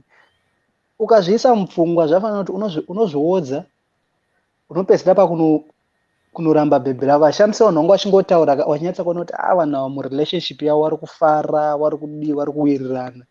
Saka semunin'ina wangu uyu ari kuteerera vanhu, naye usateerere vanhu. Iwewe kana uchinyatsoziva kuti mwoyo wako muri kuwirirana, you are happy nerelationship yenyu, iye ari kufara nezvese zvaunomuitira, iwe uri kufara nezvese zvaanokuitira. Chiregedza kuteerera mashoko evanhu, because hanzi shoko remunhu rinouya pakudestroya, hariuye pakuwaka but rinouya pakudestroya. Hanzi rudo nderevaviri, wechitatu uyu imhandu ndaachenjerere. Saka ndichida kungomuudza neshoko rataurwa namukoma wangu Chimedza, ndaasateerere vanhu, ndaaite concentrate nemunhu wake. Regedza kutarisa background yemunhu kuti kumba kwavo vanorara muimba yemarata, inini ndiri kugara muimba yematiles. Usatarise izvozvo. Iye ari kurara muimba yemarata, ukatorana naye iwewe chiedza kuti uite by all means kuti uchinjewo life yake, because ndosaka makasanganiswa. Hatisanganiswe wapfumi wega wega nguva dzese, hatisanganiswe warombo tega tega nguva dzese, asi kuti Mwari anotraya kutisanganisa at all time, kuti ndiri murombo, ndiri mupfumi, ndiri umwoyo, tosanganiswa chero zvakadaro kuti tiwake upenyu hwedu. Because vanotoziva kuti ndikasanganisa nhingi nanhingi ndikutonyatsa kuona future yavo pamberi apayo, makeke. Saka ndo zvandinoda kungoudza muchinda wangu, usateerere mashoko evanhu, usatarise background, focus nezvauri kuita, focus nerudo rwenyu, wiriranai, rambai makadaro nelife yenyu. Chimusimudza iwewe kubva muguruwa maari imomomo, endererai mberi nerelationship yenyu. And ndo mashoko angu andingangotaura. Back to you, Severo. Yeah, thanks very much contribution mashoko makukuta wareva muzukuru. Yes, hanzi na Flaxi muzukuru wangu, hanzi mashoko makukutu mukoma. Hanzi words of wisdom, my brother. And that's true. Right, in why kavazukuru? In why? Paunopinda murudo nemunhu wako ka anonzi blinkers anoiswa pamahorses. You are running your own race. And it mutrek rako wega. Zvekuti anasisa vanogara zvakanaka nevarume, vana mukoma, kwenda kunaka mbochata. Tinoda vanhu vanobreaka record. Breaka record. Iva nemind iri positive always. Never focus on the negative. Zvakaitika kumori. Mekuti ukada kufocus kuti kwedu nekuti hakuna kambokwira ndege ka. Dai sekuru asina kutombokwira ndege. But also sekuru anoita ndege yekuita sekombi. So usaita zvekuvhundutsirwa nevanhu kuti zvoni kwenyu hakuna akamboita chakati, kwenyu ona anasisi vari kumba kana kuti hakuna akambogara zvakanaka nemurume. Muzukuru wangu anotozvitanga ndiwe. Also vazukuru usangorarama upenyu hwako uchingoti handione. Unoraramawo life yako uchimbopfugamawo. Handizive zvitendero zvakasiyana siyana zvatinotenda kwazviri, but uchimbopirawo kuchitendero chako, uchimbopirawo kune akatisika, kune muridzi woupenyu kuti aiwa ininiwo zvandakuda kuita apa, nzira yandakuda kufamba nayo hapana akamboifamba, asi mimi uchifamba iwo neni. Handiti vazukuru? Kwete kungoti ora ndoda kubvunza zvakafanana nemuzukuru wangu ari kuSweden. Handiti isusu takamutarisa, ndakatombofunga ndikati muzukuru wangu is a black man of course, but he's a white man in a black man's skin. Why? Because the way he do his things haambofunge zvese zvekuti kozvinozovhiringa zvekuti chivanhu chedu. He just do his things achirarama one day at a time. Finish and clear. Ukada kufunga zvakawanda wanda kuti kwandinobva manje ndakuzonowana mudzimai wechichena, vazhinji kana kuti saiye I've got something chandatodzidza wataura ukati zvoni you were once married to a white lady again. Zvikadhakwa handiti uri umwe waigona kutoti vanhu vechichena ivava handidi kana kuvaona futi. Ndakatonotsvaga kana kuti muIndia, ndoda kumbotsvaga muIndia kana muChina. Ndakatombopfuura nemastage iwayo zvichokwadi, ndikati mabheti nditorati handitombori kukuona hamuna kuona. But now you are stuck again with another white lady for the past 15 years. Tichitoti makorokoto. Urikuona? tichitoda kutobvunza kuti makazvigona sei. Vanhu vazhinji izvozvikunza uko inyaya yekuti topic yacho haisi kungoita. Vane mibvunzo yakawandisa izvozvo yekuti saka munochengetana sei nemudzimai, munozvifambisa sepose. Unoziva kuti you can tell kuti vanhu ava vakagara sei nekungoona. Takuonai makagara patafura muchidya, and the way muzukuru wangu zvaanga achitipindura, she's just a white person kunze paganda, but she's a black woman. The way she's doing things, she's having much respect. Even patachitoona tichitomuona takatitoona kuti mudzimai zvandori nerespect sometimes kutopfuura vamwe vadzimai vangu vakatokurira kumusha. So pazonyorwa neumwe muzukuru wangu kumacomments kanzi vamwe tine problem yekuda kubatira chirungu padenga, because ivo varungu vachona havatochibate chirungu sachona sechirungu. So hamene kuti tisusu tiri kuchina. So chokwadi chaicho muzukuru usatarise fedi kana iwewe uchidanana nemusikana wako achikuda, forget kuti kumba kwako kune vanhu vakamborambana. Anditi iwewe ita zveupenyu hwako, muronga life yenyu nefuture yenyu, muenda mberi.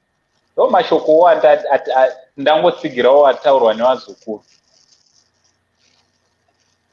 Hanzi nashamiso manje, ini ndaona kuti it's not about urombo, it's about ropa ravo kumhuri kwavo vanhu vaMwari. Okay, Shamisa ari kutaura Shamisa ari kutaura nyaya yemhepo dzinoteverera, mhepo dzedzinza, mhepo dzinoteerera ropa.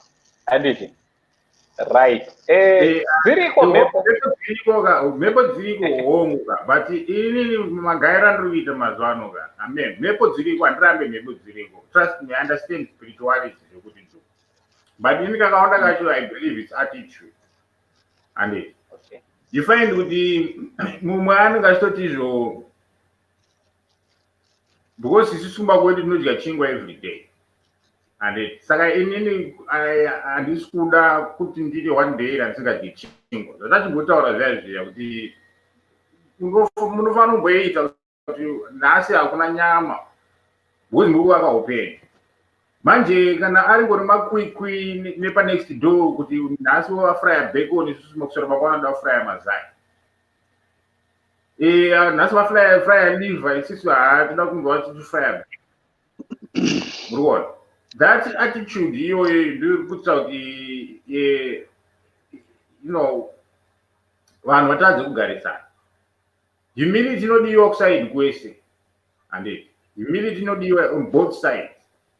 Kana ndichiti tunotanga patsva, handiti iwewe handisi kuti ubuda nemazimiliyoni ekumusha kwenyu tibetsereke, ini ndichibudawo ne100,000 yekumba kwenyu tibetsereke. Aiyo, iwe ubuda ne$10, ndikubuda ne$10, tikunotanga pedu patsva. Handiti tikuzviitira zvinhu zvedu. We are looking after each other. Chashota nomumba chatishotera isusu. Handiti kana pane assistance inobva from any direction inouya ichitiwana as a team, tiri two, tichibetserekana tiri two. Ndo chikuru ichocho. Chikuru irelationship yenyu imimi muri two. Kana usingagone kuwirirana muri two, zvimwe zvese izvi hapana zvatinogona kutaura. Saka it's about imimi muri two. Ndo key yacho ndari. With my ex, inyaya yedu yaipindirwa nevanhu vakawandisa too much. Uyu inyaya yekuti I don't care this time. Pandakasangana neuyu ndanga ndane I don't care attitude, kama yaikuti I don't care. Zvakuitika ndizvo. Handiteereri zvinotaura vanhu, handiti zvandafunga ndizvo. Kana ndati ndiri kuenda kubasa, ndoenda kubasa, iwe kana uchiti kuenda kupati kufara shamwari dzako, ndizvozvo. Enda handichakuteveriko. Kusvika munhu achinja, kusvika munhu no munhu ndikasamutsvaga handitsvaga, ndikasatotanga kubehave madiro ari kuda iri, I'm going to lose this person. And haasi kuchinja munhu. So as a man, I was organized, structured, ndine vision, ndichiziva zvandinoda kuita, ndichizvisenzera zvinhu zvangu. And so you find kuti paunosangana nemunhu uri in that environment, unogona kubetsera, iye anogona kubetsera, munobetserana. You see what I'm saying? Mese mama visionary. But hamusi kutya kuva nestruggle iyoyo because you've got that support you can always rely on, whether maparents kunanani. But as long as imimi muri two mawirirana kuti tiri two are going to face the world, come what may. Those zvinodiwa izvo, ndo key ingredient iyoyo. Zvimwe zvese zvinozotevera zvinozoita kunge magic, but matanga that recipe iyoyo muri two nelove yenyu, you go everywhere. Trust me, you go everywhere. Because vanokutaurai muchitoseka. Munenge matori palevhi ipapo kuti wambozwa zvanga zvichitaura nheke pamusoro papo. Unoona? Mapalevhi iyoyo confidence. Rather than kuti wanzwa zvakati wakuuya mumba uchimudza problem kuti ndanzwa zvakati kurodhu kuti chii sure iwewe, so because you see hauna confidence mu-relationship yenyu, haumo, uri kunzewo. You see what I'm saying? But when you are in it, murumese munozivana mani that relationship yakasimba, that is the key. Zvavanotaura zvinhu apa mataura chokwadi munarachimenzi. Pamataura chokwadi mashoko makukuta mataura. And the other thing pamataura zvekuti attitude. Wongo attitude yedu wazhinji. Haisi kuti attitude kuvanhu vakadzi chete, asi nesuwo varume tofanira kunge tine the same attitude. Because ndikada kutarisa vamwe vacho vamwe vakadzi tichizvitarisa zvedu. Dzimba idzi vanodzibatira padenga and vanodzibata kunge vari kubata kamwe kanhu kasangana nebasa rese sometimes tikada kuzvitarisisa. Because what we look wakadzi, mukadzi anengadedzera kuti hanzi ukasangana nemumwe vanozviitwa nemitupo imwe, handisataura hangu nematupo, but kune vanotozviitwa nemitupo imwe yekuti ndinonzi inini handiudzwi. Ndo wazhinji wacho unoona kuti akuzoita dambudziko mukati memba yake. Why? Because attitude yataurwa namukoma Chimedza, attitude yako yekuti ina handiudzwe chakati, inini ndiri nhingi, tinotomisidzana muno, tinodai. Uri mukadzi, be humble. Humble yourself semunhu mukadzi. Once you humble yourself and respect your man, also the man can humble himself and respect a woman. Saka wakadzi respect chaiyo ndakaona kuti wanoleka because anenge achiti hanzi we got equal rights. Saka haundiudzire zvekuita. And from that tinozoona kuti alright, murume anobva ati haudzirwe zvekuita, it's fine. Ita madhira uri kuita, handikumisa, handikudi. Amona.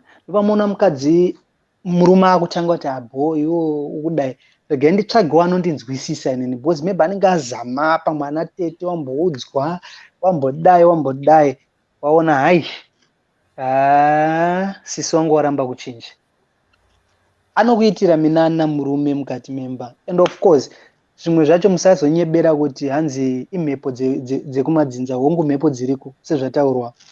Mhepo dziriko hatirambe, asi mhepo unodzidhonza wega pachako munhu. Unozvitunhidza uchiti imhepo. Idzo dzisiri mhepo uri kuzvitsvagira wega. Ozonyebera vanhu kuti kudzinza redu kune mhepo, dzinza redu tinoti tikaroorwa tikapiwa mwana todzororwa kumba. Aiwa, it's not that one. Uri kuzvitsvagira wega zvinhu. Une murume akanaka asingaite, maybe vamwe vacho vanenge vachito appreciate murume wako kuti unomboziva kuti murume wepa next apa murume anonzwisisa, pane mukadzi wake ndichoro anotaurisa. Mukadzi chingofanira kuziva kuti uri mukadzi. Of course ndiwe bango, uri huswa remba, but murume is the pillar, ndiyo chinhu chakabata imba.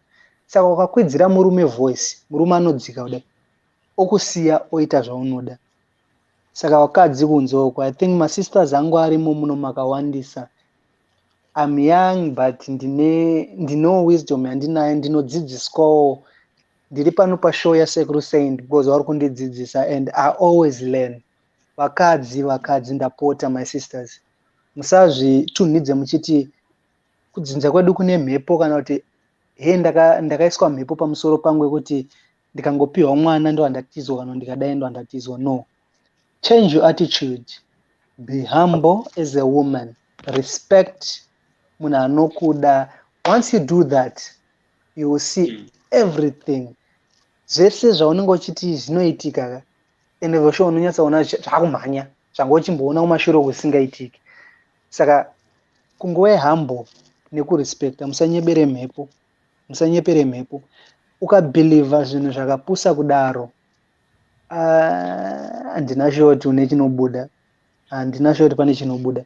Hanzi be positive each and every time, don't be negative uchingotaura just kungotaura. Hanzi mashoko ane simba sometimes. Zvafanira kuti ukada kuti inini ndiri kutonamata kuna Mwari wangu izvezvi kuti nemashoko andiri kutaura izvezvi kuti inini nemurume wangu tinoda kuti tichinje, we are going to change life yevamwe. Of course uri kutaura and wakazvimiririra. Ndisaka chinzi mashoko ane simba.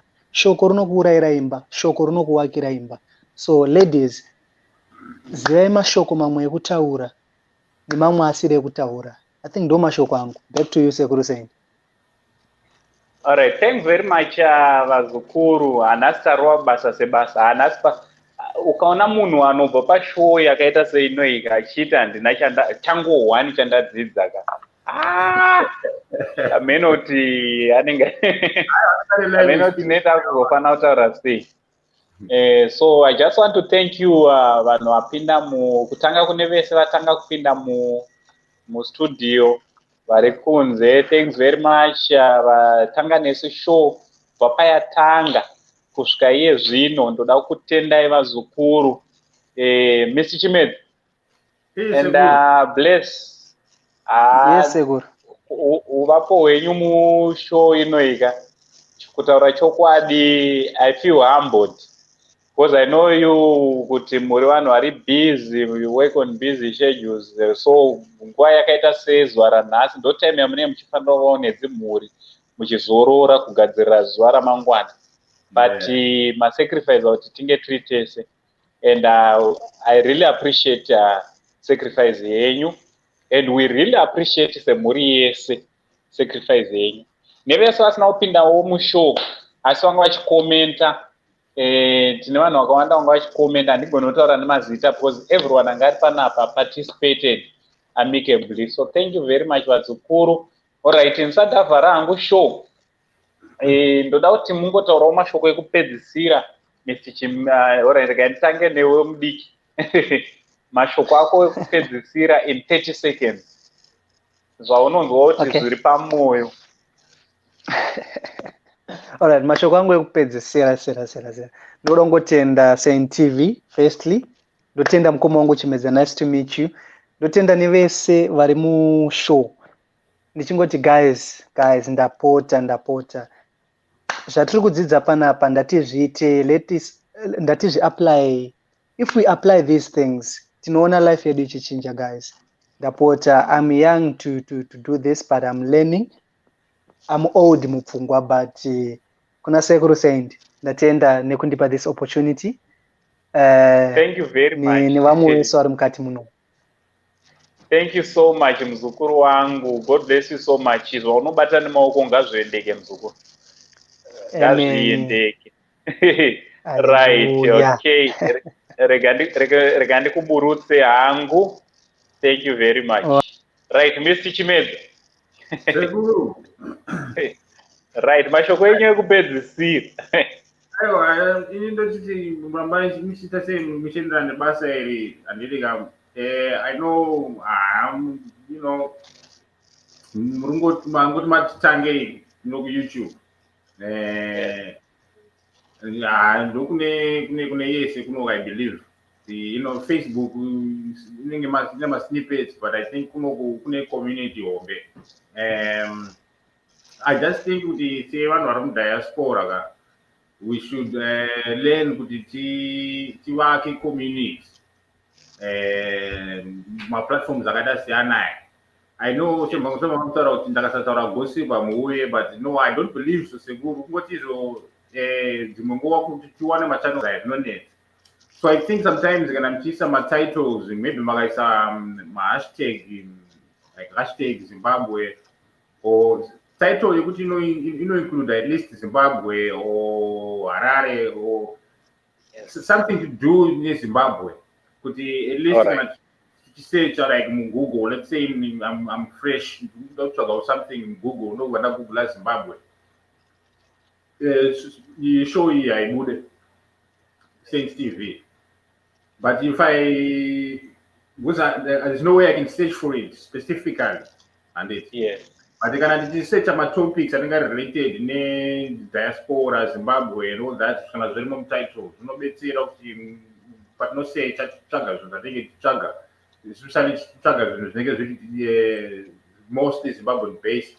Kind of minimum titles, kind of my hashtags, any description, teaching side go.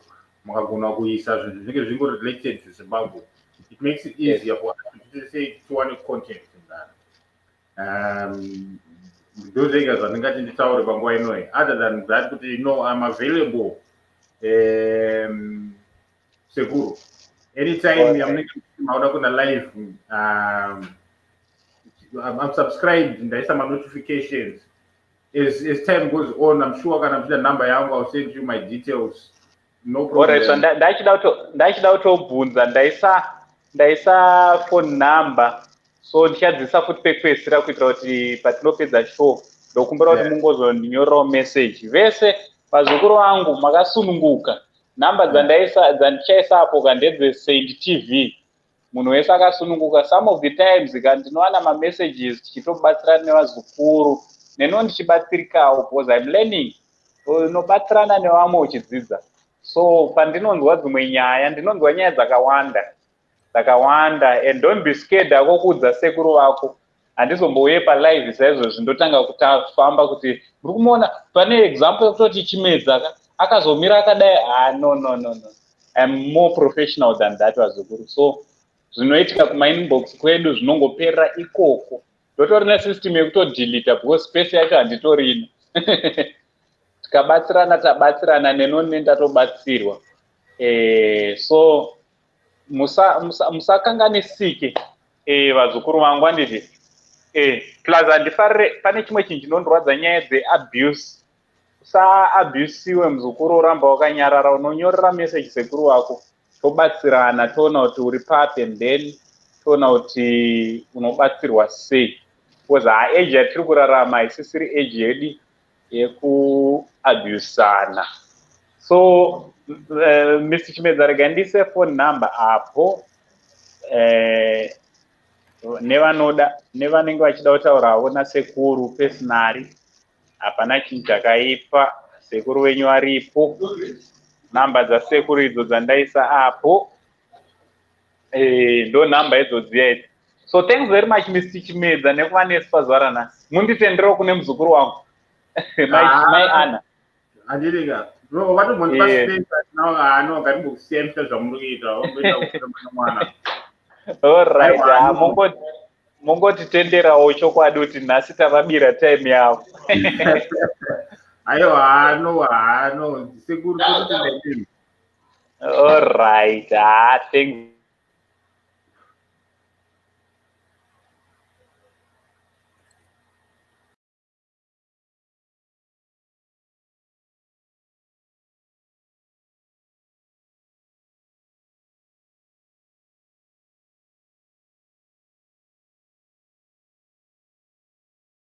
Much.